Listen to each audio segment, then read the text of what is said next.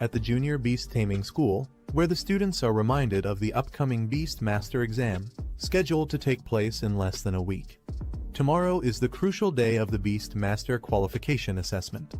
Inside the classroom, the teacher addresses the students, congratulating them on forming contracts with their first beasts. He emphasizes the importance of resting well and preparing thoroughly to achieve good results. After delivering his advice, he dismisses the class. Later, a group of students discusses the upcoming assessment. One student expresses his nervousness, while another reassures him, saying their current skills might still allow them to qualify as apprentice Beastmasters. However, the challenges of advancing to the higher Beastmaster Academy remain daunting, and some students don't even dare to dream about it. Meanwhile, a confident boy shares his ambitions. He aims to join the Beastmaster Academy in Ninjeong City. Though he acknowledges it's not the top-tier academy, he feels his abilities are sufficient to secure admission. In contrast, another student worries about failing the apprentice exam, fearing a life of mediocrity if he doesn't succeed. Our boy Lin Zi reflects on the Beastmaster Qualification Assessment, knowing it will be held soon. He is a time traveler who entered this world just a week ago by traveling through time and space, taking over this body. As he sorts through the memories of his new host, he learns about the dark history of this world. Hundreds of years ago, during a catastrophic event, dimensional rifts opened, unleashing hordes of ferocious beasts. Despite the overwhelming threat, humanity fought back with resilience. Through brutal battles, they eventually discovered ways to tame these beasts, turning them into powerful allies for survival and combat. From the chaos of the past, the Beastmaster profession emerged, becoming a key force on the world stage. These individuals gained recognition for their ability to tame and control powerful beasts. In this era, beast tamers were revered as symbols of power, status, and authority. For anyone who aspired to elevate their societal standing, becoming a beastmaster was the ultimate goal. It was not just a profession, it was a ticket to the elite class of society. For the younger generation, their dream was clear: to become a spirit master, wielding immense strength and influence. In this world, once individuals turned 18, they were eligible to form their first contract with a beast. The strength of their soul determined the level of the beast they could tame. Those with stronger souls had access to more powerful creatures, setting the stage for their rise as formidable beastmasters. He reflects that all the grand opportunities of being a beastmaster don't really apply to him. Before he took over this body, the original owner had already formed a contract with a harmless little snowball beast that could only act cute. Frustrated, he realizes that the beast is not only non-lethal, but also incapable of evolving. It's a far cry from the powerful beasts that most beastmasters use to rise in status and power. This leaves him questioning if he's destined for an ordinary, mediocre life in this world. Feeling cheated by fate, he laments how others who time travel gain immense powers or world-destroying abilities, yet his own situation is so lackluster. He wonders why he ended up with such misfortune after coming to this world. As he broods over his unfortunate situation, a group of classmates approaches him. They mockingly tell him to stop worrying about becoming a beastmaster, suggesting that an ordinary office job would suit him just fine. They taunt him further, joking that he could use his harmless little snowball beast to sell ice cream at a mall entrance. They remark about selling iced mineral water, leaving Hid visibly angered. He glares at them but keeps his composure. Just then, a system begins to activate. A screen materializes before him, declaring that the achievement system has been successfully launched.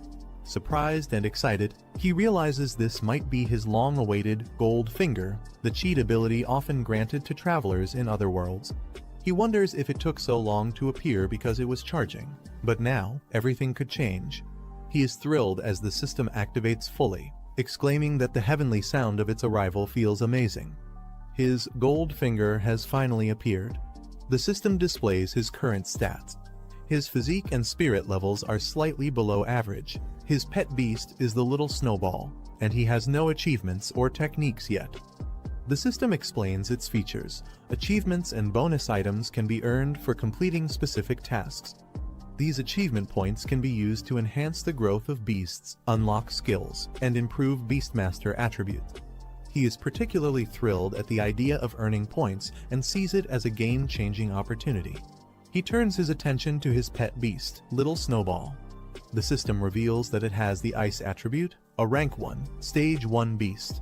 Its growth rate is currently 23.48%, and it possesses a skill called Cold Air Breath. Additionally, it can grow through fighting or consuming energy-rich items, and once it reaches 100% growth, it will evolve. He learns a crucial detail about Little Snowball. When its growth reaches 100%, it can trigger evolution. This revelation shocks him, as he had assumed that evolving was impossible for his pet beast. Curious, he delves deeper into the system's information. It reveals two possible evolutionary paths for Little Snowball. Giant Route. This path focuses on enhancing melee combat capabilities and physical strength while sacrificing control over ice elements. The next form, the Snow Monster, can evolve up to rank 5, making it a formidable brute force fighter. Queen Route. This path amplifies the beast's talent for ice element affinity and spell casting abilities while weakening its melee attributes. The next form, the Ice Crystal Spirit, can evolve up to the King rank, granting it immense magical prowess. He is stunned to realize that Little Snowball, which was thought incapable of evolving, might actually possess a hidden evolutionary route. He reflects on the possibilities, thinking that if this is true, he might not have to resort to mundane jobs like setting up an ice cream stall after all. Instead, he begins to wonder if he truly has a chance to become a Beastmaster. The system confirms that the Queen route could lead Little Snowball to evolve into the Ice Crystal Spirit, a form capable of reaching the prestigious King rank. The conditions for this evolution include achieving a 100% growth rate and obtaining rare items like Ice Element Essence and Spirit Jade. Excited by the potential, he decides to take immediate action. He plans to use achievement points to upgrade Little Snowball and help it grow. The system lists several achievements, including contracting the first pet beast, passing the Beastmaster qualification assessment, and enrolling in a Beastmaster Academy. Each achievement offers rewards, but for now, only the reward for contracting his first pet beast is available to collect. He eagerly claims the reward, receiving 100 achievement points and a spirit crystal. With excitement building, he turns his focus to Little Snowball, determined to use the achievement points to help it grow. He initiates the process, channeling the points into Little Snowball. Bright lights engulf the little creature, and the system announces a level up. Little Snowball's stats improve. With a surge of energy, Little Snowball successfully evolves to rank 1, stage 2, achieving a 100% growth rate. He is thrilled, seeing proof that his efforts and the system's capabilities are real. He marvels at the results, exclaiming how the level-up process actually works. The system informs him that he has consumed 77 achievement points, leaving 23 remaining. Little Snowball appears slightly stronger, but the protagonist can't help but feel underwhelmed by the brief and dazzling special effects. He jokes that as an F-class beast, Little Snowball's status isn't entirely unjustified.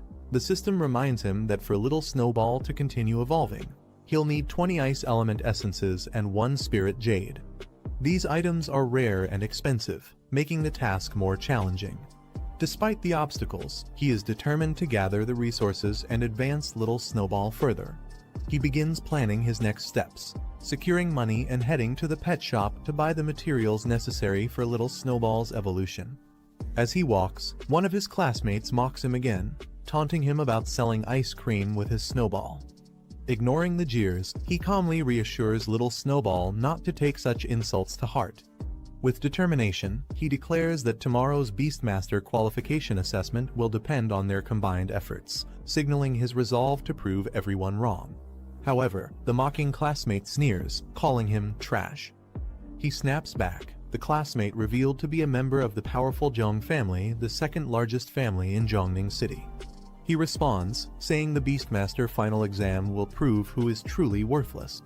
Zhong Hao taunts him further, claiming that someone with a useless beast shouldn't even bother. Another classmate joins in, laughing that he should stick to selling popsicles instead. A girl named Guan intervenes, warning Zhong Hao not to cross the line. Zhong Hao, recognizing her, pretends to back off but continues to insult Lin Zi indirectly. He mocks her for associating with someone he considers trash and implies she would be better off siding with someone of higher status, like him. He reassures Guan, telling her there's no need to argue with the bullies. He confidently states that they'll understand the truth when the time comes. Afterward, he informs Guan that he needs to visit the pet store to prepare for tomorrow's qualification assessment. She agrees to head home on her own, wishing him luck. As he arrives at the store, Lindsay is struck by the high cost of evolution materials, lamenting how months of savings disappear in a single purchase.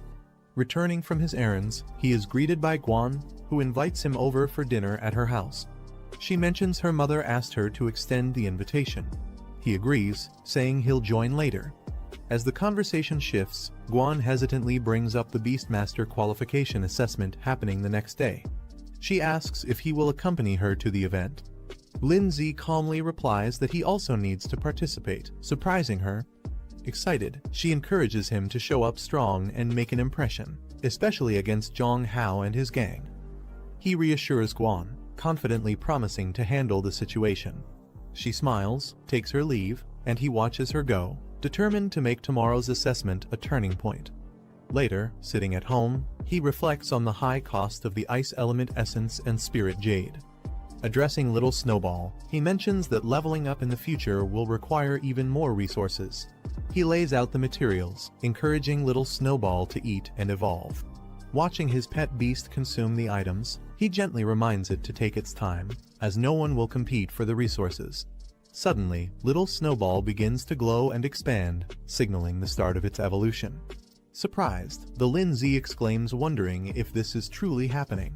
A sudden glow from little Snowball. He steps back, surprised, as an overwhelming burst of energy surrounds them. Little Snowball begins to change, evolving into a new form. Amidst the dazzling spectacle, little Snowball transforms into the Ice Crystal Spirit, a Rank 2, Stage 2 beast. The system lists its new skills, including Icicle and Extreme Cold Domain, and reveals that its next evolution would be into the Snow Maiden, requiring even rarer materials to advance further. He is ecstatic, declaring the evolution a success. He proudly admires the Ice Crystal Spirit, realizing that this marks a turning point in his journey. He checks his pet Snowball's stats, and is surprised to see that its rank has directly jumped to Rank 2, Stage 2. This level of growth is unexpected since the average strength of pets at his school typically lies between Rank C and Rank E. Snowball radiates an icy aura that surprises Lindsay with its intensity. Holding it in his arms, he shivers and comments on how cold it feels. As he observes Snowball's surroundings, the icy energy continues to grow stronger, creating a frosty explosion around them. Lindsay realizes that Snowball's strength has increased far beyond his expectations, affecting even the environment around it.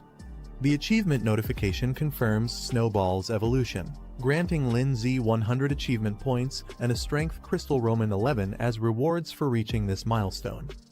He reflects on the materials he used for Snowball's evolution. He notes that without the system prompt guiding him, no one would have considered feeding such rare resources to a weak pet beast. Confident in his decision, he activates the system to extract his rewards. 2 items materialize in front of him, a glowing spirit crystal and a strength crystal. The spirit crystal enhances spiritual strength, which determines the number and level of pets he can contract. The strength crystal boosts his physical fitness, a crucial attribute for survival. Without hesitation, Lindsay consumes the strength crystal. As he absorbs the strength crystal, a surge of power courses through his body. He feels a transformation beginning to take effect.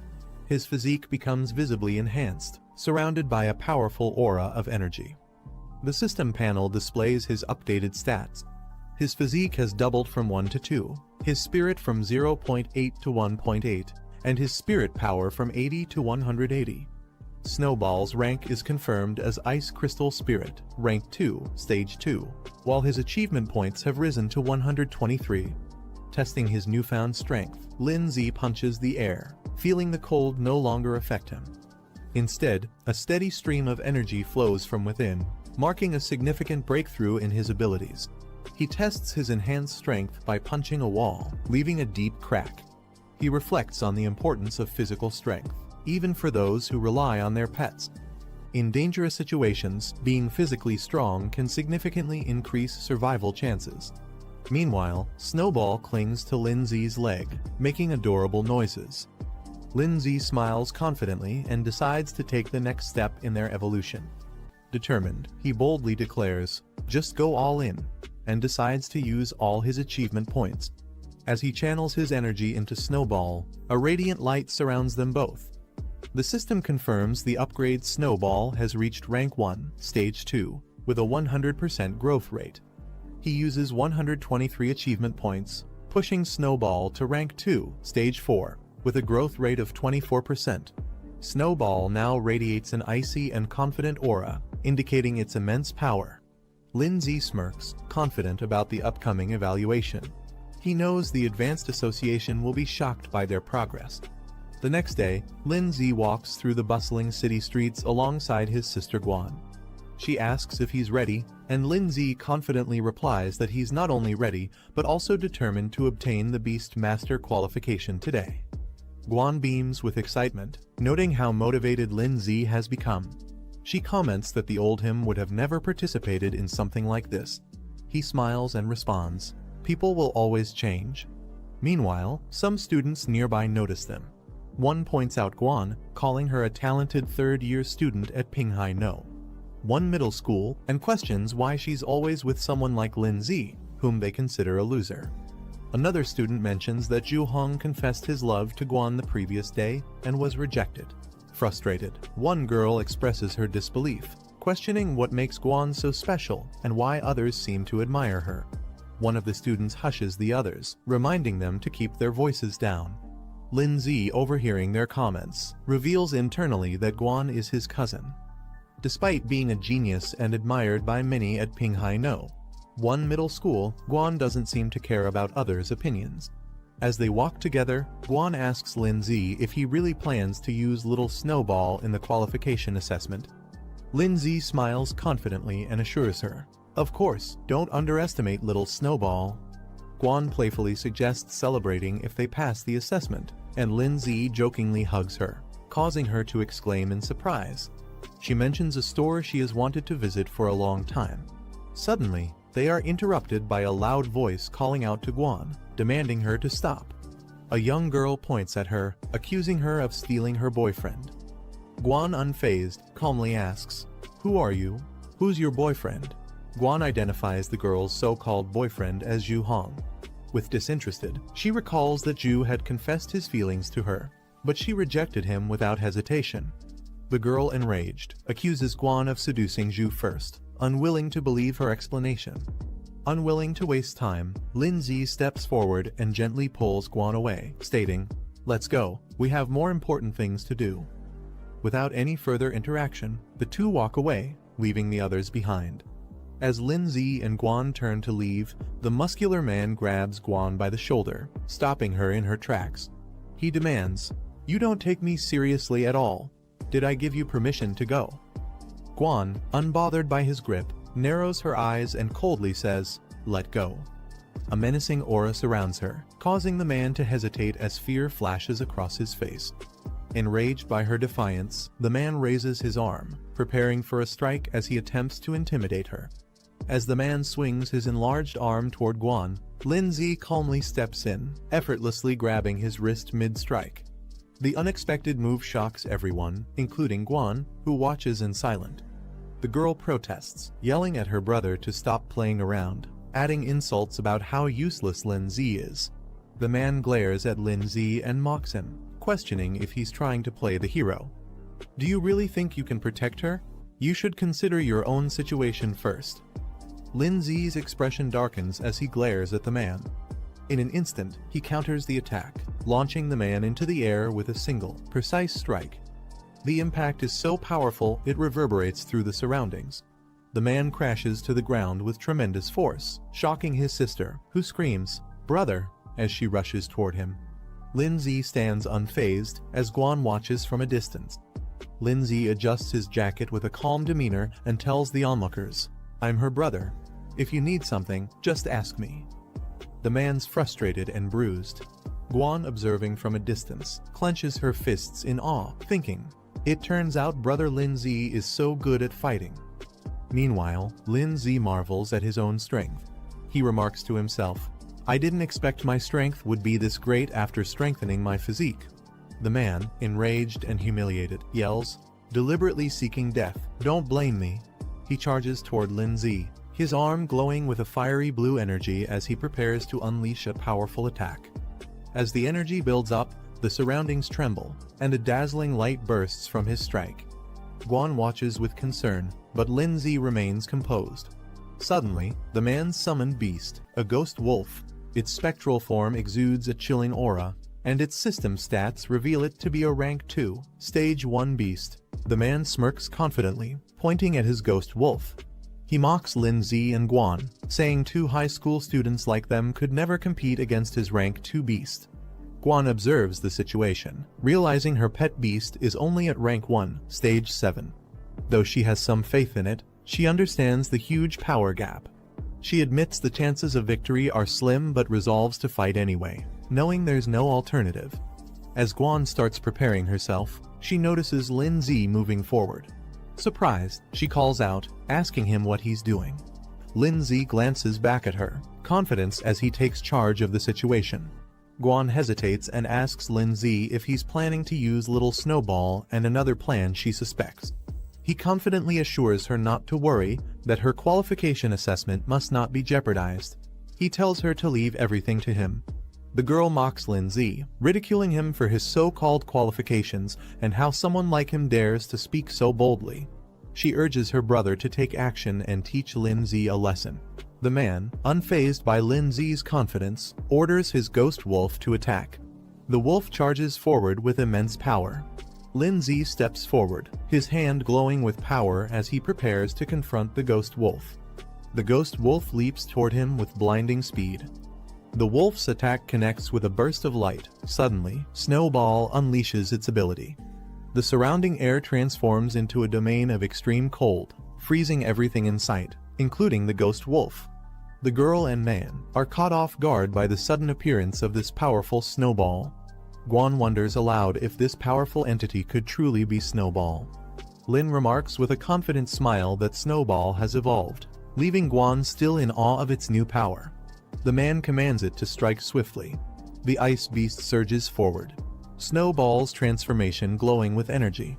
She evolves into the ice crystal spirit. An icy attack icicle is unleashed, sending sharp, freezing shards toward the man's ghost wolf. The impact shatters the wolf's form into pieces, leaving the man stunned. He stares at the scattered ice fragments in disbelief, muttering, "Impossible," regaining his composure. The man yells at Snowball's master, Lindsay, questioning how a mere high schooler's pet, only at rank 1, stage 9, could instantly defeat his rank 2 pet beast.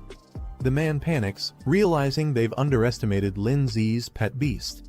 He hurriedly tells his sister they need to leave, admitting their miscalculation. Before they can retreat, Lindsay blocks their path, calmly but firmly making it clear they aren't allowed to leave. The man and sister are frozen in fear as Lindsay unleashes a massive icicle attack, covering the ground in ice and leaving them stunned and powerless. The man, now completely overwhelmed, bows his head and apologizes. He admits his mistake and pleads for forgiveness, addressing Lindsay as Big Brother. Lindsay reminds him that his apology is directed at the wrong person. Realizing his error, the man turns to Guan, apologizing sincerely for his behavior. He assures her it won't happen again and vows to teach his subordinate a lesson for causing this mess. The sister watches her brother in disbelief, softly calling out to him, clearly shocked by his sudden regret. The man, frustrated with his sister's hesitation, scolds her and forces her to apologize quickly. As the situation de-escalates, Guan dismisses their apology, telling them to leave immediately. The man quickly agrees and grabs his sister to retreat. Lindsay, standing next to Snowball, who now looks stronger and more composed, he gives a slight nod, acknowledging the resolution. The man and sister hurriedly flee the area. Guan excitedly praises Lindsay, amazed at how he defeated a rank 2 ghost wolf. She asks how he managed it and wonders if Snowball, now the ice crystal spirit, can evolve further. Lindsay acknowledges her excitement, but reminds her they have little time and need to hurry to the qualification exam venue. Snowball cheerfully follows as Lindsay strokes her head, radiating confidence. in the Imperial Beast Association building, where a crowd has gathered. Among them, several onlookers marvel at the magnificent Origin Stone, a mysterious artifact central to their training and examinations. At the Imperial Beast Association, Guan and Lin Zi observe the Origin Stone. Guan marvels at its size, while Lin Zi notes that it doesn't seem extraordinary at first glance. As the qualification begins, Lin Zi reflects on the importance of this test. It's the final assessment of the year, and failure would mean losing the chance to become a Beastmaster. Determined, he resolves to succeed. A representative addresses the candidates, explaining the process. Each participant has received a bronze medal, with rankings low, medium, high, and superior indicating their level. These medals are the key to accessing the Origin Stone realm. The representative explains the rules. Candidates must choose the difficulty level of their challenge. Higher difficulties offer greater rewards but come with increased risks. The rewards include enhancements like increased spirit, physique, and pet growth rates, as well as unlocking additional pet slots. The Origin Stone displays the rewards for each level: low, medium, high, and superior, with superior offering the most significant benefits. The crowd reacts with mixed emotions. Some are inspired, dreaming of passing the superior difficulty, while others doubt their chances, knowing the difficulty of even the high level. One participant resolves to clear the lowest level and secure their promotion. Guan turns to Lin Zi, curious about his choice. Lin Zi remains silent, deep in thought, as he considers his decision. The examiner advises the candidates to carefully select their difficulty level, as it will affect their future development. Guan hesitates, contemplating her decision as she stares at the options on her medal. The Origin Stone displays the choices made by the participants. Most choose low and medium difficulties, while only one person selects high, and another dares to pick superior. The crowd reacts in disbelief, mocking the person who chose the superior level, calling it reckless. They doubt whether such a person can handle the challenge, laughing at their audacity. The crowd mocks the superior selection, joking that someone might have accidentally pressed it by mistake, calling the decision foolish. Meanwhile, Lin Zi, holding his medal, displays a confident smirk. He is determined, silently declaring that whoever challenges him will fail to apply to the Imperial Beast Academy this year. Guan notices Lin Zi selecting the superior difficulty and is shocked. She expresses her concern, warning him that failure would cost him the chance to apply to the Imperial Beast Academy this year. Lin Zi, however, remains confident, reassuring her with a calm smile that he knows what he's doing and has it under control. Nearby, the crowd starts speculating about the person who chose superior difficulty. They assume it must have been a mistake or that the person is overconfident and foolish. The examiner questions Lin Zi, wondering if he ignored the earlier advice to carefully consider his choice. Lin Zi, holding his medal, confidently states that his decision was made after careful thought. The examiner's demeanor darkens as he skeptically asks if Lin Zi truly believes he can pass the superior difficulty. Lin Zi, unfazed, firmly responds with determination in his eyes, "Of course." The examiner smirks, commenting on Lin Zi's boldness, acknowledging that young people often take risks. He then reiterates that all participants have made their selections. Turning to the group, he officially announces the start of the assessment. The candidates sit in meditation around the Origin Stone as a mystical energy begins to flow, enveloping them in preparation for their trials. The Origin Stone glows intensely, releasing a surge of energy that envelops the room.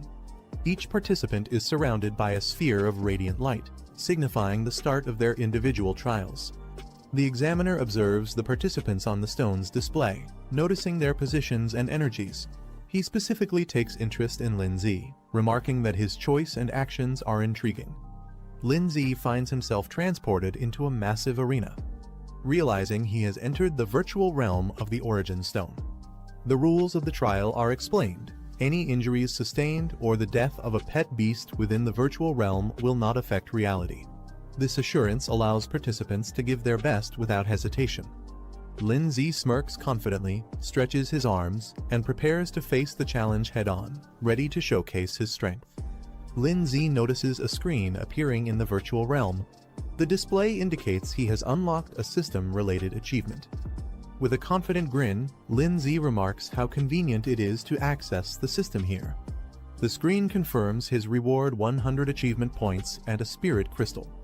He taps the screen to claim the rewards, stating that the spirit crystal and points will be useful for the trials ahead. After claiming his rewards, Lin Z notices the system displaying an increase in his attributes. His stats have been significantly boosted, along with a notable enhancement in Little Snowball's abilities. Smiling confidently, Lin Z clenches his fist and thinks to himself that his chances of victory have increased dramatically. Just as he's relishing his newfound power, the sound of a large door opening catches his attention. A giant beast entering the arena. Lin Z and Little Snowball prepare themselves for the incoming challenge. A fire beast appears, its body glowing with flames. It's a rank 1 stage 7 pet beast, radiating heat and ready to attack. Lin Z observes it calmly, noting it doesn't match the high difficulty level they were expecting. The fire beast launches a blazing attack, spewing a fiery blast toward Lin Z and Snowball. Unfazed, Lin Z smirks and counters the attack with Snowball's evolved powers. He commands, unleashing ice crystal chains, which instantly freeze the fire's momentum. Snowball charges up its energy, surrounded by icy spikes, and launches a concentrated attack. The explosion of frost collides with the fire beast's flames, creating a massive burst of energy. The aftermath fills the area with frost and mist, and Snowball remains unfazed. It breathes out a chilling wind, freezing everything in its path. The frost spreads further, signaling Snowball's complete dominance over the fight. Lin Z stands confidently beside Snowball, remarking that his ice crystal chains prove to be far more effective than expected. Having cleared the first stage of the challenge, Lin Z and Snowball move forward. The doorway to the next stage opens, signaling that they've passed one of the 5 levels in the trial. In the next area, Lin Z encounters a new opponent, a skeletal bound in cloth, emitting an eerie aura. The being is identified as a rank 1 stage 9 undead creature, its hollow laughter echoing through the chamber. Lin Z smirks confidently, thinking to himself that while a rank 1 stage 9 opponent might be challenging for others, it's nothing more than a simple task for him. The examiner observes Lin Z's progress through the challenge, analyzing the situation on a large map that shows the arena and the ongoing battles. Back in the arena, Lin Z stands victorious with Snowball as the icy battlefield confirms their overwhelming power. The examiner comments smugly, addressing Lin Z. He points out that Lin Z's previous victory was merely due to an elemental advantage, hinting that the real challenges are yet to come. Lin Z and Snowball move forward, successfully completing the second stage of the challenge. As they step into the new arena, a shadow looms over them. A creature with glowing, hypnotic eyes appears, its presence radiating menace.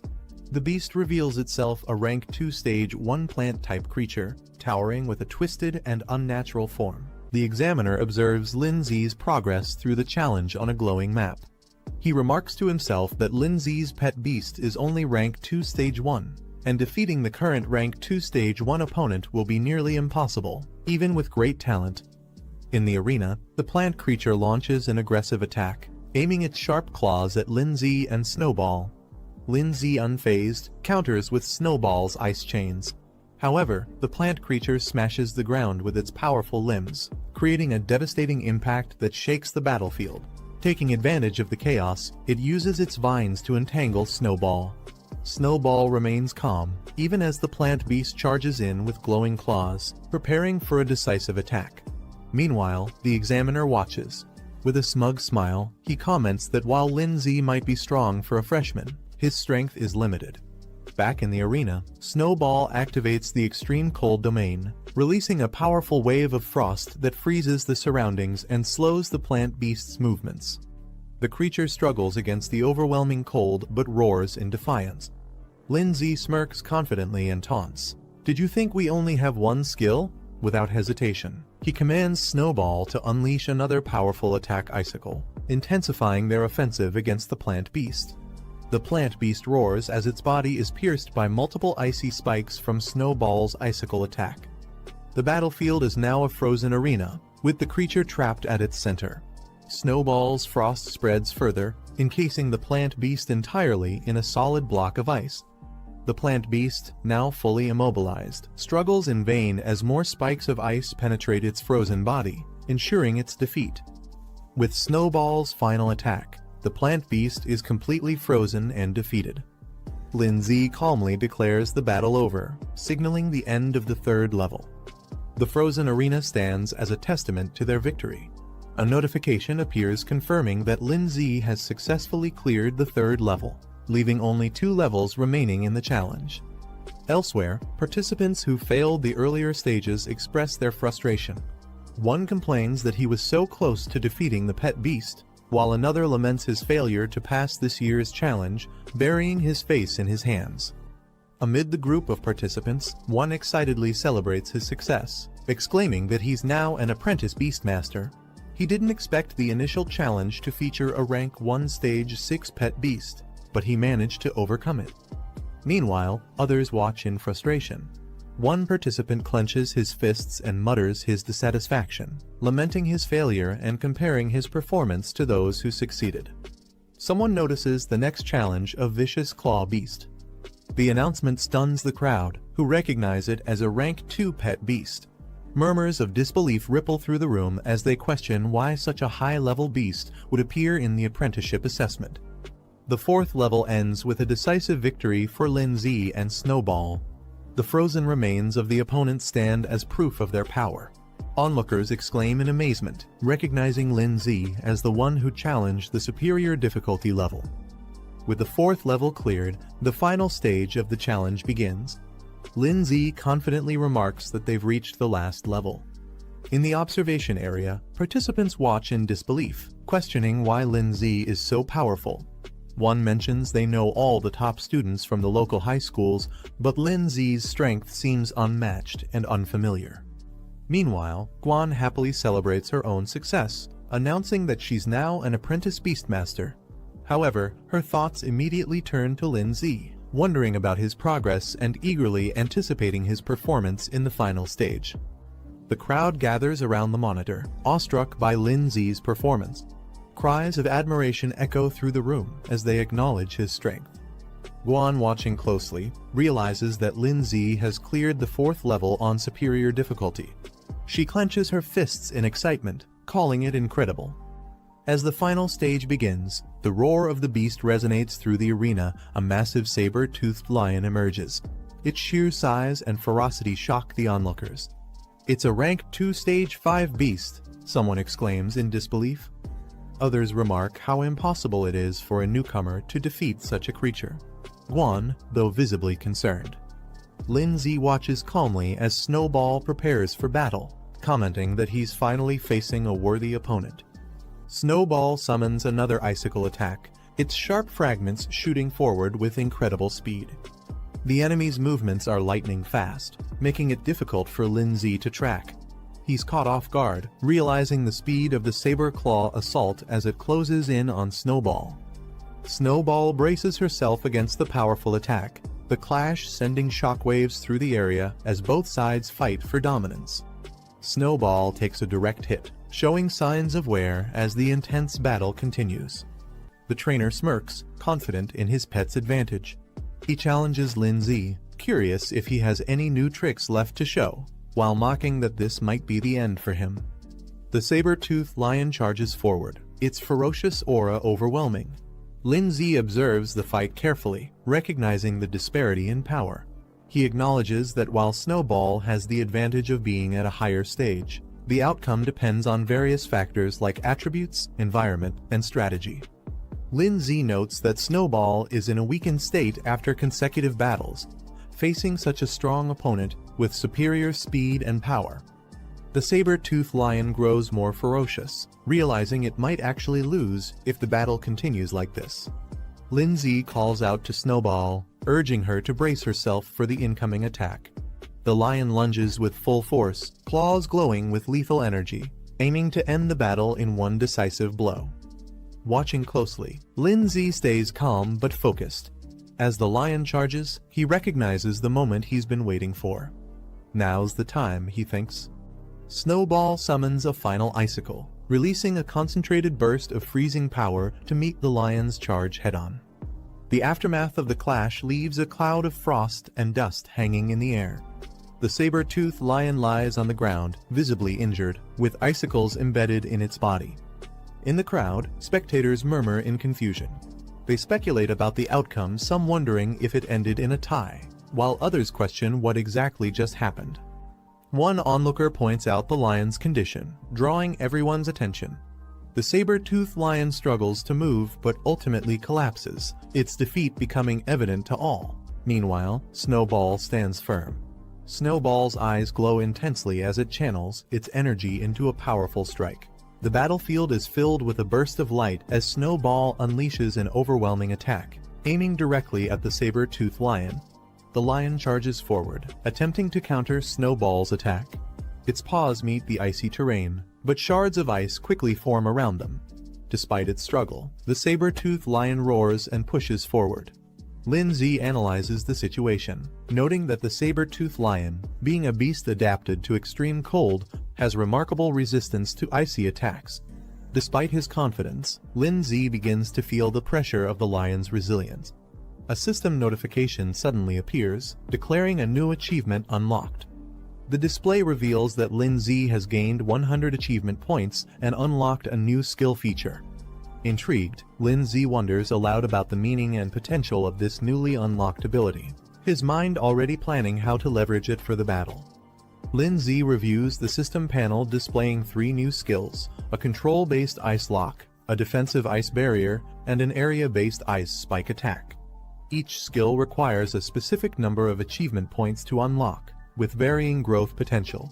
Surprised, Lindsay realizes he can equip more skills than expected, noting that most pet beasts are typically limited to just 2 basic abilities. He contemplates the strategic advantages of having multiple options in battle.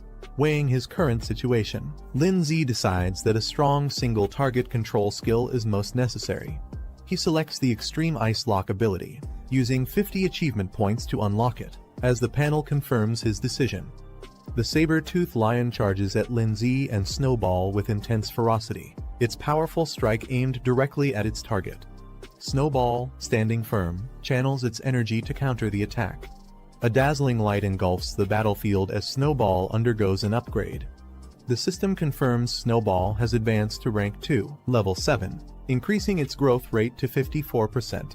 Onlookers, witnessing the radiant display from afar, react with surprise and curiosity.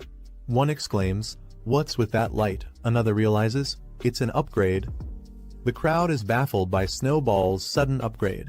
Some speculate about the resources used, while others argue upgrades should only happen after securing a victory, leaving them suspicious of Lindsay's tactics. Lindsay, unfazed by their doubts, confidently gestures to the saber-toothed lion, inviting it to make its move. As the lion charges with renewed ferocity, Snowball activates the newly acquired Extreme Ice Lock skill. Chains of glowing frost encircle the lion, halting its attack mid-air and leaving it restrained. The saber-toothed lion struggles to break free from the icy chains of the Extreme Ice Lock, roaring in frustration. Lindsay channels his power and uses the Ice Spike ability. Shards of ice form above the lion and crash down with incredible force, piercing through the beast's defenses. The lion lets out a final roar as it succumbs to the relentless assault. The spectators are stunned by the display of power, murmuring questions about the mysterious skill and why it was so effective. The examiner and the crowd are in disbelief, questioning how Lindsay's pet can use 3 different skills, a feat uncommon for beasts of its rank. As the saber-toothed lion struggles to recover, Lindsay observes it calmly, commenting on its thick defenses. Snowball's eyes glow fiercely as it prepares another powerful attack. It channels its icy energy, shards forming around it. With determination, Snowball readies itself, showing it has no intention of letting the lion recover. With Snowball's final attack, the saber-toothed lion is completely subdued, collapsing onto the icy battlefield in defeat. Lindsay stands victorious alongside Snowball, their combined strength leaving the audience in awe. The system announces Lindsay's success, declaring his evaluation as completed at an extraordinary difficulty level. Guan jumps with excitement, cheering for Lindsay and celebrating his hard-earned victory. In the crowd, disbelief spreads. Some accuse Lindsay of bribing the examiner, unable to accept his unexpected win. Others speculate about his methods, still skeptical of his capabilities. The examiner, however, remains composed. He acknowledges Lin Zi's exceptional talent, remarking that while he's seen many young beast tamers, none have impressed him as much as Lin Zi with his silent yet commanding performance. After the battle, Lin Zi's stats receive a significant boost, reflecting his successful completion of the challenge. Snowball's status is displayed, now ranked at level 3, stage 1, with an impressive 84% growth rate and mastery of 3 powerful skills. The examiner, still observing, acknowledges the extraordinary difficulty of the test and how much Lin Zi's capabilities have grown as a result. The performance leaves him and others deeply impressed. The system displays another notification. Lin Zi is now eligible to form a contract with a second beast, marking a major milestone in his journey. Lin Zi reflects on his next step, deciding which beast to form a contract with as his second companion. He considers his options, planning to visit a pet shop to explore the possibilities. The system announces Lin Zi's rewards, 200 achievement points and a spirit stone, acknowledging his successful completion of the trial. The notification also signals the conclusion of the evaluation. As the trial ends, Lin Zi opens his eyes, finding himself back in the real world. A crowd gathers around him, their silence filled with curiosity and astonishment at his extraordinary performance. Lin Zi sits calmly, unaffected by their reactions. Lin Zi finds himself surrounded by curious classmates, bombarding him with questions about how he accomplished such an extraordinary feat. They're particularly amazed by Snowball, an ice element beast they've never encountered before. Guan, overcome with joy, rushes to Lin Zi and hugs him tightly, exclaiming how she always believed he would succeed. Lin Zi, initially surprised by her reaction, smiles warmly. The examiner approaches Lin Zi, acknowledging his impressive performance. As the surrounding crowd watches, students murmur in surprise. It's rare to see an examiner apologizing to a student. However, Lin Zi remains calm and unbothered. The examiner directly addresses Lin Zi, offering him a spot in the Beastmaster Association. He further explains the benefits, mentioning that Lin Zi could secure a high-ranking position with exclusive privileges. Even top graduates don't easily receive such offers. Guan, standing beside Lin Zi, urges him to accept, recognizing the rarity of this opportunity. The competition for a spot in the Beastmaster Association is intense, like crossing a narrow bridge against thousands of others. Lin Zi considers the offer. Accepting would mean all his academy expenses, including tuition and living costs, would be covered. It would also raise his status in everyone's eyes. However, he knows there's no such thing as a free lunch. Opportunities like this always come with hidden costs. Facing the examiner, Lin Zi politely declines, stating he has already made up his mind and will decide his future after graduation. His firm response leaves the examiner and the surrounding students momentarily stunned. After Lin Zi declines the offer, another student eagerly steps forward, asking if he can take the spot instead. The examiner ignores him, his focus still on Lin Zi. He recognizes Lin Zi's rapid growth and realizes that in the future, Lin Zi will be even stronger and able to negotiate for much greater benefits. Seeing Lin Zi's firm decision, the examiner doesn't press further.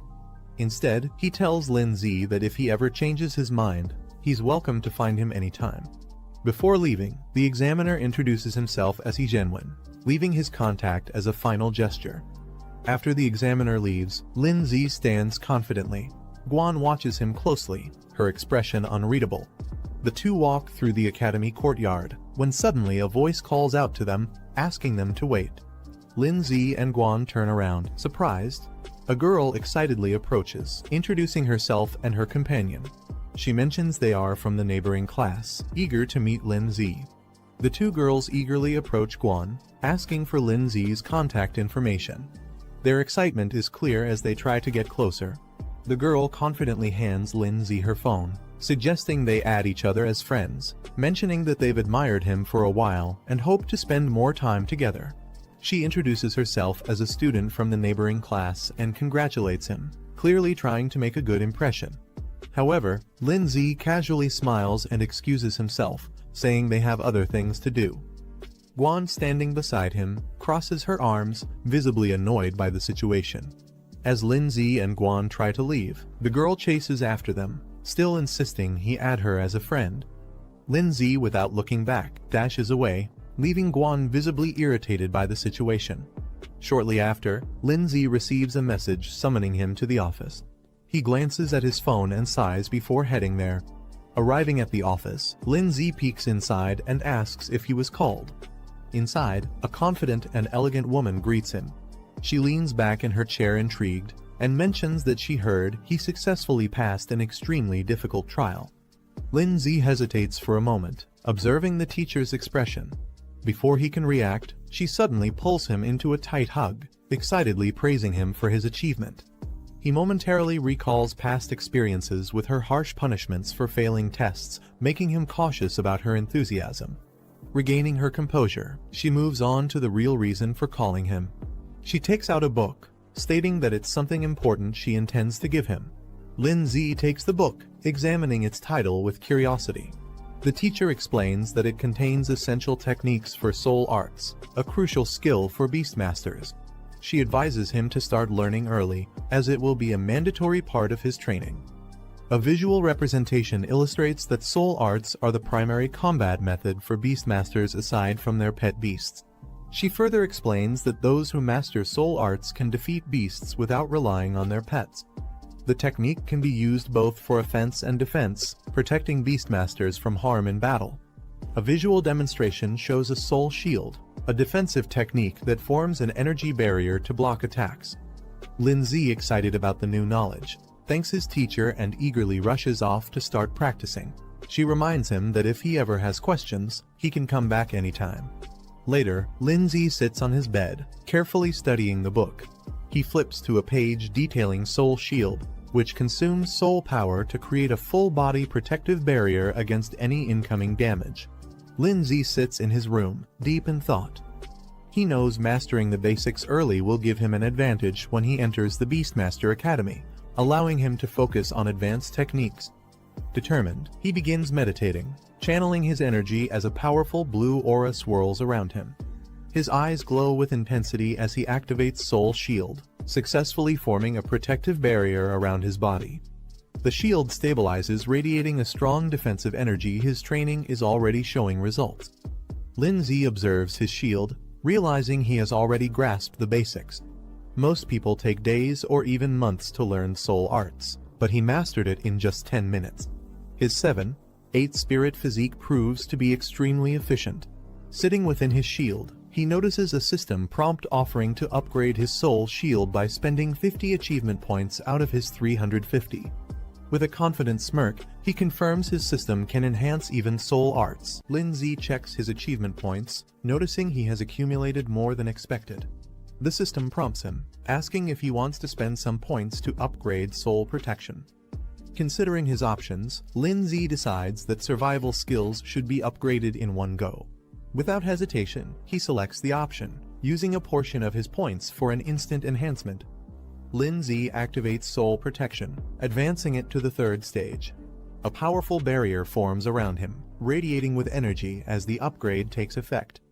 Feeling the difference, he notes that the shield is now stronger and much larger than before. He smirks, realizing it could easily cover multiple people at once, a significant boost to his defenses. Lindsay checks his soul power, realizing that activating Soul Protection only consumes a small amount each time. With his current limit, he can use it multiple times without worry. Remembering the Spirit Soul Stone he received from an achievement, he decides it's time to use it, thinking it might further enhance his abilities. After using the Spirit Soul Stone, Lindsay feels a surge of power. His soul power and spirit level increase significantly, boosting his overall strength. Looking at his current reserves, he realizes that using all this power just for defense would be wasteful. Deciding to make the most of it, he considers learning a few more skills to balance his abilities. Lindsay flips through a skill book, looking for useful abilities. He comes across Soul Arrow, a technique that focuses spiritual energy at the fingertips and fires it like a projectile. Turning the page, he finds Soul Impact, a close-range attack that condenses energy into a powerful strike. Seeing their potential, he considers learning both skills to expand his combat options. As night falls, the city is quiet, with only a few lights glowing in the distance. Inside, Lindsay closes his eyes, steadying his breath. A faint aura of energy surrounds him as he focuses, processing everything he has learned. Lin Zi's eyes snap open, a sharp golden glow flashing within them. Without hesitation, he launches forward, unleashing Soul Arrow at high speed. The energy projectile shoots out as he moves with precision, testing his control over the technique. Lin Zi fires Soul Arrow, watching as it shoots forward with precision. Though the attack isn't highly destructive, he notes its accuracy is impressive, making it a reliable long-range option. Satisfied with the test, he moves on to the next skill, Soul Impact. Clenching his fist, golden energy gathers around it. Lin Zi gathers energy into his fist, golden flames surging around him as he unleashes Soul Impact. The force explodes forward, sending shockwaves through the room. Testing its power further, he throws a punch, consuming 30 soul power in an instant. The impact is strong, confirming that this close-range attack will be a devastating addition to his arsenal. Lin Zi observes the aftermath of his soul impact, surprised by the sheer damage it caused. The wall in front of him is shattered, proving the technique's destructive potential. A system notification appears, informing him that he has successfully learned 3 soul techniques and has been rewarded with a soul recovery potion, which can instantly restore all his soul power. Lin Zi looks at the shattered wall, satisfied with soul impact's effectiveness. He decides to save his soul recovery potion for a crucial moment, knowing it could be a game-changer in battle. Feeling confident, he spends 100 achievement points to upgrade Soul Arrow and Soul Impact to level 2. With his skills now stronger, Lin Zi decides to save his remaining achievement points for emergencies. With his skills upgraded, he shifts his focus to his next goal, earning money to buy a second pet beast. The next day, he heads to the mission center, a place where trainers take on tasks to earn rewards. At the mission center, Lin Zi joins the crowd, scanning the available tasks. The screens display various missions, each offering different rewards. Confident in his abilities, he decides to start with basic level missions. Given his current strength, completing them shouldn't be a problem, and it's a good way to earn money quickly. Lin Zi scans the mission list, evaluating the rewards. The tasks range from eliminating ghost scorpions near a village to clearing mutant beetles in a canyon, with rewards varying from 10,000 to 40,000. Without hesitation, he selects the highest-paying mission dealing with the mutant beetles. If he's going to put in the effort, he might as well aim for the best reward. After selecting the mutant beetle mission, Lin Zi is notified that, as a beginner beast master, he has been automatically assigned 3 teammates for safety, and the reward will be split among them. Annoyed, he punches a training dummy, frustrated that he has to share the earnings. He was confident he could handle it alone. A mission map appears, marking the target location, Iron Bell Canyon. He needs to arrive before 2 p.m., ready for the hunt. Lin Zi arrives at Iron Bell Canyon, where his assigned teammates are already waiting. The canyon is rugged, with flags marking the mission site. A man with green hair, identified as Zhang Jin, a low-tier beast master, smirks upon seeing Lin Zi.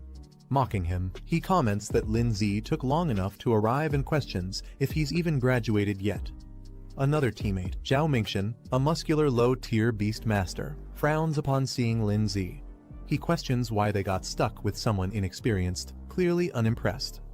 Before the situation escalates, Yu Zuyun, the only female in the group, steps in with a smile. She tells them to relax and not be too harsh on Lin Zi, lightening the mood with her friendly attitude. Yu Zuyun playfully tells Lin Zi to just follow her lead, reassuring him. Lin Zi responds with a relaxed smile, admitting that he hasn't graduated yet and will be relying on them for this mission. Zhao Mingxian sighs in frustration, accusing Yu Zuyun of flirting again. He warns the group that this mission might be tougher than expected and tells them to stay focused if they want to survive. Yu Zuyun, unimpressed by his serious tone, dismisses his concerns with a scoff. Zhao Mingxian takes charge as the temporary team leader, demanding that Lin Zi follow his instructions once they reach the mission site. He also warns that Lin Zi's reward share will be reduced, making it clear that he's not seen as an equal. Lin Zi, however, remains unfazed. Observing his teammates, he realizes they're not qualified beast masters but self-taught fighters who rely on basic summoning skills to survive. Lin Zi responds with a cheerful thumbs up, agreeing to work hard to earn his share. Satisfied with his response, Zhao Mingxian acknowledges him, thinking the newcomer understands his place. With that settled, the team heads into the canyon, ready to begin the mission. The team moves deeper into the canyon, the terrain becomes rough, and the path ahead is dark and foreboding. As they reach the entrance of a cavern, an eerie glow emanates from within. The sound of skittering echoes from the depths. Suddenly, mutant beetles emerge from the darkness, their glowing eyes piercing through the shadows. Among them, a larger, more menacing beetle appears. As the mutant beetles swarm forward, Zhao Mingxian quickly assesses the situation. He suggests collapsing the cave entrance to trap the insects inside, cutting off their escape route. Wasting no time, he summons his wild rhino, a rank 1 stage 6 beast, to lead the charge. The powerful beast appears, its glowing horns ready to smash through anything in its path. Zhang Jin steps forward, summoning his wind cutter mantis, a rank 1 stage 6 insect-type beast. Not to be outdone, Yu Zuyun summons her terror bee, a rank 1 stage 5 insect-type beast. With a smirk, she playfully reminds Lin Zi to stay behind her, as if protecting him. With their beasts deployed, the battle is about to begin. Lin Zi's group cautiously enters a tunnel, led by Yu Zuyun and Zhang Jin. They remain alert as buzzing echoes through the cavern. Strange insect creatures swarm ahead, signaling danger. Meanwhile, Zhao Mingxian observes from a distance. Without hesitation, he orders an all-out attack. Zhang Jin, responding immediately, summons his wild rhino, a rank 1 stage 6 beast. The massive creature charges forward. Zhang Jin steps forward with a confident smirk, summoning his wind cutter mantis. The green insect dashes forward, its sharp blades glowing as it slices through the swarm of enemies with precision. Zhang Jin commanding her venomous wasps to attack. With a determined look, she directs them into the fray, overwhelming the enemy with a coordinated assault. Yu Zuyun summons her terror bee, which immediately launches a barrage of venomous stingers at the enemy swarm. Meanwhile, Zhang Jin's wind cutter mantis slices through the remaining enemies, its sharp scythes cutting them down effortlessly. The battlefield is soon littered with defeated foes. Zhang Jin smirks confidently and turns to Lin Zi, boasting about how well they work together. Yu Zuyun smirks, brushing off any expectation of a reward. She tells the others to consider this a learning experience instead. Confidently, she instructs them to stay behind her and focus on their own safety. However, before they can relax, the insect swarm starts moving again, crawling back to their feet. Lin Zi observing the fight, he notes that their attacks have barely made an impact, and the real threat has yet to come. Suddenly, a loud screech echoes as another wave of insects emerges, rushing toward them at full force. Yu Zuyun suddenly tenses up. She instinctively questions what it is. Dark energy seeps into the battlefield, and the insect swarm undergoes a terrifying transformation. The ground trembles as a new wave of mutated insects charges toward them. From above, Zhang Jin's wind cutter mantis, Yu Zuyun's terror bee, and Zhang Jin's wild rhino prepare for battle. Zhang Jin's eyes widen as more insects emerge from the tunnel. He quickly realizes something is different, as if they're calling for reinforcements. Lin Zi, watching calmly, questions whether there's an even larger and stronger beetle king lurking deeper inside. Meanwhile, Zhang Jin's wild rhino charges through the swarm, but the mutated insects overwhelm it.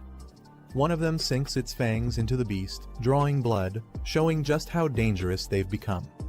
The mutated insects overwhelm Zhang Jin's wind cutter mantis and Yu Zuyun's terror bee, pinning them down. Zhao Mingxian yells for his wild rhino to retreat, while Zhang Jin desperately calls back his pet, fearing they'll be killed. Lin Zi explaining that the beetle's previous sound waves have a paralyzing effect. The pets can no longer respond to their commands. Hearing this, Yu Zuyun freezes in shock. She clutches her head, realizing her terror bee is completely vulnerable. Fear sets in as she struggles to think of a way to save it.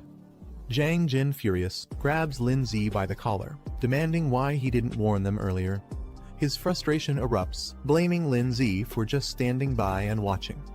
But Lin Zi calmly pointing out that the real problem isn't their beasts, it's their own survival. Before they can react, the ground trembles as a massive swarm of mutated beetles emerges from the depths. Seeing the sheer number of enemies, Zhao Mingxian quickly makes the call they need to run. Zhao Mingxian, realizing the danger, shouts for everyone to run. Panic fills as he curses the mission, realizing it's far beyond what they expected. Without hesitation, he turns and sprints away, leaving the others behind. The mutated beetles chase after him, their sharp legs cutting through the ground as they close the distance. As he tries to escape, an explosion erupts behind him. The force sends him stumbling forward, and his eyes widen in fear something even more dangerous is coming. Just as the swarm is about to overwhelm them, Lin Zi calmly steps forward. A glowing barrier forms around the group, shielding them from the incoming attack. Zhang Jin watches in disbelief, recognizing it as soul art, a technique only students from the Beast Academy should know. Shocked, he questions how a high schooler like Lin Zi could use it. Lin Zi dismisses his questions. He tells them to stop talking and simply watch from behind him. Zhang Jin watches in shock, unable to process what he's seeing. Lin Zi calmly summons his ice crystal spirit. Both Zhao Mingxian and Yu Zuyan stare in disbelief. They have never seen a beast like this before. While the others are still in awe, Lin Zi analyzes the enemy calmly. The beetles, despite their numbers, are at most rank 1, stage 7, making them manageable. However, without any large-scale attacks, the others stand no chance of fighting back. With a confident smirk, Lin Zi reveals his true strength. Unlike the others, his ice crystal spirit is a rank 3 beast, possessing devastating area-wide attacks. As he raises his hand, his beast activates extreme cold domain. A chilling wave of ice spreads across the battlefield, instantly freezing the entire insect swarm in place. The once overwhelming horde is turned into an icy grave. Lin Zi glances back at the stunned group, casually reminding them that they still have a chance to retrieve their beasts if they're willing to abandon their rewards. Zhao Mingxian, Zhang Jin, and Yu Zuyan hesitate.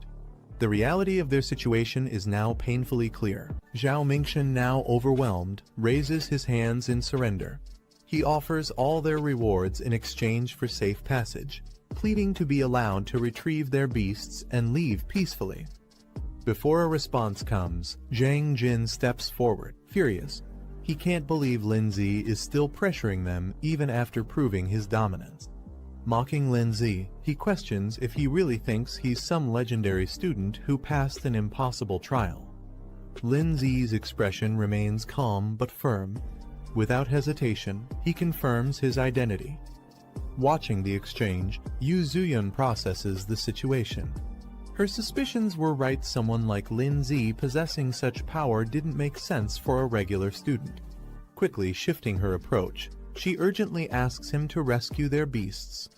Zhang Jin, still furious, refuses to believe Lin Zi's strength. He demands they be released immediately so they can retrieve their beasts. Before he can continue, Zhao Mingxian suddenly strikes him, sending him crashing to the ground. He scolds Zhang Jin for his arrogance, making it clear that Lin Zi's power is undeniable. As Yu Zuyan watches, Zhao Mingxian admits their mistake. They had underestimated Lin Zi, and now there was no doubt about his strength. Meanwhile, the frozen beasts remain trapped in ice, their condition worsening as the chilling energy spreads further. Lin Zi observes the frozen beasts, noting that time is running out before they thaw. He warns the others to retrieve their pets quickly and leave before the creatures fully awaken. Yu Zuyan, concerned, questions what he plans to do. She points out that these beasts aren't truly defeated, just temporarily restrained. Lin Zi stands atop the icy battlefield with Snowball, surveying the frozen creatures. In the darkness below, an ominous presence stirs. Zhang Jin, still on the ground, watches Lin Zi closely. Suspicion flashes across his face. Could Lin Zi really be planning to enter that place? Without hesitation, Lin Zi instructs the others to act quickly before leaping down into the depths with Snowball. They descend into a dark underground space, the void stretching endlessly around them. Standing amidst the darkness, his enhanced physique allows him to see clearly even in the pitch-black surroundings. As Lin Zi moves deeper, a swarm of monstrous creatures with glowing eyes emerges from the darkness. Their sheer numbers make the cavern tremble. Without hesitation, Lin Zi activates a spiritual barrier, shielding himself and Snowball as the creatures lunge at them. The beasts charge with terrifying speed, but Lin Z doesn't flinch. He counters instantly, releasing a powerful spiritual impact that sends them crashing to the ground. One by one, the monsters fall under his relentless attacks, but the battle has only begun. A swarm of glowing-eyed creatures rushes toward Lin Z, their sheer numbers overwhelming. He quickly activates an ice barrier, blocking their attacks. However, as more creatures slam into the shield, cracks begin to form. Maintaining the barrier is draining his energy fast. Realizing he needs a different approach, Lin Z recalls his progress. So far there's still something he can use. A new system prompt appears before him, revealing an ice shield and a frost nova ability. These skills could turn the tide of battle. Lin Z checks his remaining achievement points, 150 left. Just enough. Snowball activates her newly acquired skills, her body radiating with icy energy. Her evolution grants her Ice Shield and Frost Nova, two powerful abilities. With Ice Shield, she can now move freely without relying on Lin Z's protection. Meanwhile, Frost Nova provides a devastating area-wide attack, perfect for clearing out the overwhelming enemies. However, Lin Z notes that for maximum impact, Frost Nova requires collecting surrounding ice energy, making it an ideal combination with Extreme Cold Domain. Lin Z commands Snowball to unleash her power. With an icy glow, she activates Frost Nova, sending shards of ice erupting in all directions. The creatures charging at them are instantly frozen mid-air, their movements halted. Cracks spread across their bodies before they shatter into icy fragments. Standing within the spiritual barrier, Lin Z ensures the area is saturated with ice energy. Now fully charged, Snowball gathers the remaining energy and prepares for a devastating final strike. With one last command, she unleashes Frost Nova at full power, engulfing everything in a blizzard of destruction. Snowball gathers an immense amount of ice energy, forming a glowing crystal at her fingertips. With a flick of her hand, she launches Frost Nova, sending a powerful surge of ice across the battlefield. The frozen wave engulfs the swarm of creatures, their bodies freezing solid before shattering into countless shards.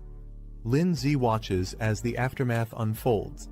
A system notification appears: 50 armored insects eliminated. With a smirk, he acknowledges the sheer destructive power of the attack. Even the creature's defenses couldn't withstand it. Lin Z checks Snowball's status. She has advanced to Stage 2 of Tier 3, with 89% growth.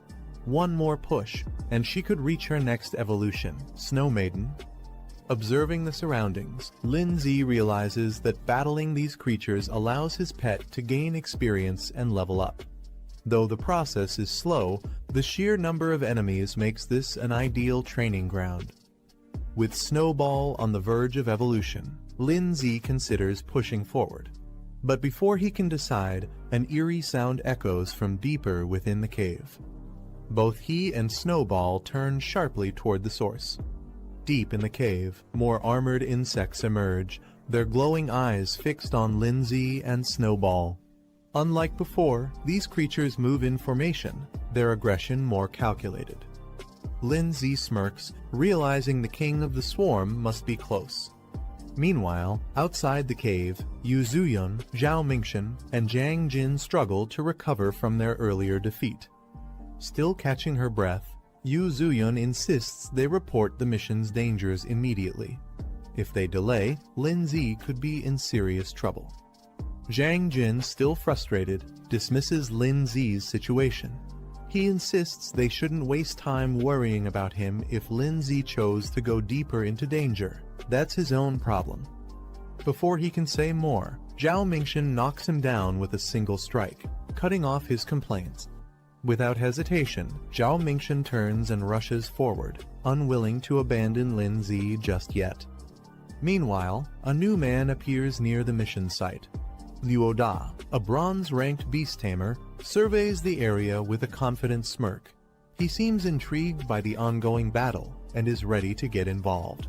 Zhao Mingxian and Luo Da move toward their destination, with Zhao Mingxian cautious about proceeding. Suddenly, Zhao Mingxian to stop, his gaze fixed on a Beastmaster badge, a sign of an elite opponent. Nearby, Yu Zuyun and Zhang Jin react in shock. Realizing their opponent's status, Yu Zuyun exclaims in disbelief, while Zhang Jin stiffens, understanding the significance of facing such a ranked Beastmaster. The Beastmaster badges appears, the rankings Bronze Beastmaster and Silver Beastmaster, both holding high positions among their kind. A Golden Beastmaster badge appears, signifying an elite ranking among Beastmasters, belonging to the top 3% worldwide. Meanwhile, Luo Da introduces himself as a Bronze Beastmaster, stating that he was sent by the association due to the increased difficulty of this mission. Yu Zuyun lights up with excitement, believing that with Luo Da's help, success is guaranteed. She eagerly asks if she can join him. Luo Da smirks and lifts her chin playfully, teasing her for being so eager to see what he can do. Luo Da smirks and confidently allows Yu Zuyun to follow him, granting her permission to join. Turning to Zhao Mingxian and Zhang Jin, he dismisses them, stating that they aren't qualified to come along. Both of them freeze in shock before quickly insisting that they have no interest in going anyway. Meanwhile, deep within an icy battlefield, a system notification appears, confirming an achievement Beast Slayer accomplishment, awarding 300 points and a Burst Seed card. The card's details reveal its effect, a temporary power boost, instantly raising a pet beast's rank by 1 for 60 seconds. Lin Zi examines the achievement screen, surprised to see a Beast Slayer title. He compares it to similar accomplishments and acknowledges the generous rewards. Without hesitation, he claims them. The screen updates, revealing that Ice Crystal Spirit has advanced to Stage 3, Rank 3, with 94% growth progress. With a satisfied smirk, Lin Zi notes that Snow Girl is now even closer to reaching the next stage. As he and Snowball continue moving forward, the eerie sound of shifting rocks echoes in the cave. Lin Zi narrows his eyes. His instincts tell him the enemy is finally revealing itself. A sharp claw pierces the ground, sending a tremor through the cave. Lin Zi's eyes widen as a massive armored insect appears before him, its glowing green eyes locked onto its next prey. Taking a step back, he mutters in disbelief, this thing is far bigger than he expected. Recalling the mission details, he realizes that the Bell Claw insect's crisis was reported only a week ago. That means this beast has recently evolved, making it even more dangerous. The Bell Claw insect lets out a terrifying screech, its status revealed insect type, rank 4, stage 1, marking it as a significant threat. Lin Zi quickly assesses the situation. If he retreats now, he'll leave empty-handed. That's not an option. He decides to take a risk, planning to drag this fight out strategically. Before he can act, a massive figure crashes down from above, radiating power. The impact sends debris flying, shaking the cave with overwhelming force. A rock golem suddenly charges into the battlefield, knocking aside smaller creatures as it lands with a heavy impact. From a distance, Yu Zuyun and the others spot Lin Zi and rush over, relieved to see him unharmed. Lin Zi reassures her he's fine but is surprised they returned. Noticing an unfamiliar face, he questions who the newcomer is. Luo Da smirks and tells Lin Zi to step back, warning him that this place is far too dangerous. He then reveals the true identity of their opponent, the Bell Claw Insect King, a feared creature of legend. The Bell Claw Insect King stands menacingly, its glowing green eyes locking onto its prey. It's an extremely rare rank 4 beast capable of controlling entire swarms. Luo Da immediately recognizes its significance. As Lin Zi prepares to engage, Luo Da stops him, insisting that he took on this mission alone, and that this boss belongs to him. Turning his back to Lin Zi, Luo Da smirks and asks if Lin Zi even knows who he's dealing with. Before the conversation can continue, the Insect King lunges forward, launching a devastating attack with blinding speed. Luo Da confidently faces the Bell Claw Insect King, his rock golem standing beside him. With a smirk, he questions what gives the creature the audacity to challenge him. The Insect King roars in fury and lunges forward, its razor-sharp claws gleaming as it prepares to strike. Unfazed, Luo Da casually watches as the rock golem intercepts the attack. Just as the clash intensifies, an unexpected move occurs. Frost chains suddenly form. binding the insect king in place. Lindsay stands with Snowball, casually observing Luoda, who acknowledges him as an apprentice beastmaster. Recognizing Lindsay's name, Luoda seems intrigued, recalling that he passed an advanced trial. However, he boasts about his own achievements, emphasizing his extensive combat experience and training beyond just trials. Lindsay brushing off the conversation, stating that he'll also reach that level soon. Luoda is momentarily stunned, trying to grasp Lindsay's confidence. Before the argument continues, Yuzuyun urgently shouts, warning them of incoming danger from behind. The Bell Claw Insect King spins violently, its massive claws slashing through the air. Luoda sighs, annoyed by the situation. He turns to Lindsay, telling him to watch closely. This is the difference between them. Activating his soul art, Luoda commands his rock golem, causing fragments of stone to float and merge. The golem's power surges, its fists now engulfed in flames, evolving to rank 4, stage 2 for a devastating attack. Lindsay watches in surprise, realizing that Luoda's soul art grants his beast a powerful enhancement. The rock golem, now strengthened, launches itself into the air, its fiery fists aimed at the Bell Claw Insect King. With a thunderous impact, the golem crashes down, sending flames and shockwaves across the battlefield. As the dust settles, the Bell Claw Insect King is seen struggling on the ground, momentarily weakened by the devastating attack. Luoda smirks, boasting that mastering a high-level enhancement soul art is not something just anyone can achieve. He turns to Lindsay, emphasizing the gap between their abilities. Before Lindsay can respond, the Bell Claw Insect King's eyes glow red, its body surging with energy. It lets out a deafening roar as its power spikes, unleashing a desperate horn charge assault. With terrifying speed, the Insect King barrels forward, its entire body wrapped in a crimson aura, preparing to strike. The Bell Claw Insect King enters a frenzied state, its power surging to a dangerous level. Its distorted form radiates an ominous aura. Luoda acknowledging the difficulty of facing such a powerful opponent. High above, Lindsay and Snowball launch a combined assault.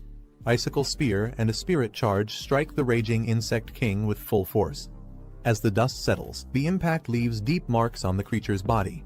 The Bell Claw Insect King charges forward at full speed, its body surging with chaotic energy. Lindsay and Snowball brace themselves as the monstrous beast approaches. Without hesitation, Snowball conjures frost chains, wrapping the creature in layers of ice to restrict its movements. The chains tighten, but the Insect King resists, letting out a piercing screech as its body trembles under the freezing grip.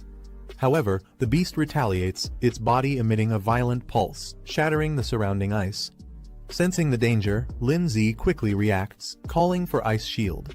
A massive ice attack crashes down, sending shards of frozen energy toward the Bell Claw Insect King. Luoda watches as his beast struggles under the pressure. Realizing the situation is turning against him, he acknowledges how difficult this battle has become. The Bell Claw Insect King, refusing to be defeated, retaliates with a powerful counterattack, launching a fierce strike. However, before it can land a decisive blow, Luoda's rock beast charges in at full speed. The aftermath of the clash leaves the battlefield in ruins, smoke and debris filling the air. Yuzuyun, overwhelmed by the intensity of the battle, urges the group to retreat. She panics, insisting they'll all die if they stay any longer. However, Luoda refuses to back down so easily. Gritting his teeth, he declares that they must at least take down the enemy before thinking of their next move. But before he can act, Lindsay steps forward with determination. He tells the others to leave, he's staying behind to finish the fight. Luoda looks at Lindsay in disbelief, questioning his sanity.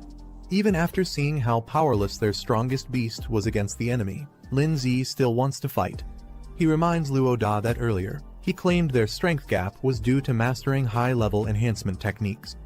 Luoda scoffs, admitting that's true, but demands to know what Lindsay plans to do about it. Instead of answering, Lindsay silently reaches out and activates a Burst Seed card. A golden aura surrounds Lindsay and Snowball as he activates the enhancement skill, causing their energy to surge. Luoda stares in shock, realizing that Lindsay also possesses soul enhancement techniques, something he didn't expect. Snowball unleashes a powerful enhanced ice attack, her energy exploding as she prepares for battle. Luoda and Yuzuyun are left speechless. Luo Da struggles to comprehend Lin Zi's true strength, while Yu Zuyun watches in disbelief. Lin Zi activates his Burst Seed card, unlocking a temporary boost that pushes his strength to stage 4, level 3. He notes that he only has 1 minute, but with his soul techniques, it should be enough. As the Bell Claw Insect King lunges at him, Lin Zi charges forward alongside Snowball, meeting the attack head-on. With a flick of her hand, Snowball unleashes frozen chains, wrapping the enemy in thick layers of ice. Lin Zi observes the change Snowball's evolution has significantly increased her skill power. However, he knows the effect won't last long and must act quickly. Lin Zi and Snowball unleash a synchronized attack. Golden energy bursts from Lin Zi's fist, while Snowball channels her freezing power. Their combined strike smashes into the Bell Claw Insect King, forcing it back as cracks spread across its armored body. With only seconds left on his Burst Seed card enhancement, Lin Zi delivers a final, decisive blow. His attack lands with explosive force, shattering the enemy's defenses. The Bell Claw Insect King lets out a final screech as it is engulfed in the impact, ice and fire colliding in a devastating explosion. Luo Da watches in shock, realizing Lin Zi is recklessly burning through his life force to sustain his soul power. He shouts for him to stop before it takes a serious toll on his body. Lin Zi checks his status and reassures the others he's only used half of his soul power, so there's no need to worry. Luo Da stares in disbelief. He can't believe Lin Zi still has this much energy left after such an intense fight. Yu Zuyun, equally shocked, begins to reconsider. Maybe Lin Zi truly has the ability to defeat the Bell Claw Insect King. Before they can react further, the wounded Insect King lets out a deafening roar, its body surging with energy for one final desperate attack. Snowball unleashes Frost Rebirth, sending an overwhelming surge of ice energy at the Bell Claw Insect King. The freezing blast engulfs the creature, forcing it backward as shards of ice pierce its body. The impact is immense, sending shockwaves across the battlefield. Luo Da instinctively shields himself while Yu Zuyun stumbles back in shock. The Bell Claw Insect King, now battered and frozen, trembles as it struggles to comprehend the sheer force of the attack. Yu Zuyun watches in shock, struggling to process what she just witnessed. Luo Da turns away from the battlefield, recalling an ancient legend, a war between divine beasts that once shook the world. He speaks of the 5 elemental beasts, powerful creatures that were said to have vanished after the great battle. The vision of these legendary beings flickers in his mind, their overwhelming presence lingering as if they were never truly gone. Meanwhile, Lin Zi clenches his fist, his enhancement timer ticking down to 30 seconds. Without hesitation, he moves in for the final strike, declaring the fight is about to end. Snowball gathers an immense amount of ice energy, the air around her freezing as countless ice shards take shape. The Bell Claw Insect King scurries through the tunnels at high speed, trying to escape. But from above, Lin Zi charges down with immense power, alongside Snowball. Their combined attack strikes with blazing energy, an explosion of blue and orange light crashing down onto the insect. The Bell Claw Insect King is left smoldering, its body damaged and weakened, steam rising from its battered form. A system prompt appears announcing the first boss kill. Lin Zi has officially defeated the Bell Claw Insect King. Yu Zuyun runs up excitedly, cheering for Lin Zi after his victory. She praises him like a hero, thrilled by his performance. Meanwhile, Luo Da stands nearby, slightly annoyed that Lin Zi ended up stealing the spotlight. Snowball, now back in her small form, stumbles a bit. The temporary buff she used has worn off. Lin Zi kneels and gently pats her head, praising her for doing an excellent job. A system prompt appears. Snowball, now known as Ice Crystal Spirit, has reached stage 5 of rank 3, with her growth rate hitting 100%. But to evolve further, a requirement pops up. She'll need 10 advanced ice crystals as evolution materials. The evolution is now within reach, only the items remain. Lin Zi smiles warmly as he looks at the tired Snowball in his lap. He gently tells her to rest for now before they think about the next steps. Suddenly, a system notification pops up. Boss kill reward achieved. Lin Zi receives achievement points, a revival potion, and exactly 10 advanced ice crystals, the precise materials needed for evolution. Surprised and impressed, Lin Zi mentally notes how considerate the system is, having even provided the rare materials without extra effort. As he holds the exhausted Snowball, a hand suddenly rests on his shoulder from behind. Someone is approaching. Luoda casually places his hand on Lin Zi's shoulder, asking if they can talk. Lin Zi and Yu Zuyun both look at him, confused. Luoda then points to the fallen Bell Claw Insect King and proposes something unexpected. He wants the credit for the kill. Yu Zuyun immediately jumps up, scolding Luoda for being shameless. She reminds him that it was clearly Lin Zi who defeated the boss. But Luoda, unfazed, raises one finger and confidently offers 100,000 as a trade for the kill credit. Lin Zi reflects quietly, realizing that the outcome of this mission will impact the Beast Tamer Association's evaluation of the man sent here. For Lin Zi, though, what matters most right now is earning money. 10W could buy him a strong new pet.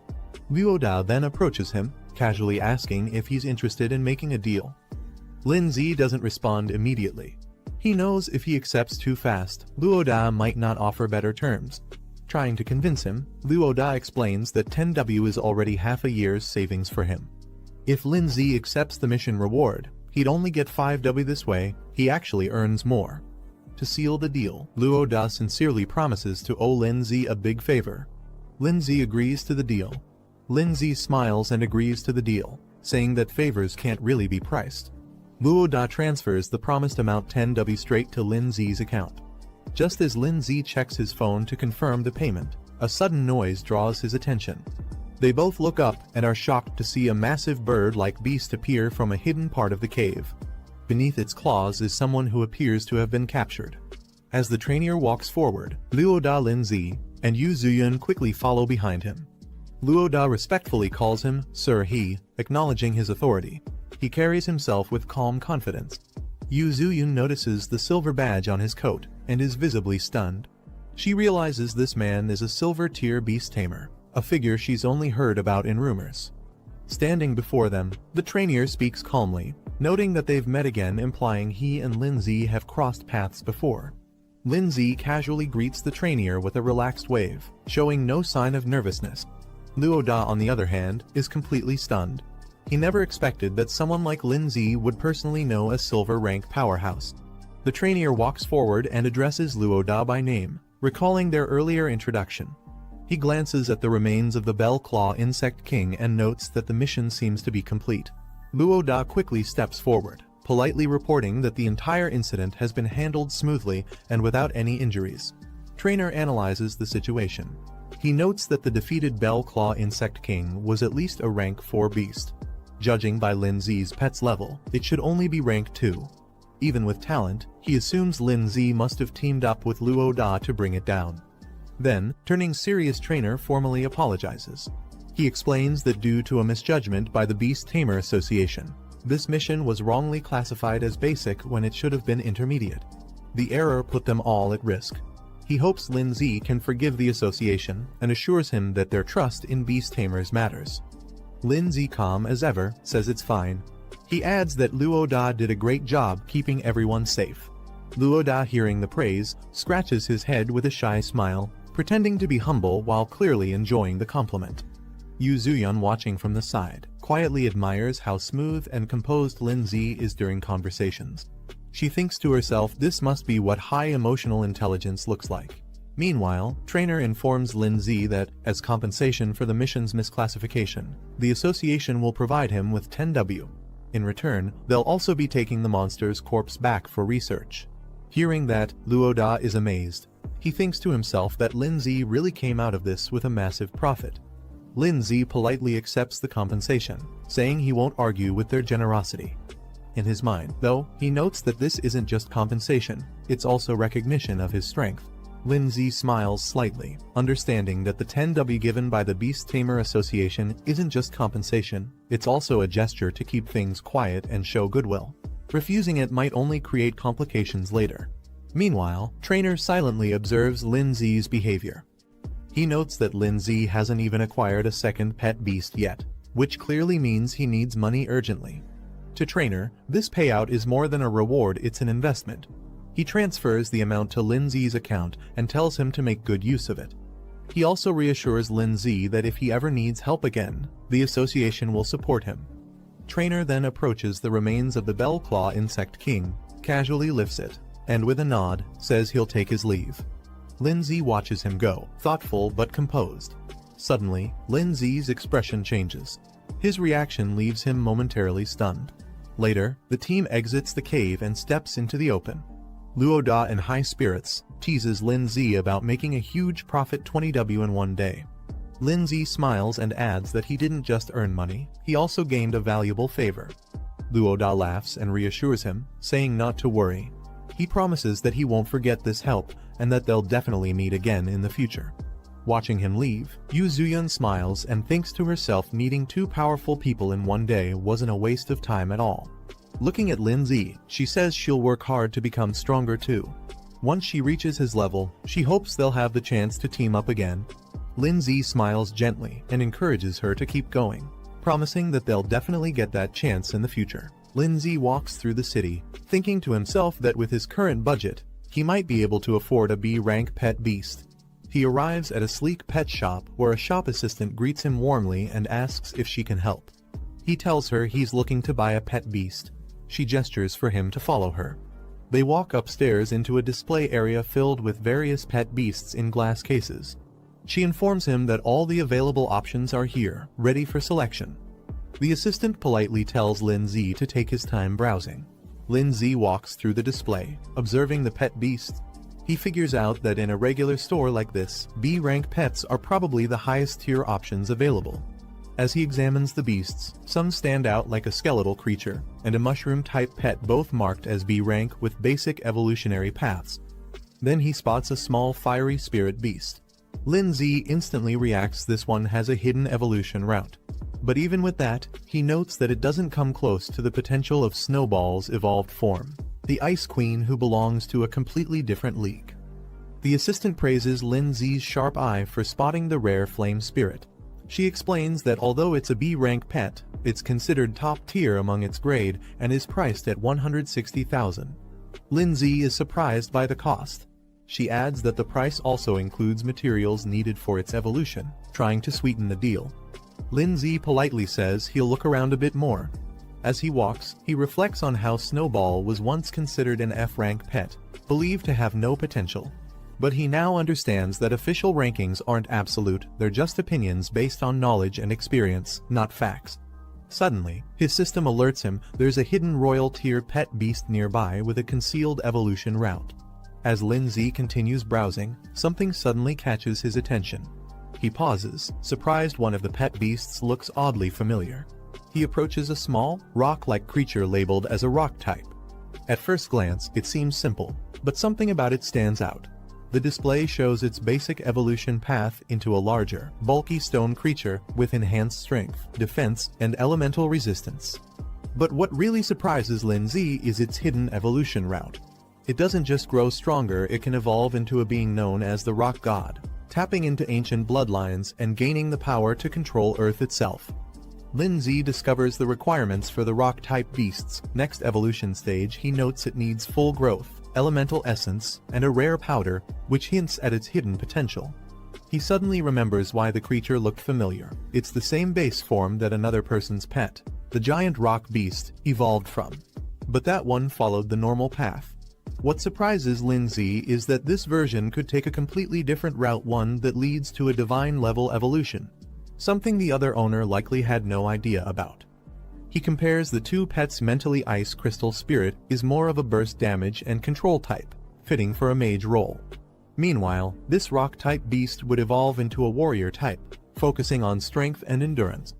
The assistant, cheerful and enthusiastic, tells Lin Zi that the little rock beast is quite a popular choice, easy to raise, decent in battle, and very affordable. She offers it for 80,000, and Lin Zi agrees to buy it without hesitation. He also requests some additional materials for its evolution, listing them confidently. Hearing his request, the assistant is confused. She points out that the rock beast can't evolve using those high-grade materials and questions if he's planning to actually use them on it, especially since they're expensive and meant for more advanced pets. Lin Zi laughs it off, claiming the materials are meant for someone else as a gift, brushing aside her concern. Lin Zi checks his remaining balance, only 20,000 left. He's a bit frustrated that the evolution materials cost more than the pet itself. The assistant completes the transaction and hands him the sealing orb. The little rock beast is sealed inside with a brilliant glow, confirming the contract. As the bond is formed, a notification pops up. Lin Z has successfully signed his second pet beast, and earns plus 300 achievement points for it. That evening, Lin Z prepares for training. He sits cross-legged with the materials laid out in front of him and begins the summoning. The little rock beast appears in a flash of blue energy, its growth rate currently at just 12%. Lin Z checks his available achievement points, 800 total, and realizes he needs to raise the pet's growth to 100% before anything else. He spends 220 points, boosting the rock beast to stage 2 with full growth. A bright light surrounds the creature as it levels up instantly. Lin Z sits comfortably with the rock beast in front of him.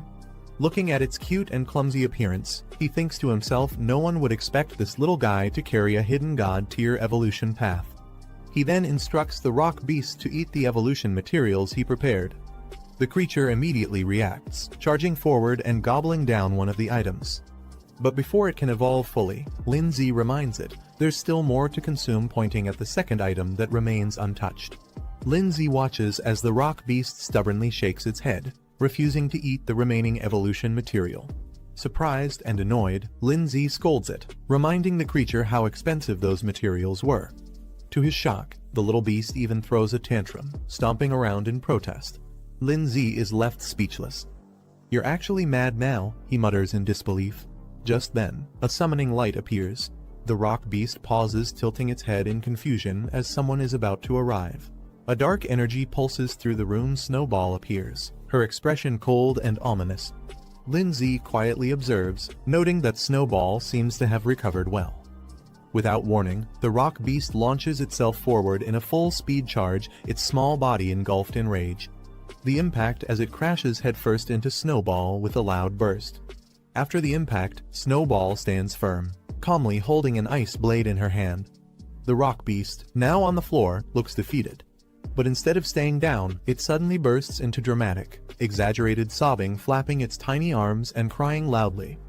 Lin Z watches the whole thing unfold and rubs his forehead in disbelief. He can't help but sigh at how overly his new pet is. Snowball stands with arms crossed, staring down the trembling rock beast. Her presence alone is enough to make it nervous and retreats slightly in fear. The rock beast, overwhelmed, starts shaking and lets out a puff of smoke, panicking under the pressure.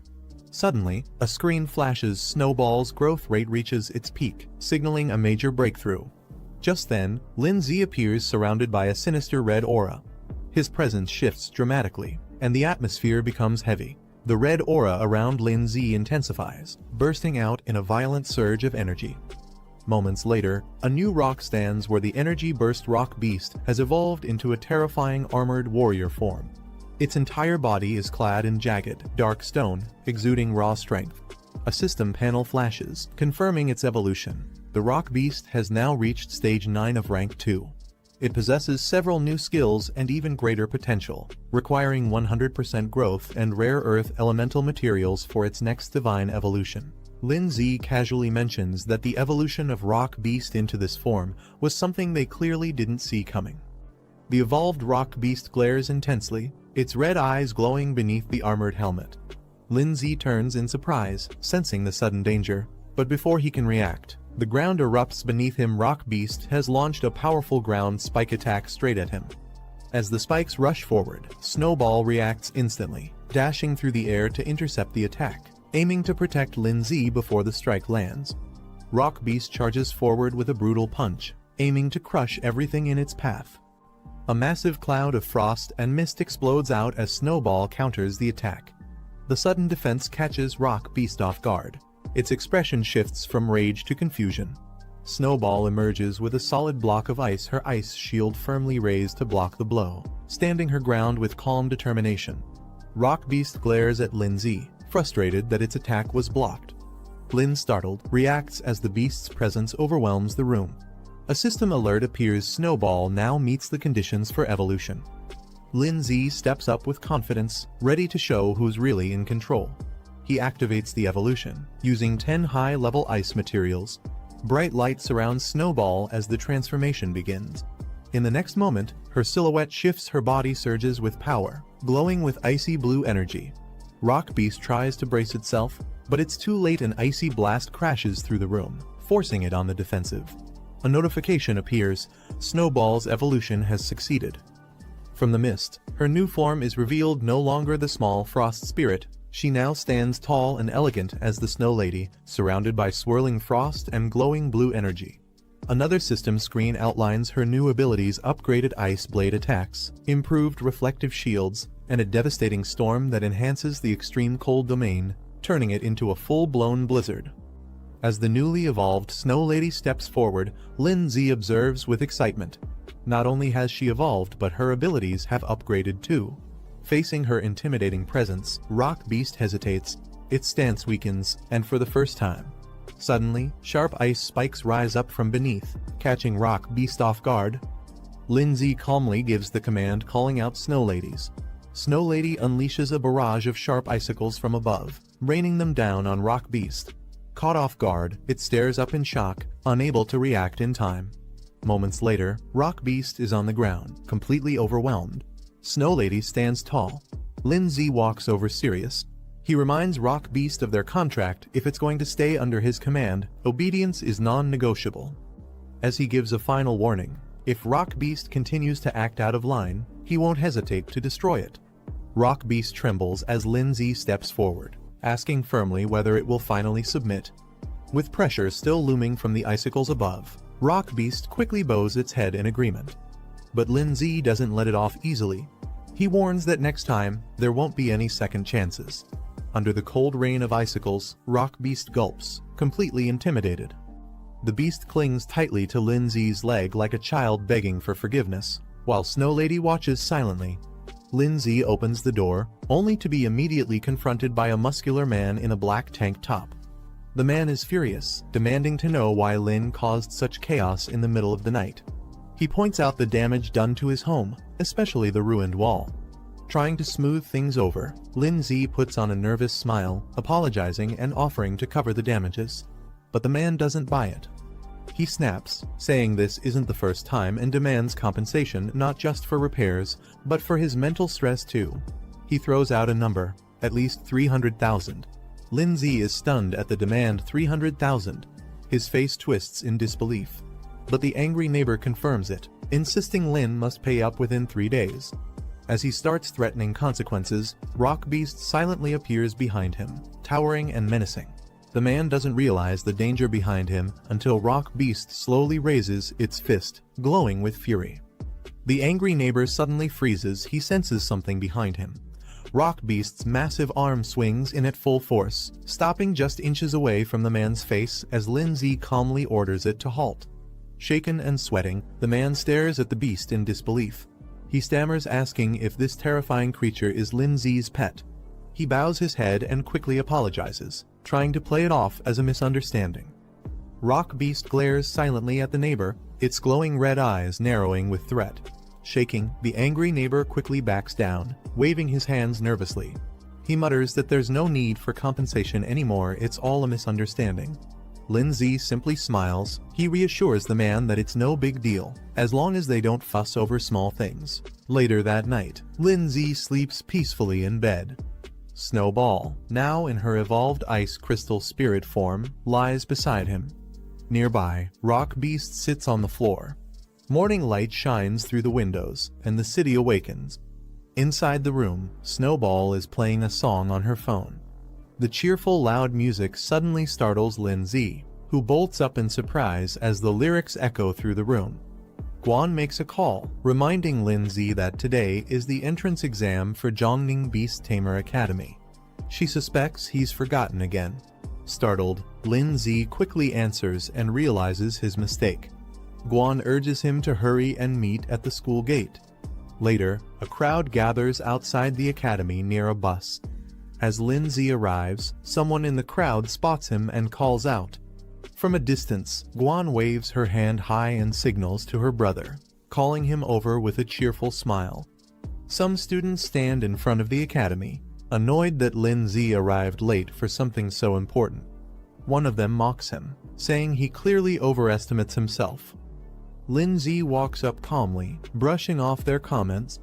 Someone nearby defends him, reminding the others that he cleared a high-difficulty trial. Moments later, his teacher, furious, slaps Lindsay for being late again. She accuses him of oversleeping.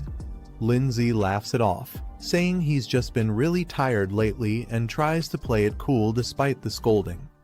The teacher questions Lindsay about whether he's been seriously training his soul arts. She seems strict but concerned. Guan, watching from a distance, notices the interaction and feels a bit confused seeing them talk. The teacher then gathers all the students and begins addressing them formally. She reminds them that they're top students from Pinghai No. 1 high school, and this entrance test will be even more challenging. She encourages everyone to do their best, saying she'll be waiting for their good news. The students cheer together, full of excitement and energy as they prepare to depart. The mood is uplifting as everyone raises their hands in encouragement. Back in a quiet moment, the teacher looks at Lindsay with high expectations, silently hoping he can become a shining example for their school. The bus begins its journey through winding mountain roads. Inside, Guan starts a conversation with Lindsay, asking why he hasn't been replying to her messages and what he's been so busy with lately. Lindsay admits he's been swamped with tasks and completely forgot to check in, brushing it off with a laugh as the two sit side by side. Guan reassures Lindsay not to worry and excitedly shares that her pet bird has successfully evolved. She proudly asks if he's impressed. Lindsay is surprised and praises her, saying that with her pet's evolution, she should have no problem passing the upcoming entrance test. As their bus enters Jiangning City, the skyline comes into view. The towering buildings and scenery impress Guan, who gazes out the window in awe, marveling at the beauty of the big city. While enjoying the view, Lindsay accidentally finds himself a little too close to Guan. His face turns red as he notices her leaning in. Guan, realizing the awkward position, hesitates mid-sentence and freezes. The two stare at each other silently for a moment, both embarrassed. Suddenly flustered, Guan panics and quickly pulls back, her face burning red as she tries to recover from the moment. In the back seats, a few girls notice what just happened and chuckle to themselves. The group finally arrives at Jiangning Beast Tamer Academy. The building stuns everyone. It's grand, luxurious, and more magnificent than expected. Some students are amazed, calling it impressive and cool. They admire the fountains, statues, and palace design. One student remarks that just being able to attend a place like this makes all the effort worth it. As Lindsay walks forward, he calmly tells someone to step aside. A group of students led by a calm, confident man walks toward the academy gates. Their school is introduced, and their team has 17 students. Moments later, another group arrives, this time more energetic and aggressive. A muscular guy and a girl with pink twin tails lead the team of 21 students from a different school. Watching them, one of the pink-haired girls from Lindsay's side nervously reminds Guan that as their class leader, she can't afford to lose to them. Lindsay gives Guan a thumbs up, silently encouraging her before she steps forward confidently with her team. Their group, Pinghai No. 1 High, steps up to register 12 students in total. Nearby, a student from another school watches them and sneers, calling them country bumpkins. A map briefly highlights the regional status of Pinghai, indicating that it's seen as more remote compared to the cities of Kangyan and Kinping, explaining the bias others have toward them. A student boldly charges forward and punches a giant statue. A man in a white coat appears, praising the student's spirit. He introduces himself as Teacher Su-hee, the one in charge of overseeing this round of the admissions test. He congratulates everyone for passing the initial trial, but warns them not to celebrate just yet. He explains that this entrance exam is much tougher than the beast taming trials they've faced before. Based on previous years, only 10 out of everyone present will be accepted. The elimination rate is 80%. One of the girls from Pinghai gets worried. She thinks since they passed the easier trial, they'll definitely be eliminated now. A cocky student from another school mocks them, saying Pinghai students don't stand a chance and should just give up. The pink-haired girl snaps back, clearly annoyed. Meanwhile, the tall, muscular guy casually asks his teammate Xinyi who else besides the two of them might pass. She doesn't answer, just looks silently and blows her bubble gum. She observes another boy and comments that he seems strong. Meanwhile, she blowing bubble gum, watches the crowd suspiciously. Lindsay also notices something strange about one of the students. He can't put his finger on it, but the guy feels oddly familiar. Xinyi murmurs that something about him just seems off. She blows her bubble gum. The boy beside her notices and asks what's wrong. She brushes it off, saying it's nothing. He examines Lindsay, that one of the students present seems to have an unusually deep and unreadable strength. The boy scoffs in response, dismissing Lindsay's concern. He arrogantly claims that students from Pinghai are far below their level and not worth worrying about.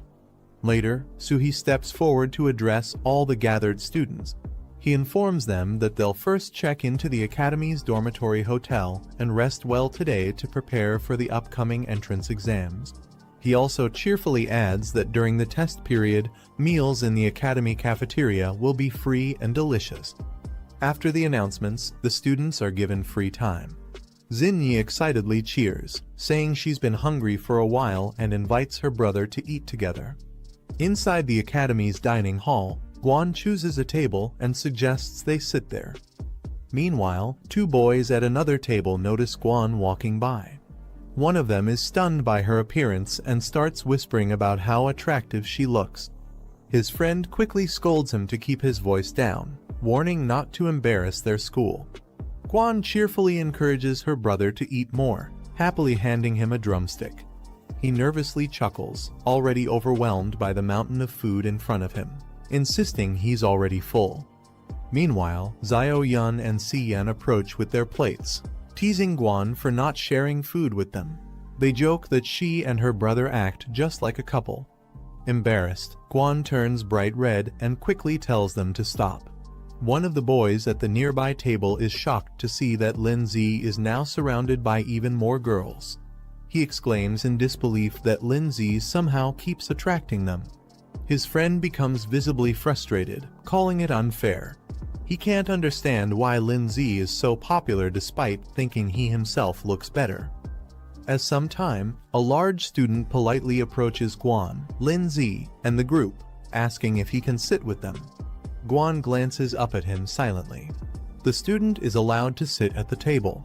He takes a seat beside Lindsay and introduces himself with a friendly smile, saying he's from Kinping High and his name is Zhuxing.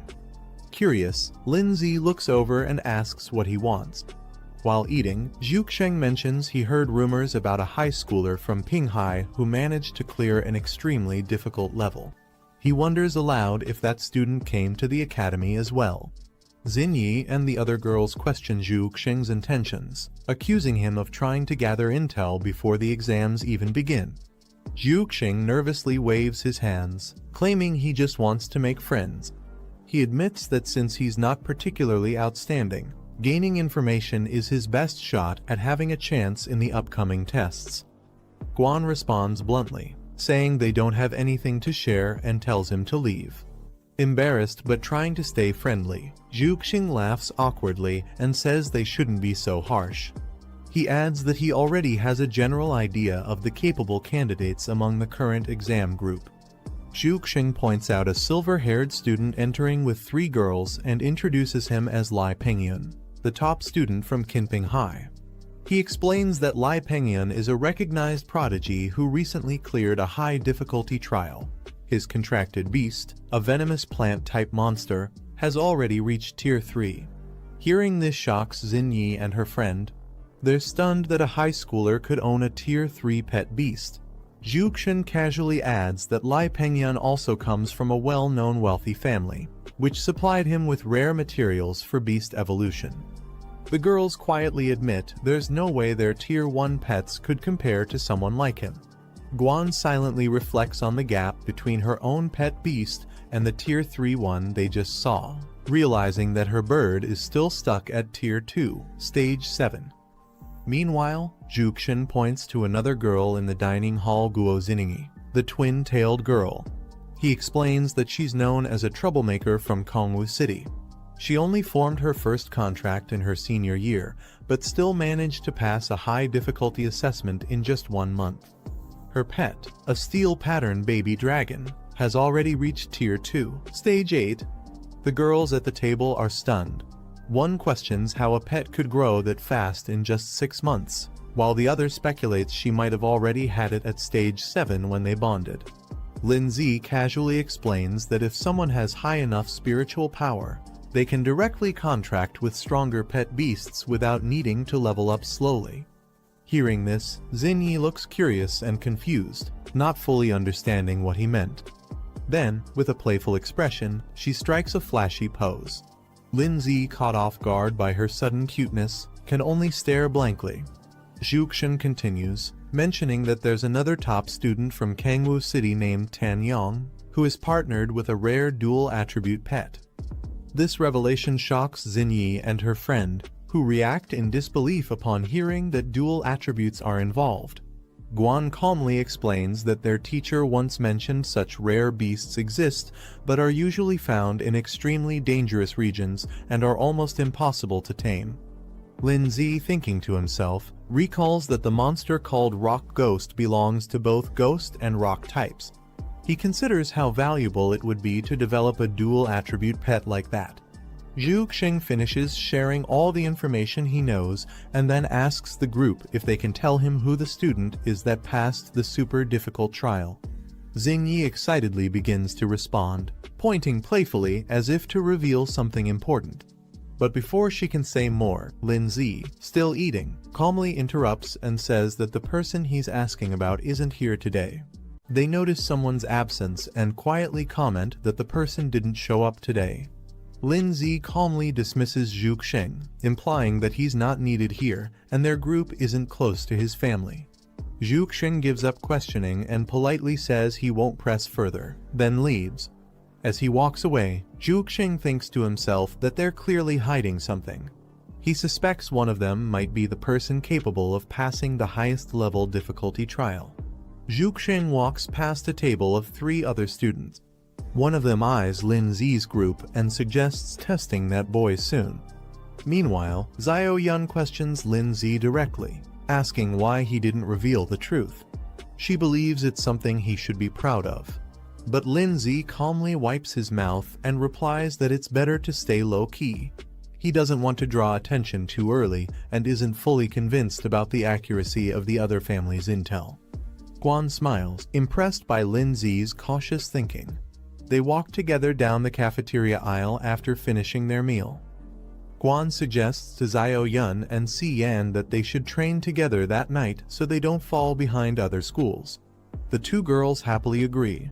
Guan then turns to Lindsay and asks if he wants to come to their room later so all 4 of them can hang out together. Lindsay pauses, but suddenly his mind flashes with 3 in revealing swimsuits, leaving him completely stunned. As Guan walks past a guy with silver hair, he suddenly reaches out to touch her.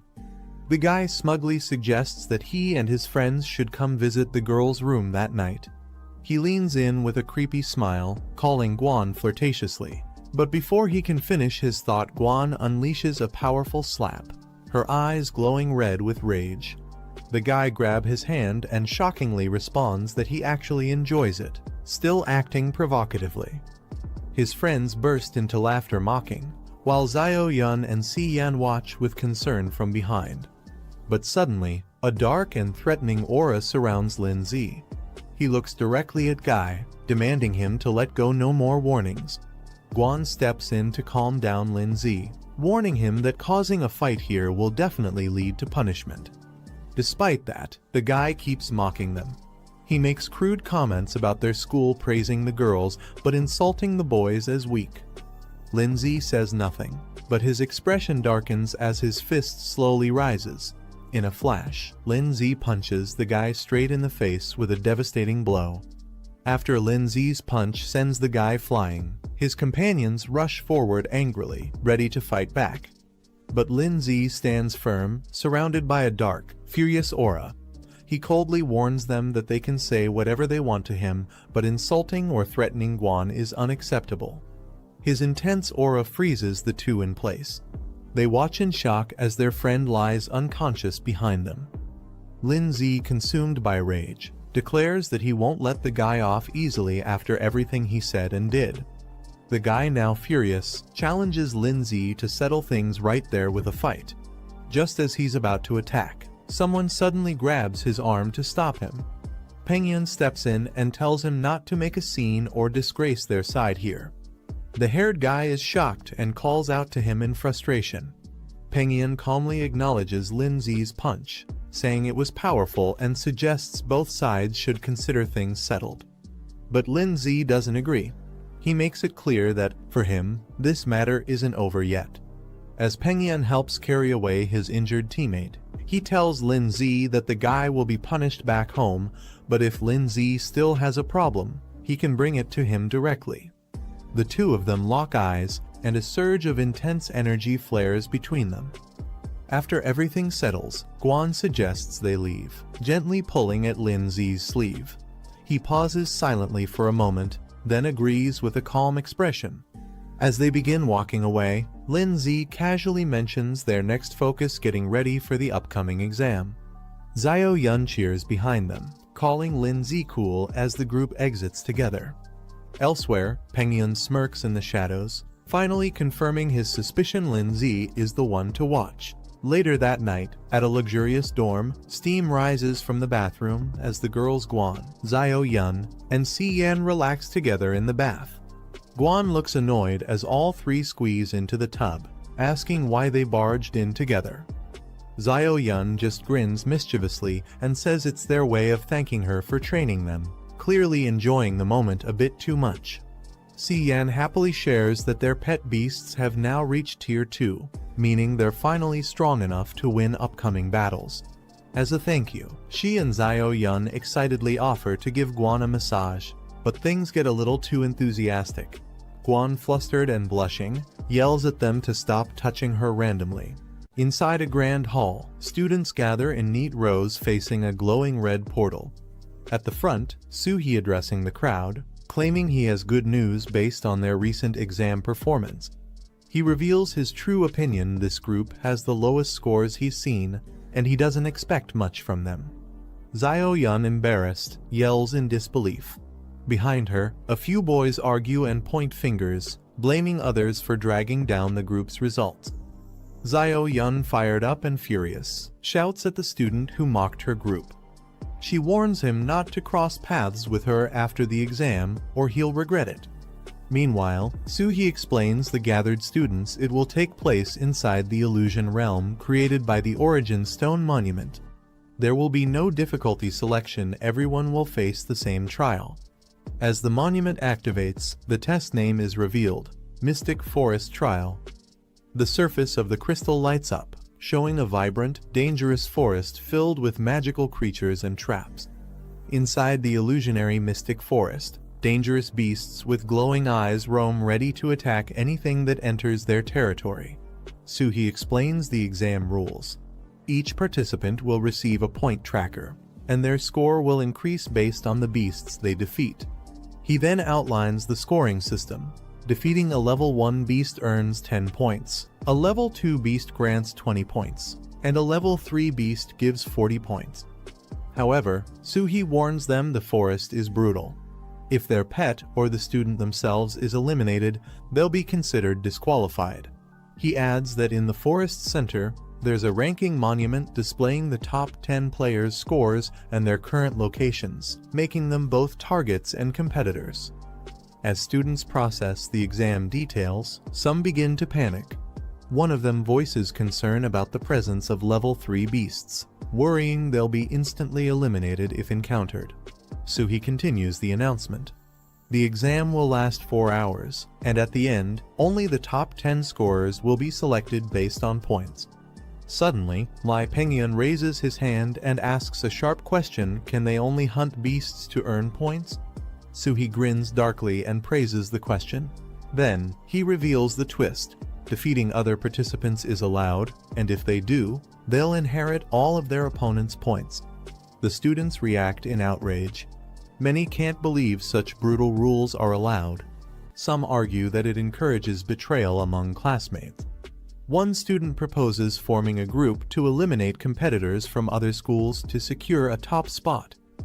A boy cracks his knuckles with a smirk, excited by the chance to fight without holding back. Meanwhile, Xinyi, blowing bubble gum, observes the chaos around her calmly and with little interest. Suhee silences the crowd. He tells them the real battlefield is far crueler and gives everyone the option to withdraw now if they're scared. He adds that the top-ranked student will receive the title of freshman leader, along with special privileges after enrollment. Lin-Zi narrows his eyes with focus in his mind. He's eager to see who among the new students will prove themselves the strongest. A montage of standout candidates appears: Xinyi, Lai Pengyun, the muscular brawler, Lin-Zi, and Guan. All of them potential contenders for the top rank. Guan, looking thoughtful, hopes to meet up with Lin-Zi in the trial. Even if she can't make it to the top 10, she wants to support him however she can. Before entering the illusion, Lin-Zi calmly instructs Guan to use her bird-type pet's flight ability to find him quickly and regroup once inside the trial zone. She gives a confident nod, her eyes gleaming with determination. She's ready. Suhee stands on stage, instructing everyone to stay calm as the trial is about to begin. A bright red burst signals the opening of the illusion realm. The transfer begins. Inside the illusion forest, Lin-Zi appears first. He calmly surveys the area, standing tall among the trees. Lin-Zi scans the forest carefully, remaining alert to any signs of movement. He spots a tall red monument in the distance and recognizes it as the ranking stone. Glancing at his wrist device, it shows his current score is 0 and the countdown timer is active. He notes that players can only view their own score, not their ranking. This forces everyone to eventually approach the central stone, making it the most dangerous area later on. The red pillar in the center displays the top 10 scores, but only if players actively go to update it. If someone doesn't, their location will still show. Lin-Zi realizes the true goal of this exam is to pit students against each other. The one with the most strength makes the rules here. He reminds himself that it's just a game. As his spirit beasts materialize behind him, he focuses having fun is what matters most. Suddenly, a sharp object comes flying toward him. Two-headed snakes rush at Lin-Zi, but a glowing barrier blocks them. Lin-Zi stays calm, barely reacting. He notes the barrier consumes little soul power, so he keeps it active as a precaution. Suddenly, Rock Ghost slams into the ground, summoned by Lin-Zi. Lin-Zi decides to observe the golem's performance without revealing his own strength. He wants to test the creature's dual attribute potential. The rock ghost stares down the retreating two-headed snake, which backs away in fear. Lin-Zi tells it to stop chasing, explaining the low-tier beasts aren't worth the effort due to low points. The rock ghost clenches its fists, excited by Lin-Zi's suggestion to find tougher enemies to fight. Lin-Zi remains calm, but quietly worries whether Guan Ning will be able to locate him smoothly. A fiery centipede lies defeated behind Guan Ning, who looks up with hope that everything goes smoothly. She checks her watch. 30 points, time remaining, 3 hours 45 minutes. She lets out a relieved breath. Pointing ahead, Guan Ning commands her flaming bird, "Go, flame bird," and it takes flight. The flame bird soars through the sky, heading toward the red stone pillar. Guan Ning clutches her hand to her chest. Her eyes look around as she quietly mutters, "Lin-Zi, where are you?" Guan Flame Bird glides high above the trees, scanning from the sky. Through her glowing eyes, Guan sees what the bird sees. Her vision locks onto the landscape ahead. Elsewhere in the forest, a student's small beast clashes with a massive red snail in a heated fight. Another student flees in panic as a weird frog-flying creature lunges at him from behind. A group of strange monkey beasts clap and cheer wildly, possibly having just evaded the flame bird's pursuit. The flame bird returns to Guan, who realizes her pet can't stay too far from her for long. Guan determines her only option is to try her luck near the stone monument. She believes Lin-Zi is strong enough to reach the top 10 and might show up on the ranking list. Without hesitation, she mounts a large yellow bird and launches into the sky. She jumps off the yellow ostrich mount mid-run. The bird runs off in a panic as she launches a surprise strike. Based on memory, she recalls this golden-back ostrich to be around rank 2, stage 5. Her flame bird swoops down in a blazing dive, burning through the sky with overwhelming power. She's confident it can win easily. The ostrich is engulfed in flames and collapses instantly. Guanning notes that she just earned 20 points with no effort. Just as the flaming ostrich falls, a boomerang crashes in, striking it down before it lands. Guan is startled. She looks around in shock, questioning who launched the attack and stole her kill. A large hand grabs the returning boomerang effortlessly. Standing confidently is a muscular beast man named Otto the Wildman, a humanoid pet beast of rank 2, stage 4. The guy watches smugly from behind. The guy grins as he smugly greets Guan, remarking on their fated reunion. She angrily confronts him for stealing her kill, but he just shrugs it off, saying there are no rules against it. He enthusiastically orders his pet Otto to attack, shouting for him to crush her flaming bird.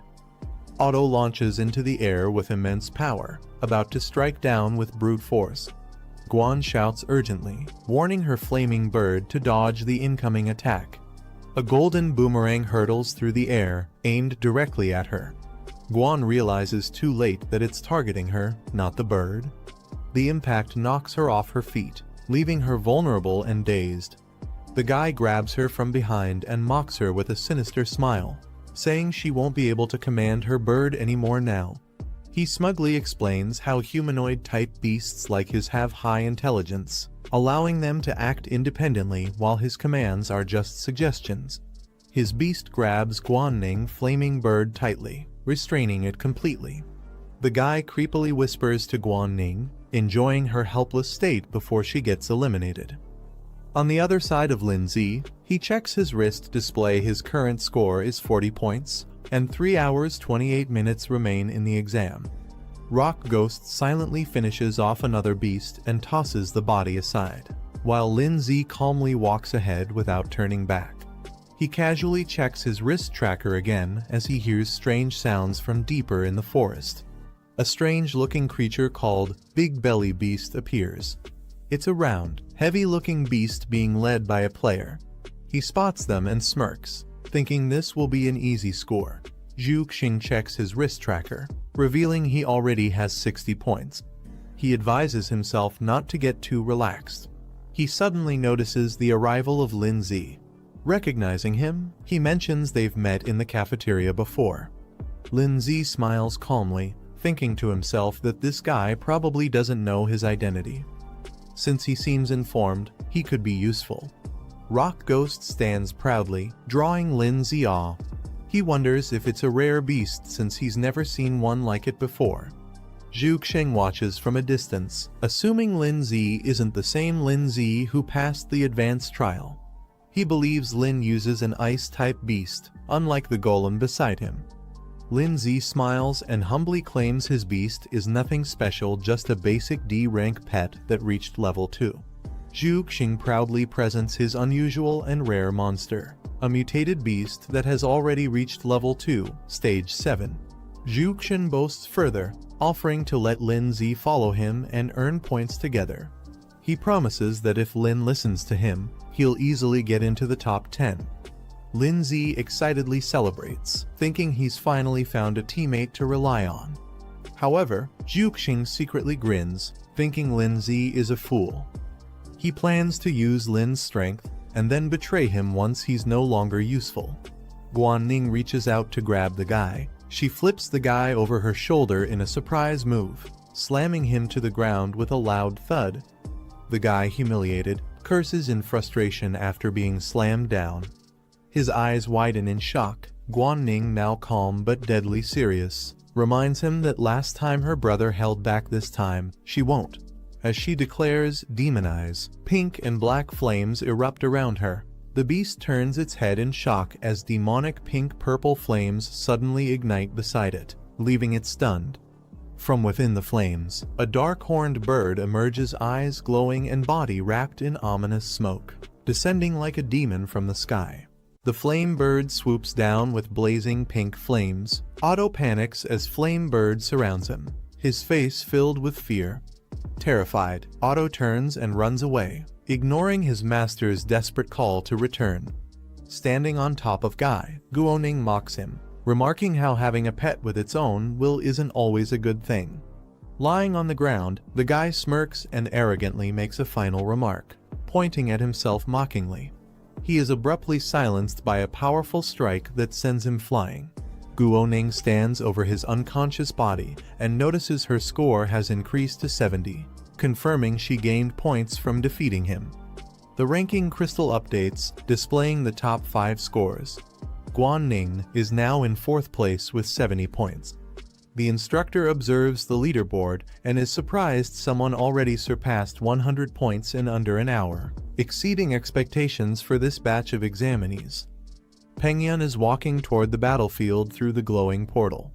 A massive spotted savage tiger beast type stage 3, level 1 towers over Pengyun ready to attack. His pet, poison vine demon plant type stage 3, level 3 appears nearby, indicating a high-level threat zone. The spotted savage tiger suddenly charges forward with ferocity, aiming straight for Pengyun. Poison vine demon eyes glowing as he alert. With a sudden burst, the poison vine demon launches its vines, piercing into the tiger's body and pinning it to the ground. The tiger is forcefully slammed away, overwhelmed by the power of the vine-based monster. The spotted savage tiger tries to resist, its face twisted in rage as vines continue to entangle its mouth. Despite the struggle, the tiger collapses in front of Pengyun. He calmly tells the poison vine demon to stop playing and prepare to hunt the next target. The savage tiger's eye widens in shock. A sudden burst of green vines pierces through its body with brutal force, splattering blood. The poison vine demon stands atop the lifeless tiger. The vines retract slowly from the corpse, twitching with eerie energy as they pull free. The poison vine demon towers over the lifeless tiger. As the vines retract, the tiger's body collapses to the ground. Pengyun casually checks his wristband. His score now reads 210. With a smug expression, he declares himself the rightful ruler of this new generation. He spots a tall red monument in the distance and recognizes it as the ranking stone. A new leaderboard is displayed near the glowing red monument. Kai Pengyun now holds the top spot with 210 points. Guo Xingyi follows in second, while others fall in line. The timer shows 2 hours and 39 minutes remaining. The man smirks, confirming that Guo Xingyi has reached second place just as expected. He questions her strategy. She's been helping him gain all the points while remaining at 0 herself. He wonders if she really doesn't mind. Guo Xingyi calmly asks, "So, who should we start with?" The man looks at the leaderboard, remarking that it's still too early to challenge Kai Pengyun, who leads with 210 points. He notes that Lu Gang, another participant, is from their school. He narrows his focus to a new target, Guanning, currently ranked 4th. Guo Xingyi recalls someone named Lin Zi, once praised as a genius, but she doesn't see his name on the leaderboard. She scoffs at the thought. They conclude that many on the list likely used cheap tactics to climb. The girl notes that Guanning is nearby, and they decide to move toward him. Guanning points toward the east, deciding the direction to proceed.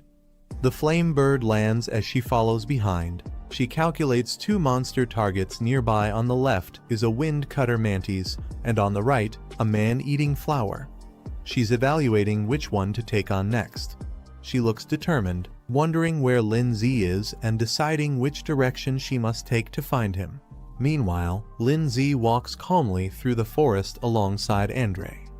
They encounter a new enemy, a creature labeled as Withered Vine Beast, ranked 2ND tier, level 4. Andre cheerfully tells Lin Zi to handle the beast first and promises to assist shortly. He smirks to himself, planning to swoop in and steal the kill after the creature is nearly defeated so he can claim the points. The rock beast launches a powerful strike toward the withered vine beast. The enemy is swiftly eliminated, signaled by a red icon showing its defeat. Rock beast remains silent, staring at the defeated enemy while Lindsay watches calmly in the background. Andre stands silently and stunned by what just happened. Suddenly, his face twists in shock as he realizes the armored creature killed the enemy instantly before he could even act. The screen shows a countdown timer with just 2 hours and 20 minutes remaining. The leaderboard reveals the top participants. Lindsay is shown in 9th place with 120 points, a sharp rise from his previous position. A total of 17 participants have already completed the challenge. The instructor observes the screen, surprised by Lindsay's rapid progress, jumping from rank 33 to rank 9 in under 2 hours.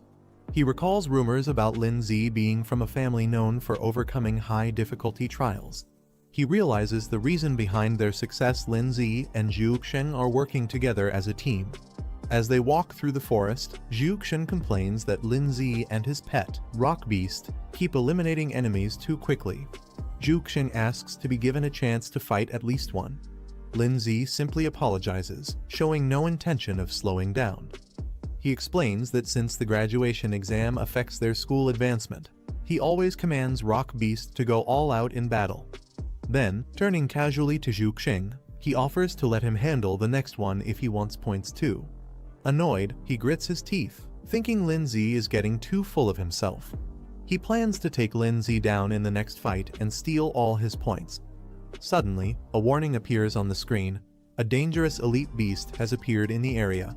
Lindsay looks at the alert and wonders if defeating a rare ranked beast might offer more points, showing interest in maximizing his score. From the bushes, a golden glow starts to emerge, accompanied by a rustling sound. The group moves closer and discovers a massive golden tree.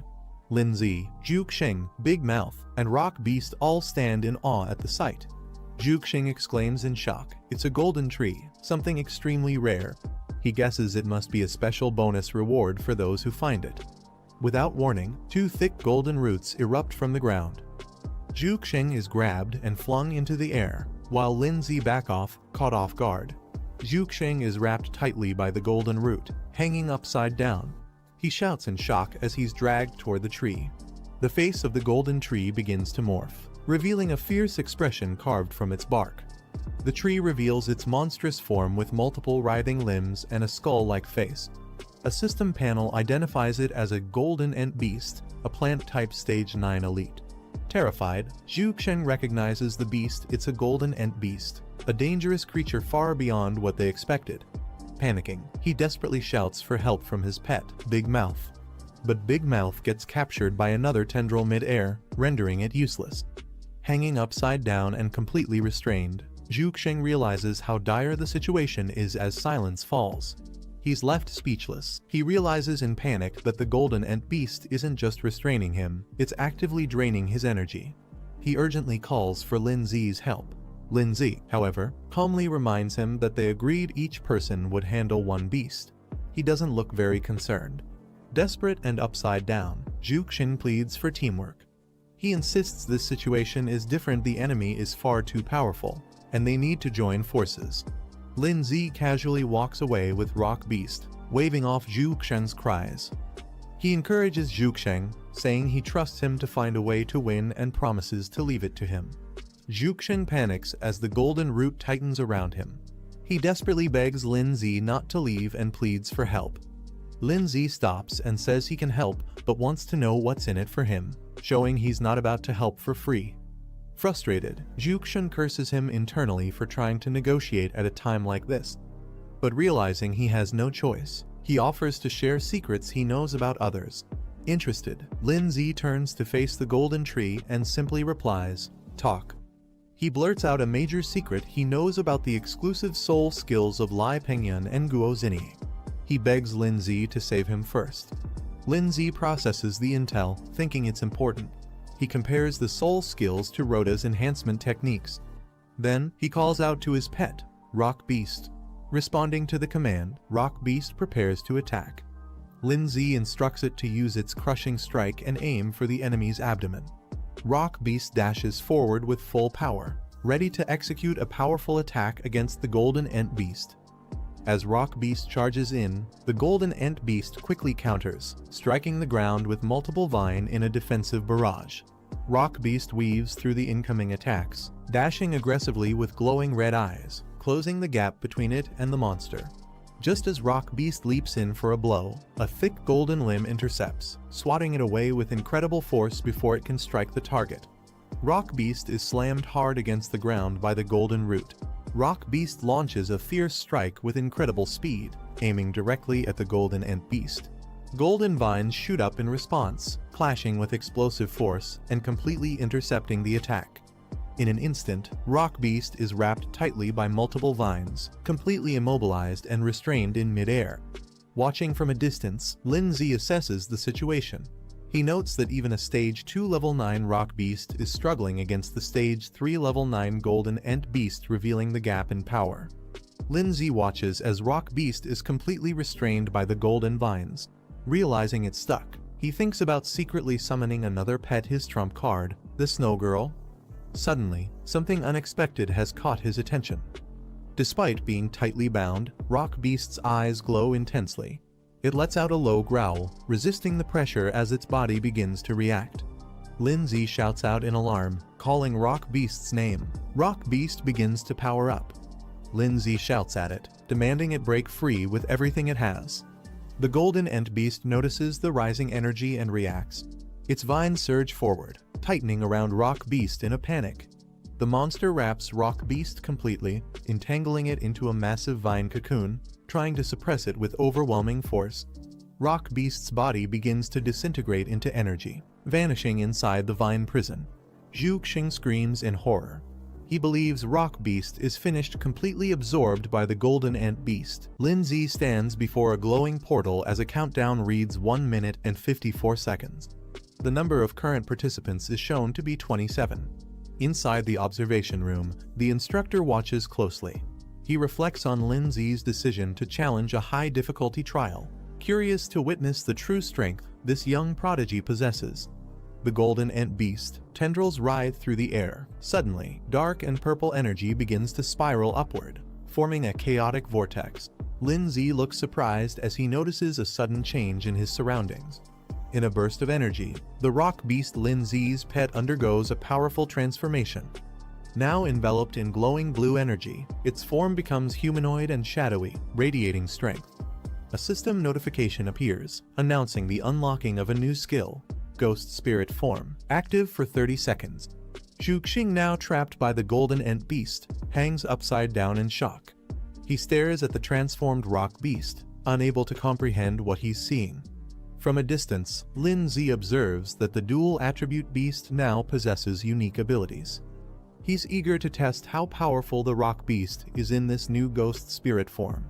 The Ant Beast lets out a furious roar and charges forward. Its glowing golden tendrils lash out wildly, launching a fierce assault. The transformed Rock Beast, now in its ghost spirit form, swiftly dodges the incoming attacks. The tendrils pass right through it without causing any damage. Zhu Xing watches in shock as the Golden Ant Beast continues its rampage, but its attacks prove useless. Lindsay realizes that the Rock Beast, in this state, has no physical body, allowing it to completely negate all physical attacks and control effects. Lindsay looks at the system interface that displays the Rock Beast's skill list. One of the skills, Shatter Impact, is currently disabled, but others like Stone Projectile and Earth Spike remain usable. He calmly issues a command to the Rock Beast. He instructs it to use its Stone Projectile skill and target the enemy's eyes and abdomen for maximum damage. Responding immediately, the Rock Beast in Ghost Spirit form charges energy into its hands. Blue aura surges around it, ready to launch with precision. The stones are fired with immense force, striking the Golden Ant Beast directly. The Golden Ant Beast lets out a cry and stumbles backward, visibly injured. Its body twists in pain while Zhu Xing still trapped. Lindsay observes calmly, but his thoughts are serious. He realizes that the level difference between them and the Golden Ant Beast is too great. The damage they've dealt so far isn't enough to bring it down. Zhu Xing, panicking, yells for his pet Big Mouth to run while carrying him away. Big Mouth bolts forward with surprising speed, dragging Zhu Xing to safety. While bouncing along, Zhu Xing curses his luck. He's not worried about injuries, he's worried that if Lin Zi dies, all the points Lin earned would go to waste. From the distance, Lin Zi watches them retreat. Big Mouth bounces off into the woods with Zhu Xing on its back, disappearing into the forest. The golden ant beast roars again, unleashing a barrage of golden tendrils. Lin Zi calmly calls out the name of Snowball. The tendrils rush toward him, but he stands firm. With a burst of energy, Snowball appears beside Lin Zi, surrounding them both in a shimmering blue aura. Snowballs begins activating her power. She unleashes her powerful ice magic. Giant frozen cyclones erupt around her as a snowstorm covers the battlefield. The golden ant beast roars, caught off guard by the sudden temperature drop. Amid the swirling ice, the transformed rock beast, now with his first form, steps forward. Lin Zi gives the order, and the rock beast launches forward at full speed. It activates the skill Shatter Impact, channeling all its power into a destructive charge. With a loud crash, the rock beast smashes directly into the golden ant beast's face. The collision explodes with energy, delivering a devastating strike as the monster lets out a deafening scream.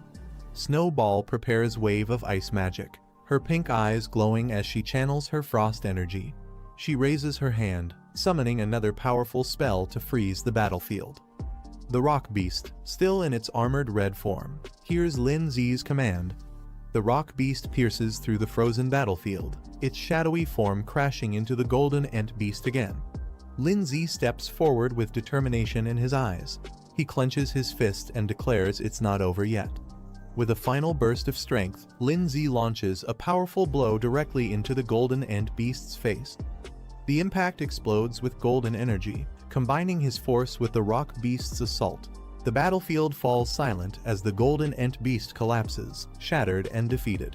Ice fragments and broken tendrils scatter across the field, while Snowball and the rock beast stand victorious. A system prompt appears, confirming the golden ant beast has been eliminated. Its glowing eyes fade as the battle officially ends. Lin Zi receives confirmation of the kill, and the victory is sealed. The rock beast evolves to stage 3, unlocking a new advanced form of its ghost spirit mode. This new form doubles its previous power and duration, allowing it to copy Lin Zi's movements and abilities for 10 seconds at the cost of 100 achievement points. Lin Zi opens the reward panel and grins. He praises the usefulness of the new skill, feeling that spending achievement points on it was completely worth it. He reflects on how the rock beast's ghost spirit form boosted their combat strength by over 100%, and even managed to level up during the battle. He's thrilled by the gains. This was a massive win. The screen displays Lin Zi's total score. 180 points remain, with 1 hour and 20 minutes left on the clock. The instructor watches from the headquarters, stunned by Lin Zi's performance. He especially notes the appearance of Snowball, the frost-type pet. If his guess is right, she's a rare beast with incredible potential. He wonders how Lin Zi was able to tame such a creature. Meanwhile, Lin Zi reflects to himself. Defeating a rare stage 3 beast granted a massive 60-point bonus. He'll have to start being careful to not attract too much attention. But just as he's thinking this, he suddenly senses something strange nearby and questions what's going on. Zhu Xing and his pet Big Mouth arrive back at the battlefield, shocked to see the shattered remains of the golden ant beast. With wide eyes, Zhu Xing yells in disbelief. He can't believe that Lin Zi actually managed to defeat the golden ant beast all by himself. But his confusion quickly turns to curiosity. Pointing at Snowball, who's still standing beside Lin Zi, he asks who she is. He wonders if she's another examinee, and which academy she belongs to. Lin Zi, caught off guard, realizes he forgot to unsummon Snowball. Internally panicking, he knows he can't keep up his low-profile act now that Zhu Xing has seen her. Zhu Xing is still stunned as he points at Snowball. He loudly wonders what's going on, assuming she must be a humanoid ice-type beast that somehow defeated the golden ant beast herself. He begins analyzing it, further questioning whether Snowball is an independent beast or someone's summoned pet. He nervously speculates that if she's a pet, then her master must be nearby and dangerously strong. Zhu Xing panics even more. Realizing she's an ice type, he wonders if her master could be the rumored Lin Zi. If that's true, then Lindsay's strength is clearly far above their level, and they might be the next targets. Lindsay stands silently, unable to say anything. Watching Zhuxing spiral into his own exaggerated assumptions, he just internally sighs, knowing things are now way off script. A system warning suddenly appears, fake summon attacking us. Snowball, facing the others, seems to be preparing for something. Lindsay and the rock beast turn their attention toward her. Snowball looks genuinely confused, tilting her head as question marks float around her. Zhuxing grows more anxious. He points at Snowball and nervously tells Lindsay that she's staring directly at them. Lindsay silently nods, trying to keep calm. Without warning, Snowball unleashes a flurry of icicles into the air. Massive ice spikes rain down toward their direction. Snowball calmly gathers energy in her hand, casting another wave of ice magic. Zhuxing begins panicking. He thinks if both he and Lindsay die here, it'd be an embarrassing end. He decides it's safer to sacrifice someone else's pet before running. Zhuxing shouts at Big Mouth. The creature looks confused as Zhuxing lunges toward it with the intention of using it as a shield. Zhuxing yells that it's for protection, trying to justify his selfish survival tactic while his pet is left stunned. Snowball calmly announces she's fine and voluntarily returns to her summoning space. The rock beast also appears. A message displays, "You too, return." Zhuxing, still panting from panic, leans against Big Mouth, who looks just as exhausted and confused. Zhuxing wipes his sweat and smirks proudly. Perfect, he thinks. Not only did he survive the crisis, but he also earned points. Zhuxing, drenched in sweat, asks if things are finally safe. He's startled to see Lindsay. Lindsay calmly rises from inside Big Mouth. Protected by a glowing barrier, he casually asks if he can come out now, revealing he's been safe the whole time. Zhuxing panics again, yelling at Big Mouth not to release him yet because the threat might still be behind them. Internally, he's confused. Lindsay should have been digested by now, yet he's perfectly fine. Big Mouth makes a strange sound as it struggles with something. Big Mouth suddenly spits Lindsay out, sending him tumbling onto the grass. Zhuxing watches in shock, trying to understand how Lindsay managed to survive inside his pet. Lindsay calmly adjusts his jacket and casually comments that maybe Big Mouth just had trouble digesting him. Zhuxing quickly changes tone, suggesting that if the monster had kept chasing them, they could have teamed up to defeat it together. Zhuxing forces a smile. Inside, he admits that this guy is actually scarier than he thought. Lindsay confirms that the enemy doesn't seem to be chasing them anymore. He then asks Zhuxing to finally explain what the exclusive soul technique is all about. Zhuxing suggests they head to the stone monument first to check if their team made it into the top 10 rankings. He agrees to explain everything along the way. While walking, Zhuxing explains that exclusive soul techniques are rare skills awakened by only a few exceptionally gifted beast tamers. They're unique and personalized based on one's physique and talent, not something that can be taught or learned from books. Curious, Lindsay then asks what kind of exclusive soul techniques Guozini and Lai Pengyun, two other individuals, possess, wanting to understand how his peers compare. Zhuxing runs excitedly toward the large red stone monument, eager to check the latest rankings. The ranking list lights up.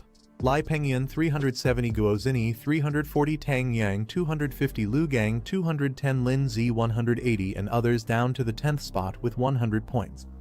There's less than an hour left in the trial. Zhuxing scans the board and, as expected, doesn't find his name. He sighs in disappointment. But he quickly pumps himself up. There's still time left, and the 10th place only has 100 points. If he can add Lindsay's contribution to his total, he's confident he'll break into the top 10 rankings. Lindsay walks up to the stone pillar with Zhuxing, both staring at the leaderboard. Zhuxing tries to call out to him, attempting to confirm. Zhuxing's eyes widen as he sees Lindsay's wrist glow with red numbers. Lindsay reveals his wrist. His score is clearly shown as 180 points. Zhuxing leaps forward in shock and amazement. He shouts in disbelief, this quiet guy actually has 180 points. He realizes just how underestimated Lindsay truly was. The leaderboard updates, showing Lindsay 180 points in the 5th position. Zhuxing crouches, trembling beside the monument. He stammers, struggling to ask what Lindsay's name is. Linzi coolly responds, stating his name without hesitation, Linzi. Zhuxing freaks out completely. Pointing at Linzi, he yells that Linzi was pretending to be weak the whole time, while secretly being way ahead of him. Zhuxing finally realizes Linzi's full strength. He had two pets all along, including the powerful ice-type girl. Zhu curses himself for not recognizing that Linzi was hiding his true abilities. Linzi calmly reminds Zhuxing that if it weren't for his help, Zhu would have already been eliminated by the Golden Ant Beast. He demands Zhu to finally share the information he promised. Zhuxing snaps in frustration, yelling that Linzi will never get what he wants. His face twists with rage as he launches forward, ordering his pet to attack. In a shocking betrayal, Zhu commands Big Mouth to devour Linzi completely. Linzi counters instantly. His ice-type pet and rock guardian spring into action. Snowball unleashes her true power. A majestic ice dragon forms in her hand. With a single cast, she freezes Big Mouth solid, shocking Zhuxing, who watches helplessly as his strongest pet turns into a block of crystal. Zhuxing collapses to the ground, trembling. Linzi, flanked by his powerful pets, towers over him. Linzi coolly approaches Zhuxing, declaring that although his score isn't high, it's still equivalent to a rare third-rank beast, enough for him to take. Terrified, Zhuxing begs for mercy, yelling that he'll talk, just don't hurt him. But Linzi changes his mind. With Snowball by his side, he calmly says he no longer cares what kind of soul technique others have, it makes no difference to him now. Zhuxing freezes in confusion, struggling to understand what Linzi means. Linzi stands confidently before Zhuxing, declaring that none of them are even close to being his match. Panicked, Zhuxing screams out for Snow Girl and tries to command her. Suddenly, a sharp flash slices through the air too fast for him to react. A brutal strike lands directly in Zhuxing's abdomen, blasting him back with blood spraying, his eyes wide in disbelief. Zhuxing, heavily injured, mutters Linzi's name as Pengyun approaches with poison ivy by his side. Pengyun smirks, saying he's waited a long time for this moment, as his twisted pet beast snarls beside him. Zhuxing yells out in panic, warning his boss that Linzi is dangerous and has a powerful ice pet beast. Linzi calmly stares forward, recognizing the new arrival. He notes that their unfinished business will now be settled. Pengyun turns away, dismissing the green beast and telling it to retreat. Zhuxing laughs confidently. He proudly claims that even though he lost, his points were handed over to the boss. The poison ivy smirks and begins to vanish in a puff of smoke. Thick fog spreads around the area as the creature disappears completely. The leaderboard updates, showing Pengyun at the top with 430 points, while Linzi remains in 5th place. Pengyun steps forward confidently and demands that Linzi reveal his full strength. He wants to settle who truly deserves the top spot among beginners. Linzi calmly responds, saying he has no interest in such a title and is willing to let Pengyun have it.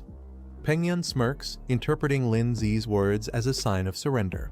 He bursts into mocking laughter, calling Linzi a coward. He declares his plan to eliminate all the top contenders: Guozini, Tanyang, Lu Gang, and Guanning. With a twisted expression, Pengyun confesses he finds destroying others utterly thrilling. The thought alone excites him.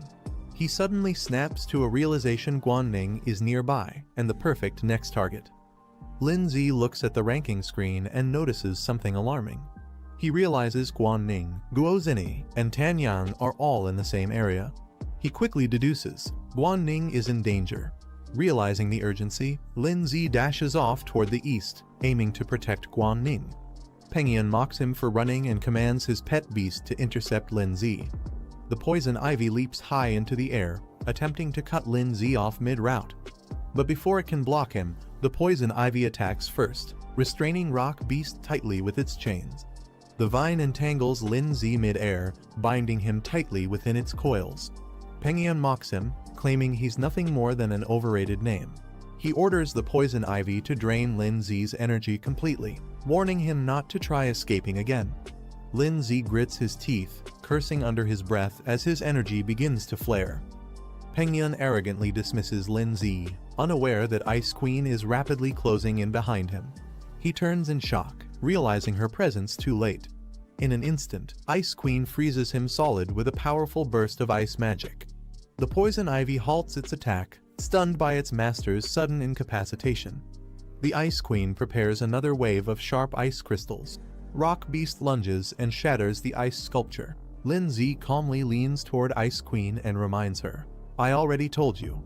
Without turning back, the trio Lin-Z, Ice Queen, and Rock Beast walk away, leaving the frozen Penguin statue behind.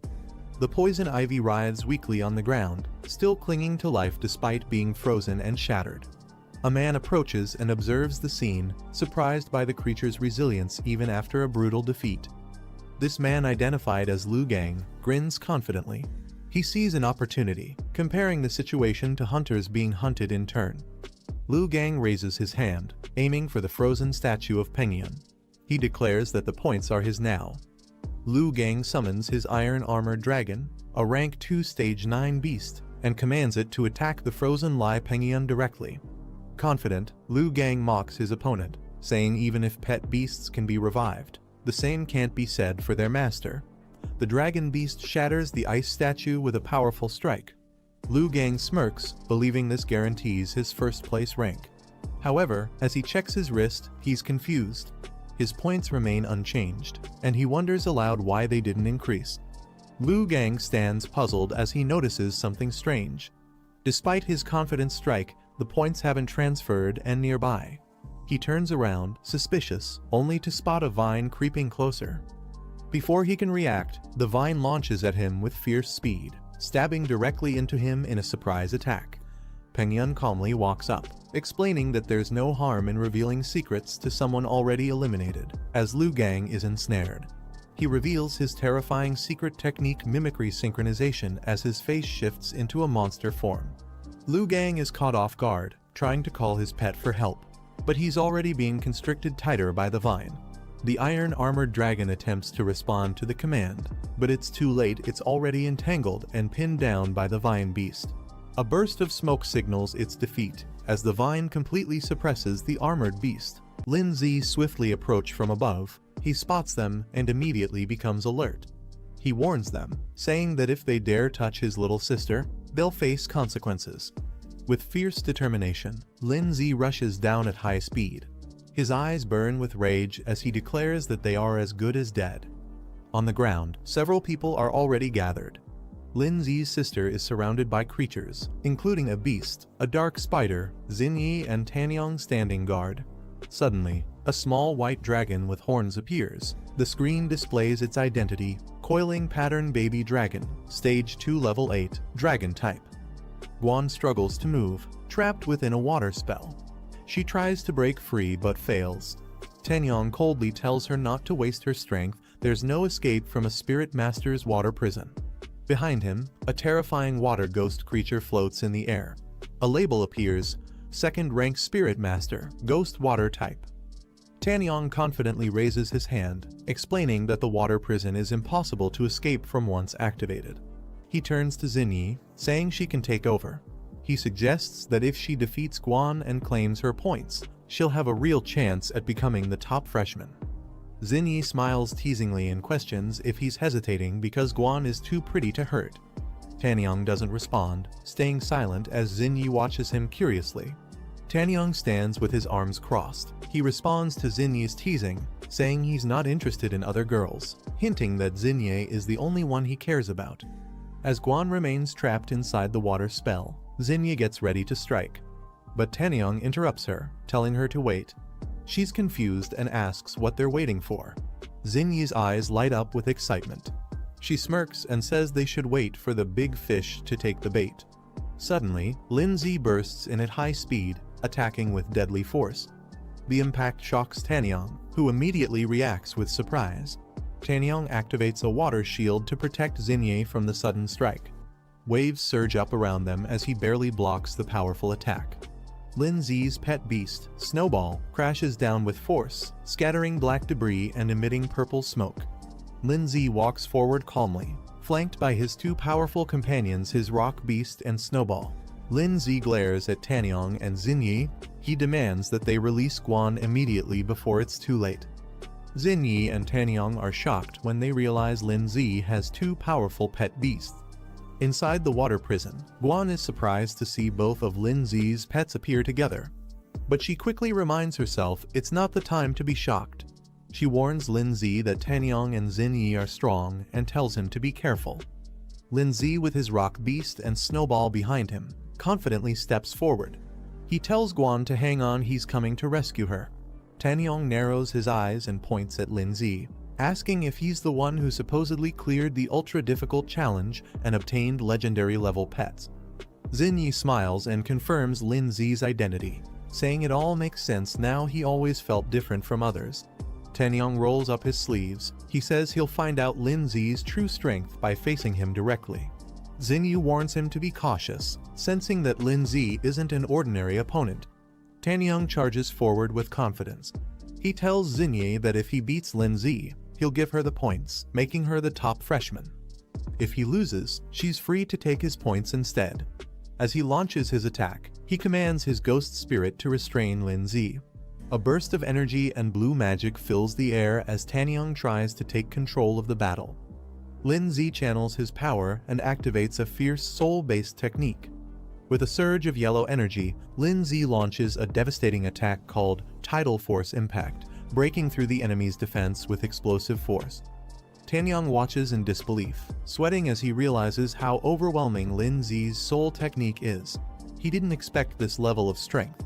Before he can react, Lin Zi's rock beast suddenly lunges forward, landing a direct punch on Tanyang, catching him completely off guard. Tanyang retaliates by summoning a giant water pillar from the ground, launching Lin Zi's rock beast into the air with a powerful blast. Before the beast can recover, it's trapped mid-air in a swirling ball of water, completely immobilized by Tanyang's technique. Pointing upward, Tanyang commands to catch one beast first, focusing their efforts on restraining Lin Zi's companions one by one. Lin Zi calmly watches and activates another ability, Ghost Spirit Mode.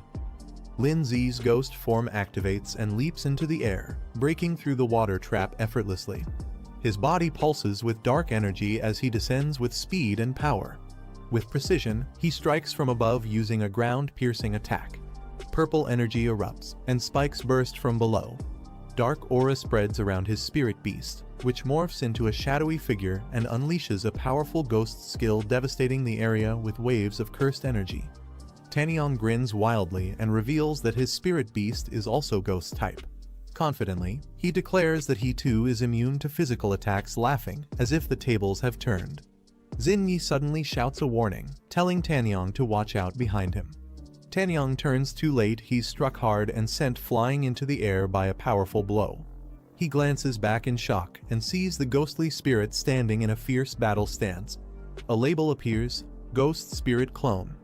It's revealed that Lin Zi had used a decoy to ambush Tanyang from behind. Lin Zi calmly watches as his ghost clone lands a solid blow, sending Tanyang crashing to the ground. He remarks that unfortunately, Tanyang isn't immune to physical damage. Tanyang grits his teeth, stunned by the sudden attack. In desperation, he yells to activate a sealing spell, Necro Spirit Seal, hoping to suppress Lin Zi's ghost power before things spiral further out of control. A powerful surge of energy erupts from his hand as the sealing technique activates, aiming straight toward Lin Zi's clone with explosive force. Tanyang activates a powerful sealing technique, aiming to suppress Lin Zi's ghost beast. The spell wraps the creature in glowing chains, pinning it down with magical energy. Lin Zi realizes the ghost form may be vulnerable to Tanyang's necromancer abilities. He calmly tells his beast to revert to normal form to avoid getting countered. Tanyang laughs confidently as Lin Zi's clone dissipates. He mocks the so-called genius, saying he's not as impressive as the rumors claimed. But Lin Zi remains calm. He raises his hand, declaring that it's time they witness his true strength. Lin Zi soars into the sky with a burst of blinding light. Xin Yi watches in shock as the sheer intensity of his energy leaves her frozen in place. Tanyang clenches his fists, realizing the truth: Lin Zi is far beyond what they can handle. He admits that if things continue like this, they won't stand a chance. Xin Yi's eyes widen with fear, cold sweat drips down her face as she realizes the terrifying gap in strength. In her mind, there's no doubt now they're going to be completely crushed. Xin Yi suddenly stops the fight, raising her hands and shouting for everyone to wait. Tanyong, standing behind her, looks ready to engage. She suggests maybe they should talk things over instead of fighting. Lindsay responds calmly, questioning if she really wants to negotiate now. Xinyi explains that most of them have already secured top 10 ranks in the competition, so there's no point in continuing to fight. She adds that they'll all be classmates soon, so it's better not to create conflict. Lindsay silently agrees, signaling Snowball to stand down. Snowball backs off as they decide not to escalate the situation. Xinyi urgently shouts for Tanyong to stop and release the captured girl. She runs toward him as Guan remains trapped in a water prison, struggling to break free. Tanyong hesitates and thinks logically releasing Guan is safer since any alliance between their opponents would put them at a disadvantage. Xinyi insists he do as she says. Tanyong, though annoyed, agrees with a sigh and casts the spell to release the water prison. The water restraints explode with a splash, and Guan is finally freed, dropping to the ground with force as the spell breaks.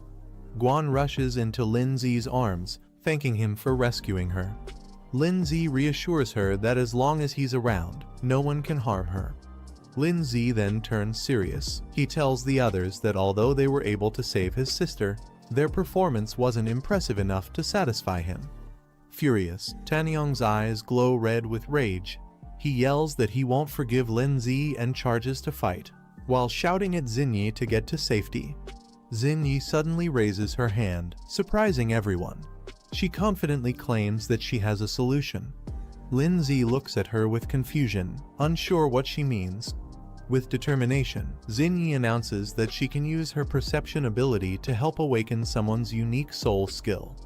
Standing with Lindsay, Snowball, and Guan, he admits that her proposal isn't bad, it might just work. Tanyong angrily calls out to Xinyi, trying to stop her.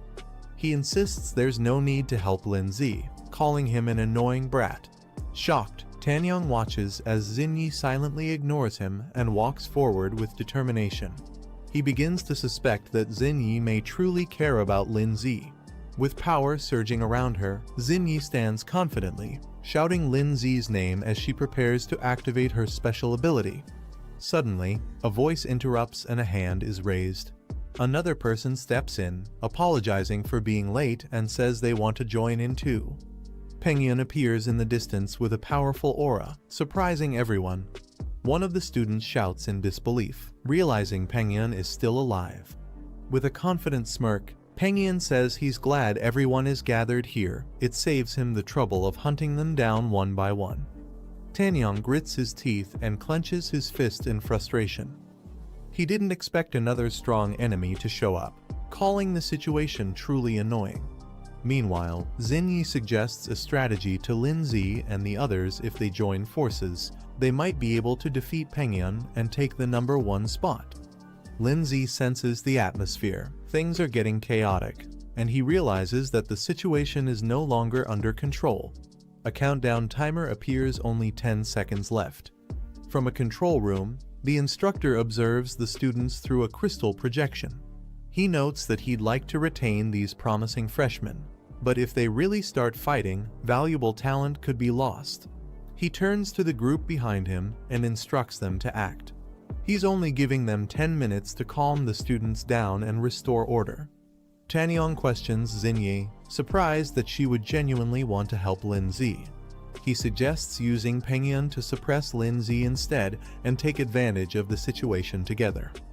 Xinyi apologizes and firmly declares that she truly wants to help Lindsay. Lindsay and Guan watch silently in the background. Tanyong is stunned. His mind spirals into shock, misinterpreting her actions as her falling in love with Lindsay. Furious and heartbroken, Tanyong screams in rage and vows to defeat both of them with his own hands. Pengyun, excited and ready for battle, invites everyone to attack him at once. But suddenly, a powerful voice commands him to stop. Everyone is stunned as they're told the competition is over, they've all been accepted. However, a special challenge has been arranged just for them. A glowing portal appears, and one by one, figures begin stepping through it. A group of elite second-year students emerges. The instructor explains that these are the academy's top-ranked students, and the new recruits must fight them. Winning grants glory. Losing means their names will be erased from the records. Guan protesting that the matchup is unfair. As freshmen, they haven't even settled into the first year, yet how could they possibly win against experienced second years? Tanyong and the others agree. They've already been through multiple battles and their spirit beasts are exhausted, making it hard to continue. Lindsay steps forward with a calm smile and simply says, "Let's go." Pengyun watches from afar, commenting that it's unfortunate. But since they couldn't eliminate the new students, they'll now be schoolmates and there will be plenty of chances to compete again in the future. An angry second-year student yells at the group, demanding they first pass the upperclassmen's test before celebrating. Xingyi turns to Lindsay with a hopeful smile and asks if they can now consider themselves allies. She looks at him with admiration, while Lindsay responds with a confident but unreadable glance. Guan, visibly flustered, pouts and complains that Lindsay hasn't answered her yet, annoyed at being left out of the moment. Lindsay analyzes the situation, recognizing that the reward from the purification trial is valuable since it boosts both physical strength and soul power. He observes that the opposing side only sent 4 people, while his group has 5, suggesting their opponents may have underestimated them. He then turns to Xingyi and sets a condition. If she wants to be seen as a true ally, she must prove herself in battle. Lindsay explains that she'll have to fight either him or his sister's team to earn that trust.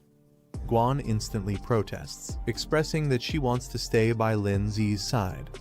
Lindsay gently assures Guan that he'll take on one opponent himself, and tells her and Xingyi to handle one together since they have a better chance as a team.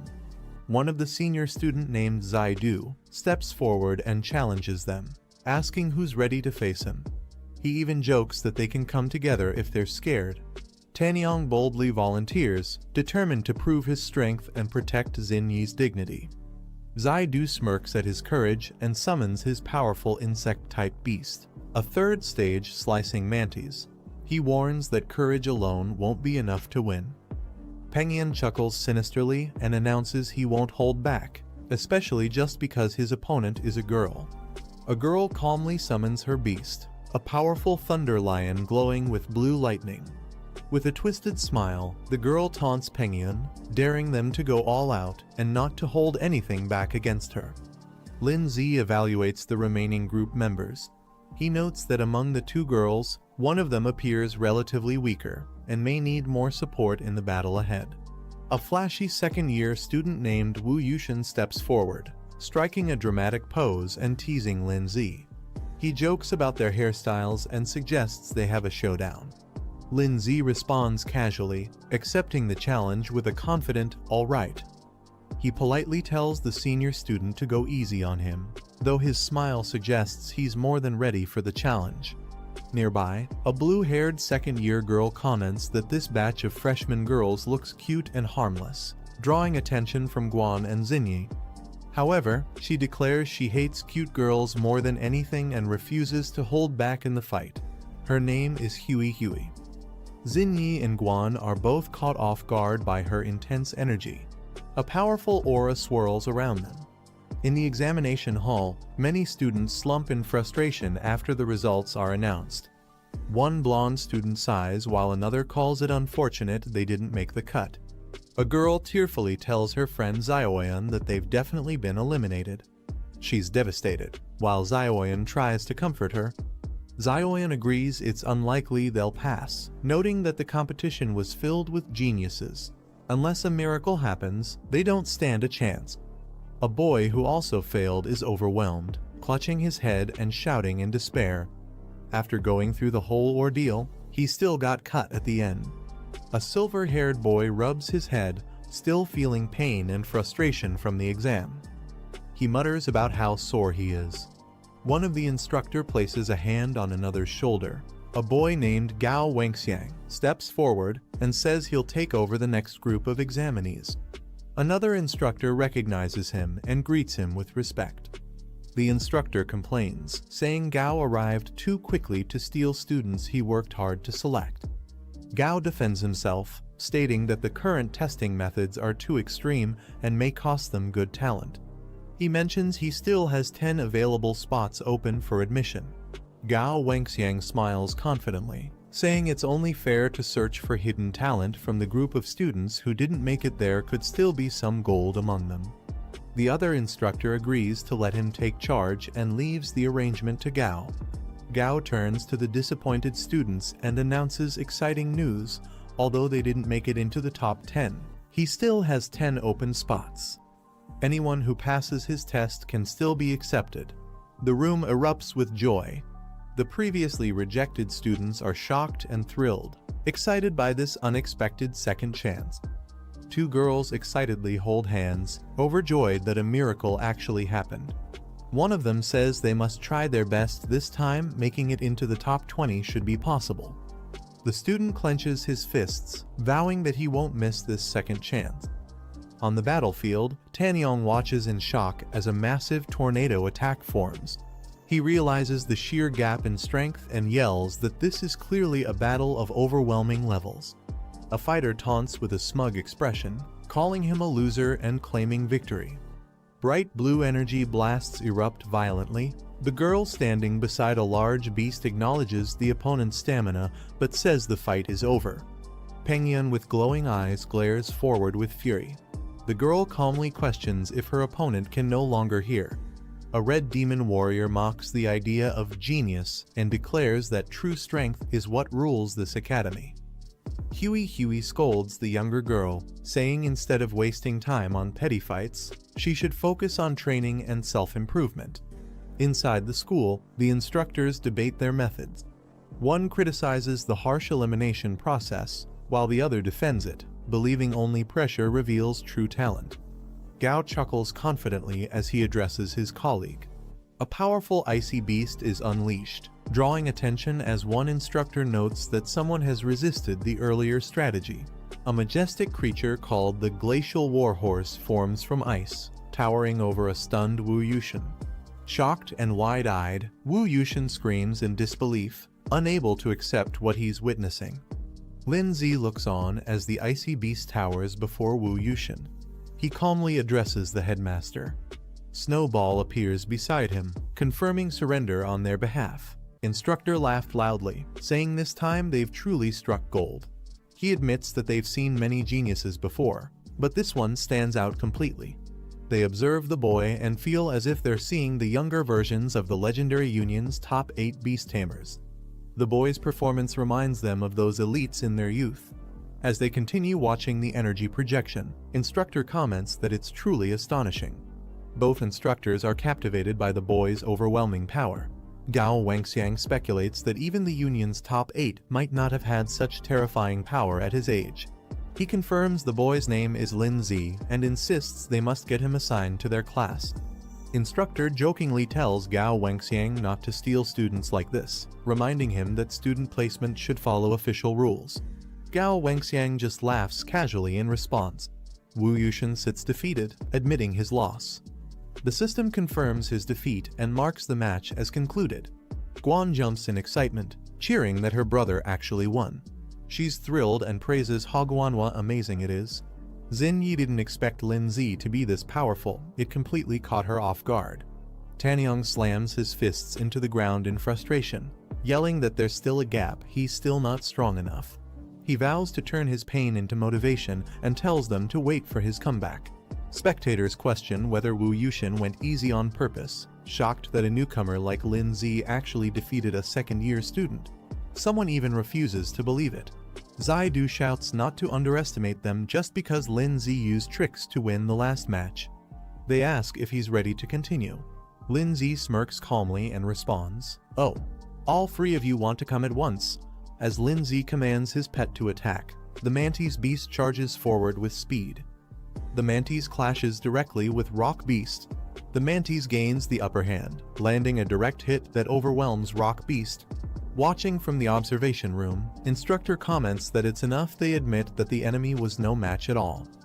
Gao Wangxiang adds that continuing would only humiliate the second-year students and turn Lin Zi into a target of resentment. The other agrees. The instructor announces the end of the test and tells the students to withdraw their beasts. Zaidu shouts toward the instructor and admits that Lin Zi passed the trial alone. He also acknowledges that other students performed decently and says everyone's strength will improve after entering Zhongning Academy. Zaidu points at Lin Zi and says it's not over once Lin Zi officially enrolls, they'll have a rematch. He yells that it was just bad luck and calls Lin Zi despicable. Lin Zi smiles and gives a thumbs up, complimenting Zaidu by saying he's truly strong and doesn't even need to compete anymore. Enraged, Zaidu yells at Lin Zi to just wait. He calls him a punk and declares that he'll remember this moment. Lin Zi stands calmly with Snowball and Rook Beast by his side as several pillars of light fall to the ground. The system announces Lin Zi's reward for completing the awakening ritual. His stats visibly increase, his physique and willpower get a massive boost. The system congratulates Lin Zi for successfully enrolling in Zhongning Academy. He stands confidently as the energy surges around him, with his achievement points now displayed. Meanwhile, Rook Beast undergoes rapid transformation. Its growth level rises to 33%. Snowball's eyes glow with power as her evolution completes. The system notifies that her growth rate has increased to 12%, marking her progress. Lin Zi returns from the test and lands in the middle of a crowd. Guan runs to him, calling out, "Brother," while the surrounding students murmur in surprise at how strong he is. Still dazed, Lin Zi thinks to himself that every time he wakes up, the environment feels strangely familiar. Someone gently grabs his sleeve and quietly calls his name Lin Zi. Zingy leans in and tells Lin Zi that she can sense his Rook Beast still has an unlocked form waiting to be revealed. Lin Zi looks surprised and asks if it's true. Zingy adds that it also includes guidance on how to awaken his exclusive soul skill. She tells him to come find her after the test if he wants to know more.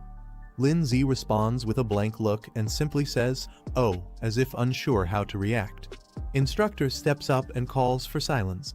He announces that the top 10 scorers in this round will be admitted directly into the academy. The instructor announces the top scorer of this freshman exam. Everyone turns in surprise as the spotlight falls on the chosen one. He reveals the name, Lai Pengyun. The crowd bursts into applause, some with confused expressions while others clap out of obligation. Pengyun murmurs in disbelief, wondering how it could be him. Something doesn't seem right. He clenches his teeth in frustration, thinking that someone who looked stronger than him got ignored. He feels this is complete favoritism and injustice. Instructor Flo points out that Lin Zi clearly outperformed everyone and deserved the top freshman spot. Gao Wengxiang responds, questioning if this setup is truly fair. Instructor Flo reminds him that the rules for this trial were based on score rankings. Even so, he warns that placing all hope on one person is risky. Gao Wengxiang agrees reluctantly. The instructor announces that students who will join the recovery training should follow him.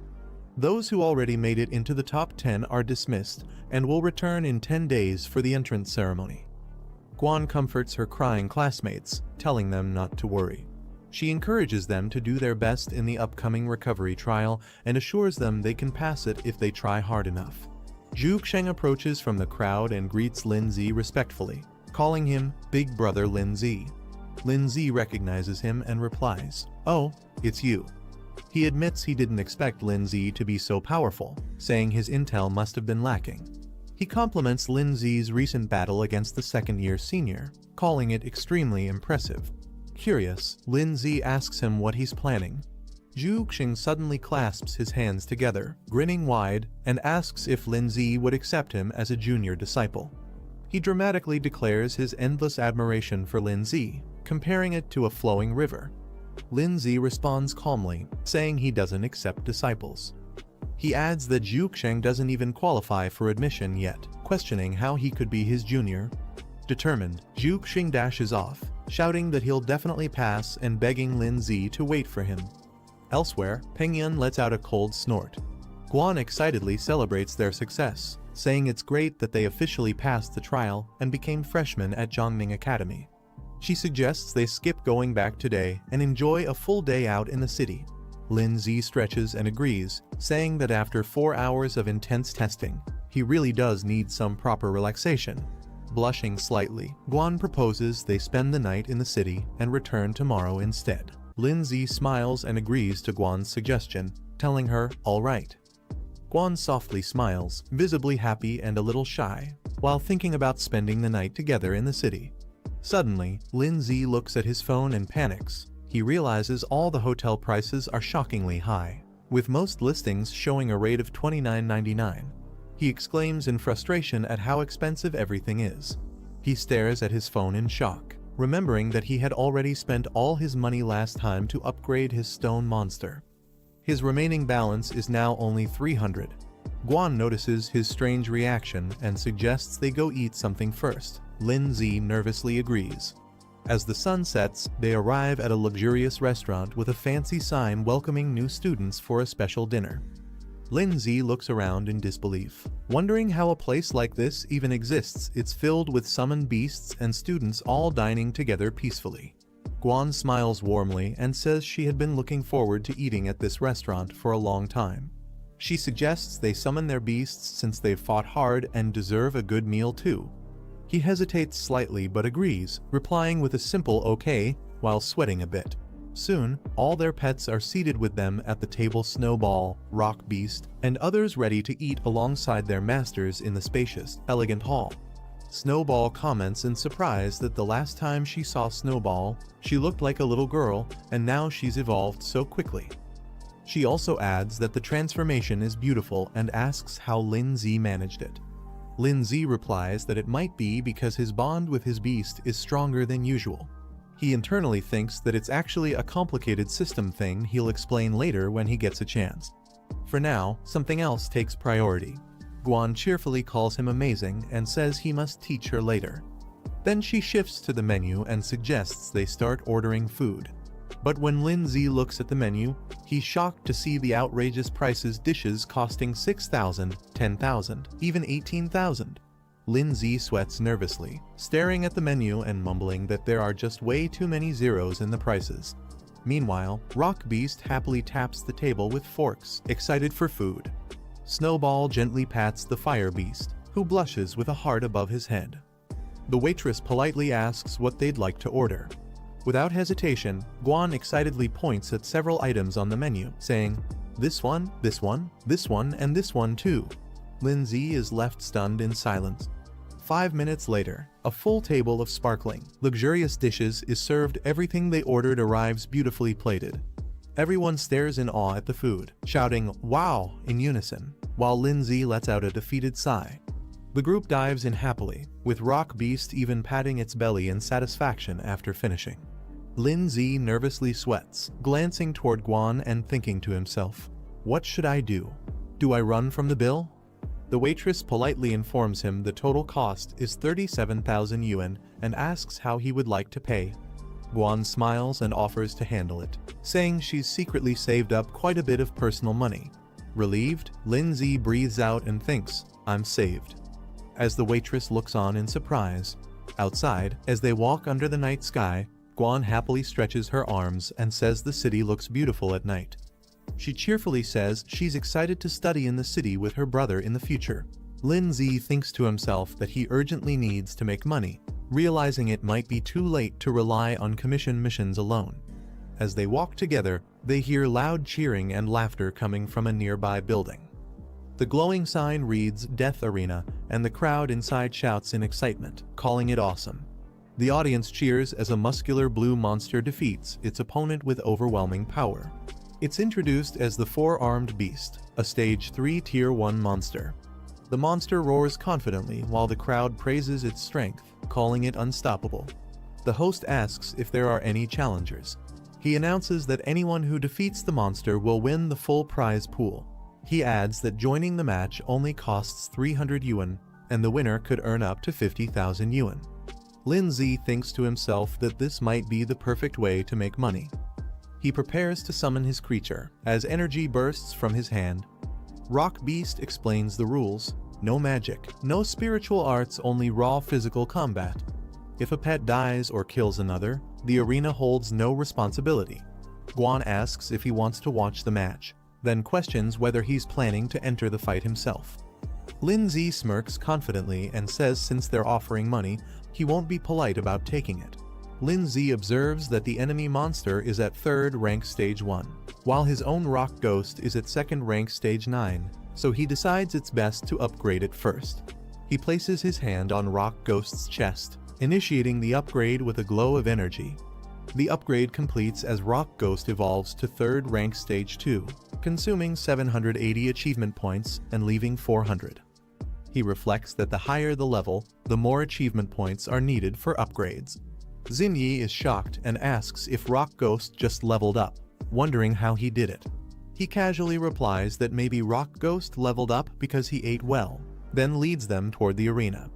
Xinyi cheers with confidence, saying she believes he can definitely win the match. He gives a confident smile. The host announces a new challenger has entered, hyping up the audience as Lin Zi steps toward the ring with Rock Ghost. The host is shocked to see Lin Zi and Rock Beast step into the arena, wondering why someone like him would join such a deadly match.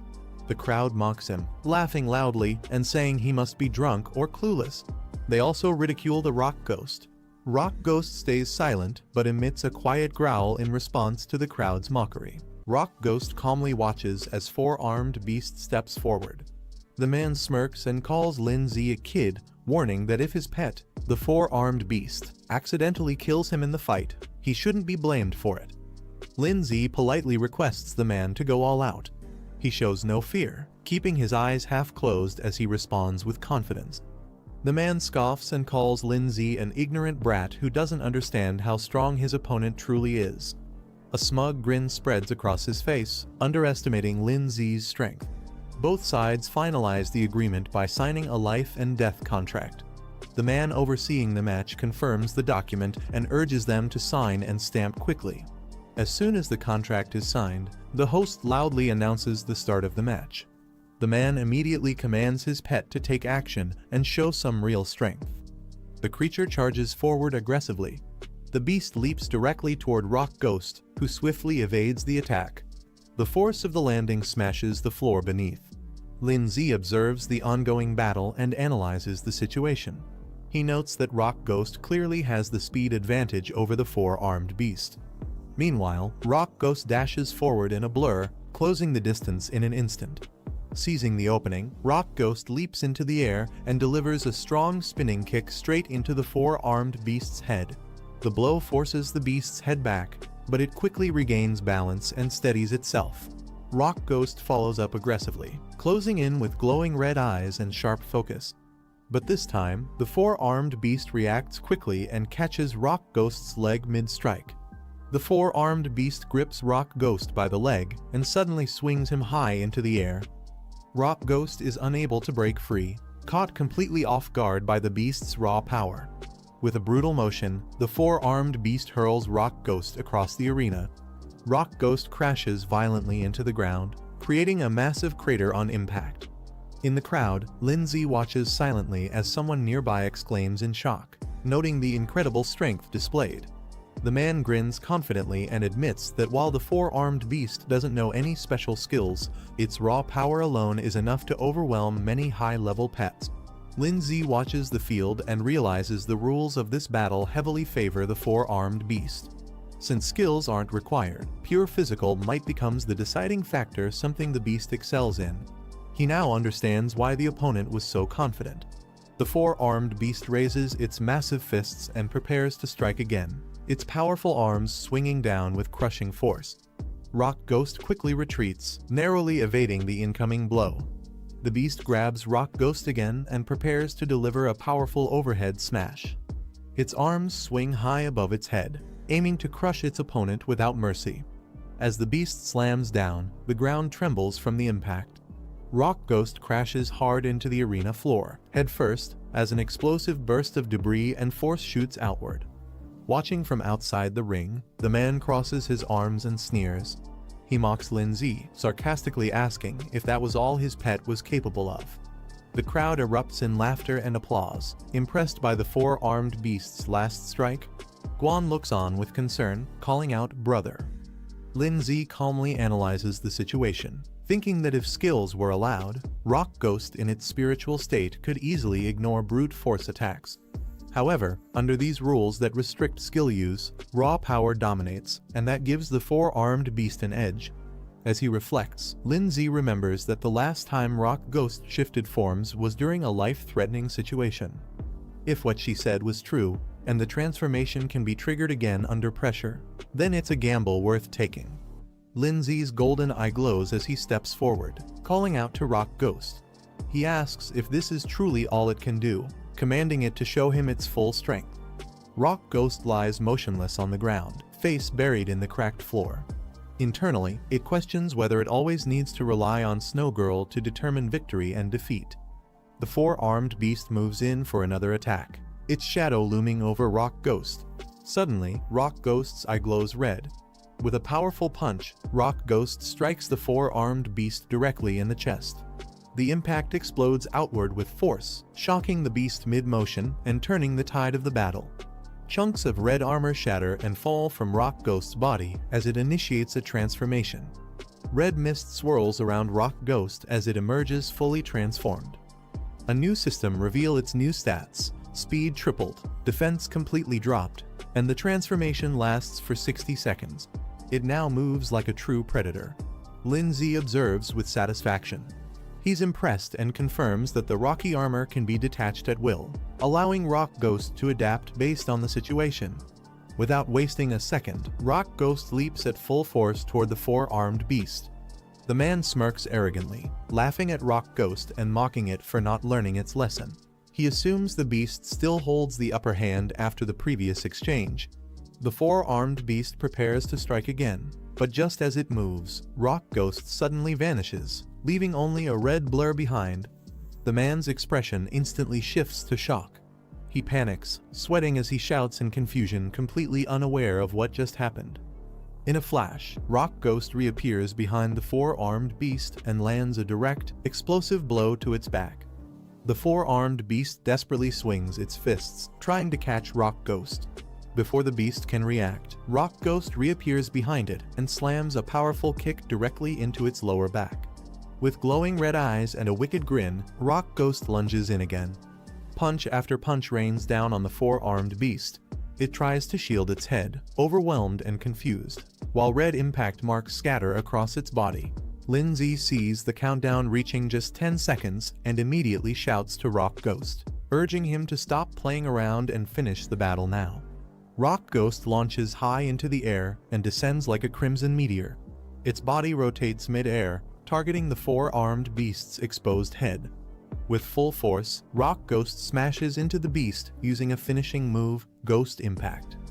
The four-armed beast is sent flying and crashes onto the floor, completely wrecked and coughing blood. After delivering the final blow, Rock Ghost stands tall as its transformation ends. The ghost form fades, and its body begins reverting to its base state.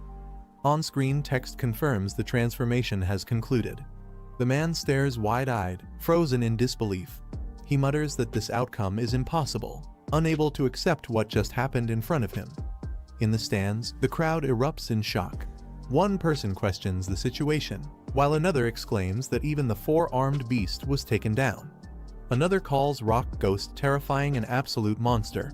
The judge walks into the arena and raises his hand, standing beside the unconscious beast. He announces the result clearly. The winner of the match is Rock Ghost.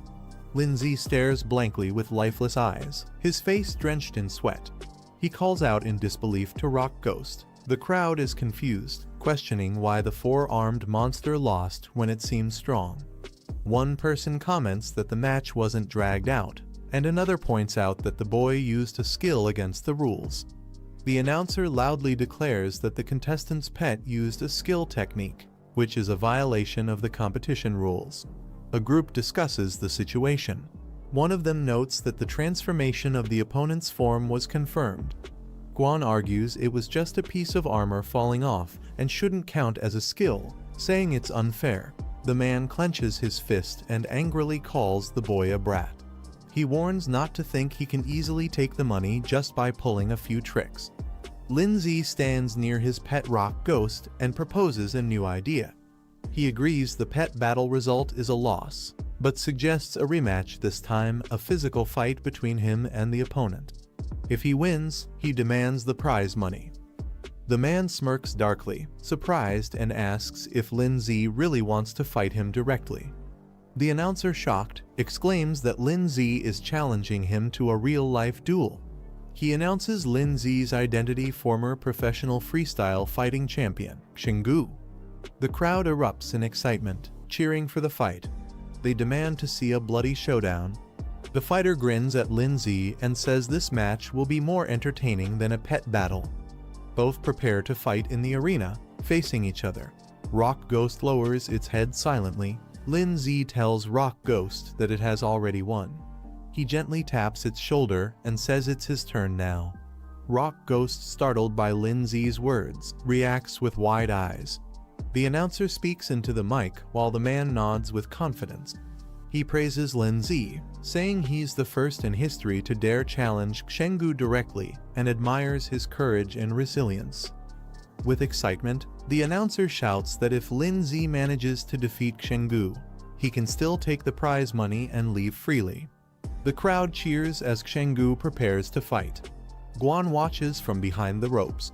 Lin Zi glances back and nods calmly. Chenggu powers up with a fierce grin, lunges toward Lin Zi, and shouts for him to come at him. He says they should enjoy the fight to the fullest. Outside at night, lights glow across the city skyline. Xinyi asking if she might be developing feelings for the boy. As Tanyong and Xinyi walk along the sidewalk, she firmly says she only sees him as a brother. Tanyong responds with frustration, questioning what makes him worse than that brat, and reminds her she barely knows him. Tanyong continues, saying he just doesn't want to see her get hurt. Xinyi folds her arms and replies sharply that she'll decide her own matters. She tells him to go back and rest early. Tanyong stands quietly behind her. Tanyong looks back and quietly says Xinyi's name while watching her from a distance near a building. While walking alone through a back alley, Tanyong clenches his fists and declares that he will surpass Lin Zi someday. He tells him to just wait. Suddenly, Tanyong hears a faint cry for help and turns his head, surprised. A girl, trembling and cornered by a dark, shadowy creature, desperately asks who will save her. Her white beast companion lies unconscious on the ground. A system identifies the monster as Fire Flame System, Stage 1, Rank 2. Tanyong charges in and delivers a powerful kick to the shadow monster, shouting for it to get lost. The shadowy beast is sent flying backward from the impact. Tanyong holds the girl in his arms and asks if she's alright. He scolds the monster, questioning where such a beast even came from. While cradling the girl, he looks up and notices someone standing on a rooftop under the moonlight. He mutters, wondering what kind of monster this world even holds. A hooded man descends rapidly from above, landing hard in front of Tanyong, the girl, and the defeated monster. Tanyong steps forward, demanding to know who the hooded man is and if that beast was his pet. The man questions the meaning of monsters and suggests that if beasts used by humans are considered good, then those that act independently are evil. He asks who made that definition. Tanyong stays cautious and asks what exactly the man is trying to say. The man explains that some beasts are born free and powerful, and only become aggressive after being hunted or manipulated by humans. Their nature is misunderstood due to isolation and fear. Tanyong cuts him off and prepares to attack. He declares that if the hooded man is the one who controlled the beast to harm humans, he won't allow him to continue. He summons a weapon mid-air while charging forward. The man stares calmly and asks if Tanyong is the one named Tanyong. Tanyong is surprised. The man asks if Tanyong knows his name, then mockingly suggests he surrender so he can be taken to the Beast Defense Association for punishment. The shadow monster watches silently with glowing red eyes. The man lowers his arm and calmly orders the beast to retreat. The monster immediately obeys and vanishes. He then steps forward and touches the red-horned wolf's forehead, releasing a glowing energy into its body. The white beast convulses violently as the energy spreads through it, triggering a powerful reaction and causing the creature to cry out in pain. A glowing red orb pulses with energy as the beast's transformation intensifies. The wolf suddenly rises with overwhelming power, surprising everyone present. The man admits he originally intended to seek them out, but since Tanyang showed up on his own, it saves him the effort. He now plans to test Tanyang's usefulness. Tanyang watches the beast cautiously as it radiates with uncontrollable power. The beast finishes its transformation, now towering with overwhelming energy. Its eyes glow fiercely as it snarls at the figures ahead. Tanyang and the summoned shadow stare up in shock, bracing for the clash. The announcer telling another to teach the boy a lesson. Another orders Barebone to show him his strength. Xinyi stands behind them, watching. Xinyi looks ahead with a surprised expression. Linzi turns around abruptly after noticing something. Xinyi cupped her hands and shouted loudly for Linzi, telling him to go for it. Standing beside her, Guan also cheered him on, her fists clenched as she leaned forward with anticipation. Both kept their eyes fixed on the fight. Shenggu stepped into the spotlight, his muscular body exuding power. With pride, he spoke of his past victories, winning the Freestyle Wrestling Championship in Jeonan City in 3241, then defeating Thunder Dragon in the Cherry Blossom Cup in 3243. He continued explaining how he went on to secure the Liaoning Freestyle Wrestling Championship for 3 consecutive years.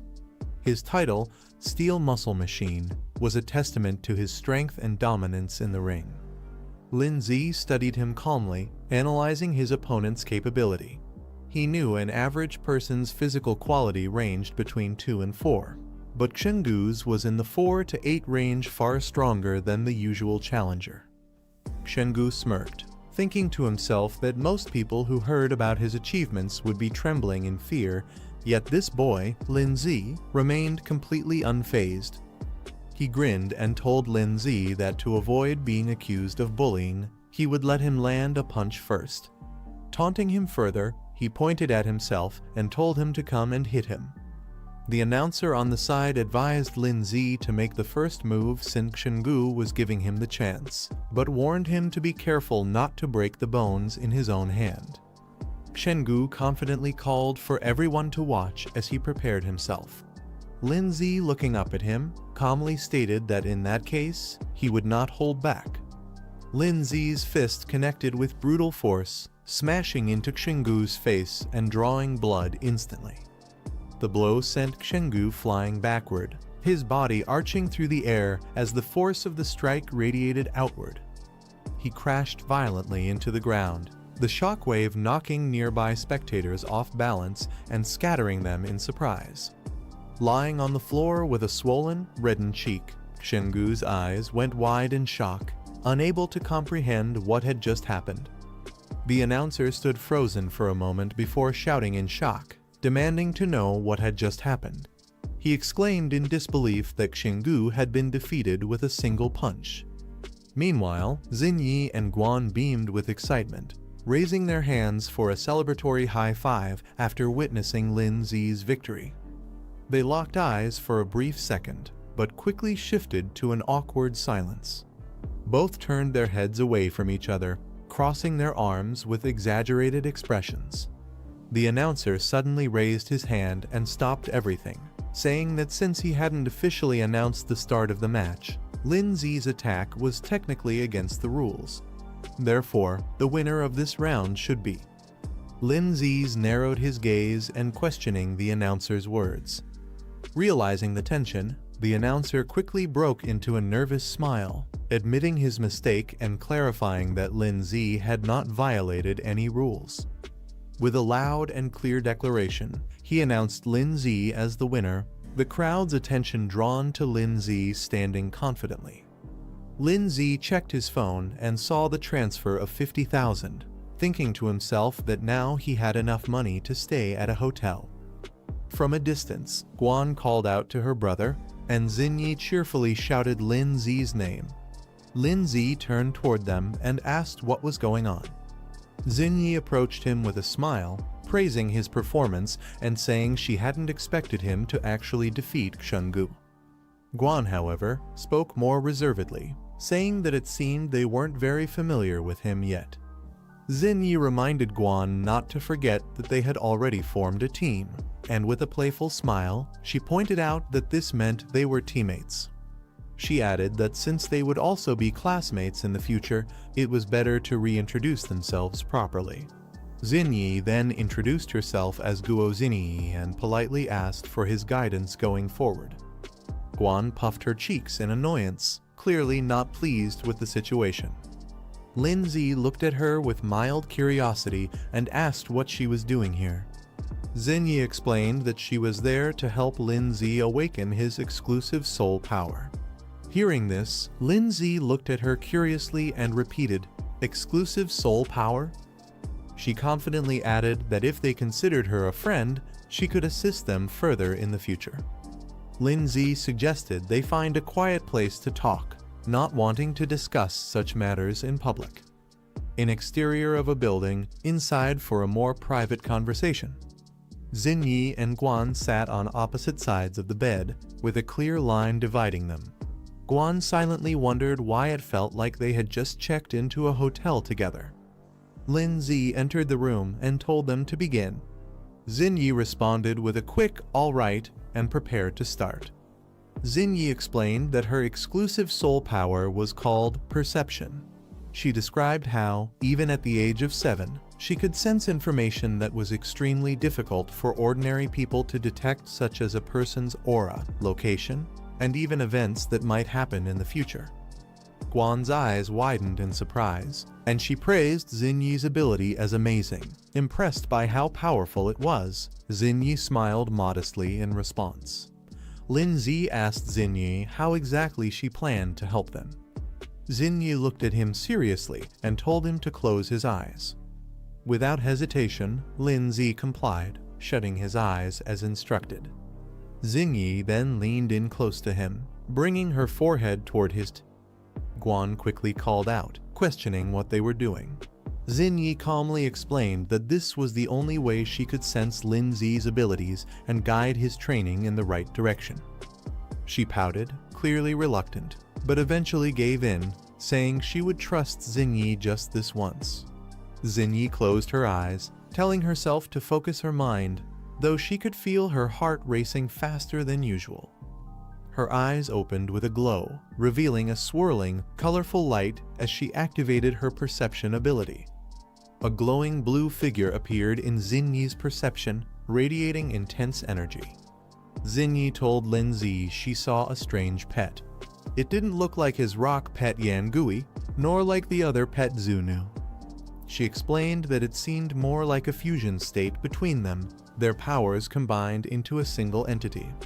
The boy asks about fusion, and the girl confirms it. She explains that her constitution isn't strong enough yet, so she can only sense vague information. Then she tells him it's his turn. Another girl hesitates, questioning if it really has to be forehead to forehead. The first girl insists, saying the hidden potential inside can only be sensed that way, calling her little sister.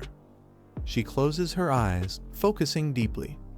Suddenly, her eyes glow with a radiant light as her vision sharpens.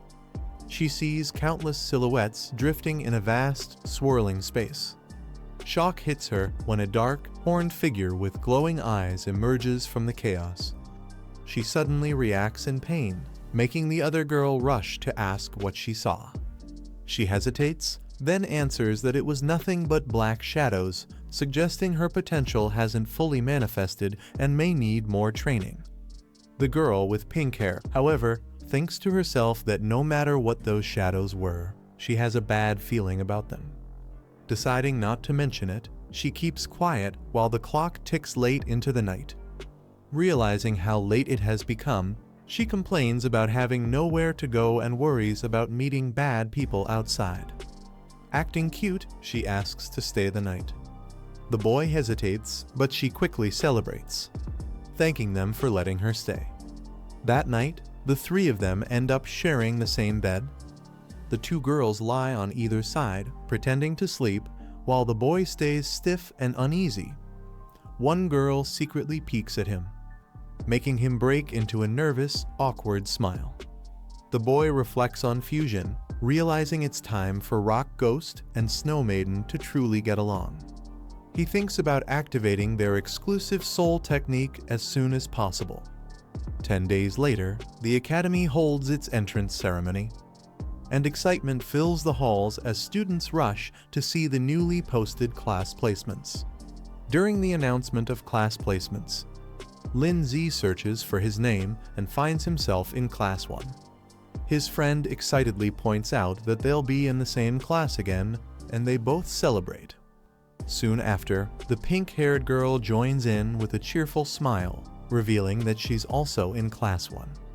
Zinni stays quiet while the others talk, when suddenly a familiar voice calls her name. Shocked, she turns to see Tan Yang, badly injured and covered in bandages. She quickly asks if he got into another fight.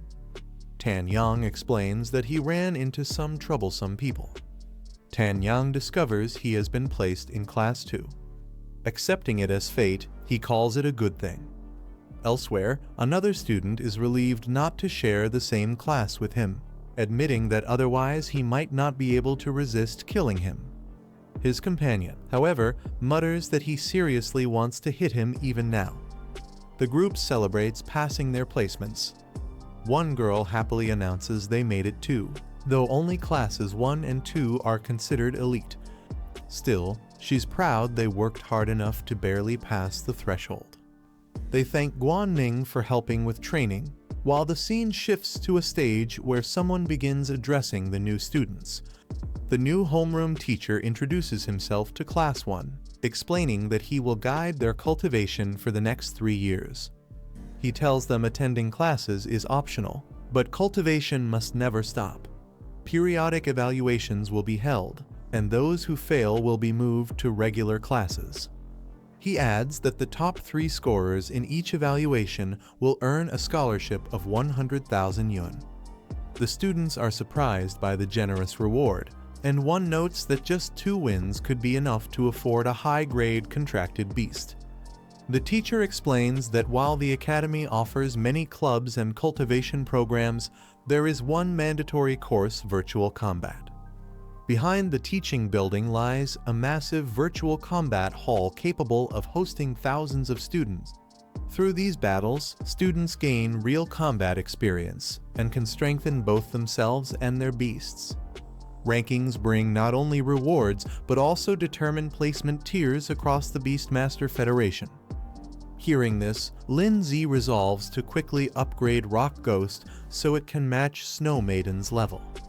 Lin Z places Rock Ghost and Snow Maiden before him, commanding them to fuse. The attempt, however, fails immediately due to a level mismatch, leaving both beasts standing awkwardly in silence. This is the end of the video. If you guys want to see the next part, then don't forget to subscribe and like the video.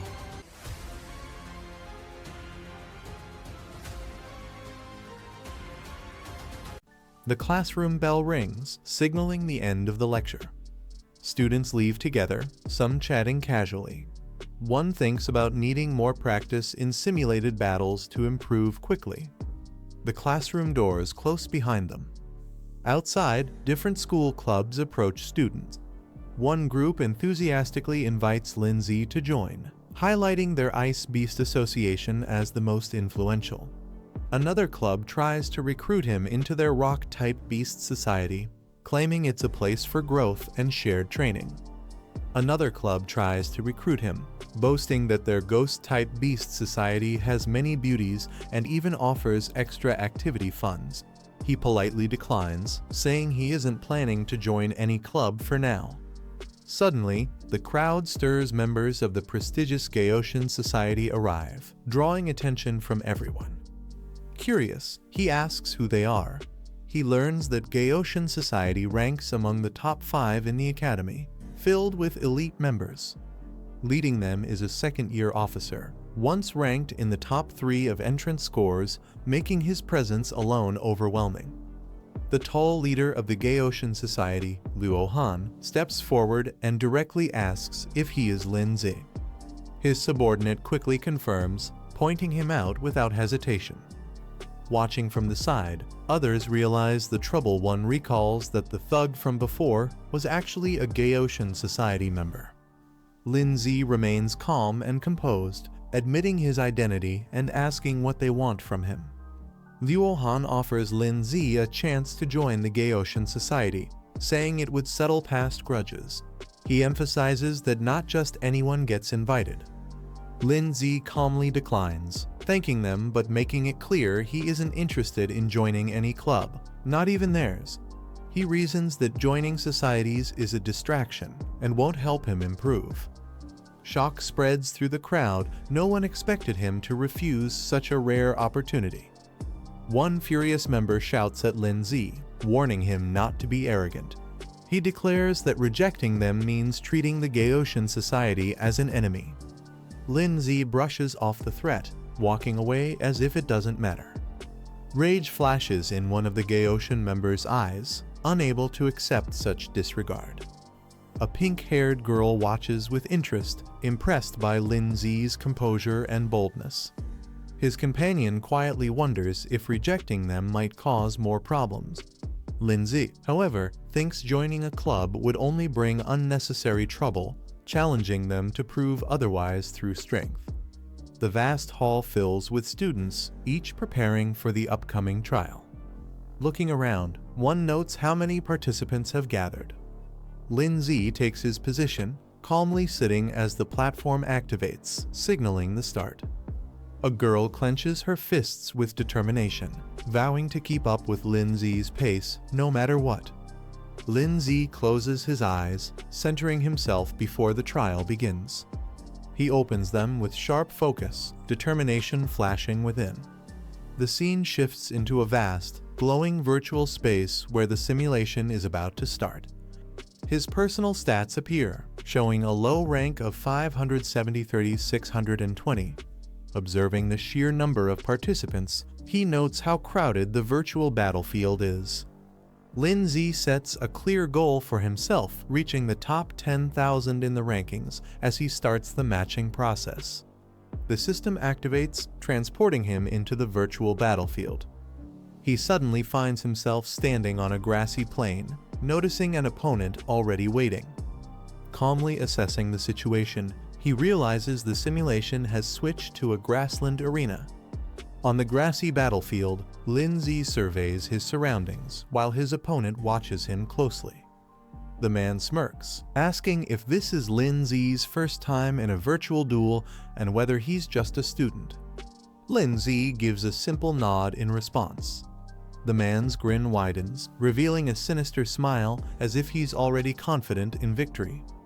The man smirks, saying each year brings in fresh newcomers, and today's match is his lucky chance. Confidently, he prepares to take the win. With a flash of light, he summons his beast. A massive steel-tusked boar appears, its roar shaking the ground. Laughing with excitement, he declares the battle will be thrilling, eager to crush his opponent. Lindsay notes that his opponent's beast is only at the second stage, which explains why the system matched it against a newcomer like him. Calmly, he prepares to respond. The steel-tusked boar charges forward with heavy steps, its strength on full display. A shadowy red-eyed figure watches silently, its presence hinting at something ominous. The man laughs confidently, boasting that Lindsay will soon understand the gap created by years of experience. The battle begins as Lindsay's puppet moves swiftly, striking down the charging steel-tusked boar with ease. The beast collapses instantly, unable to withstand the blow. Its defeat is marked, signaling the end of the fight. The opponent is left in utter shock, his face twisted in disbelief as he realizes his beast was defeated in a single strike.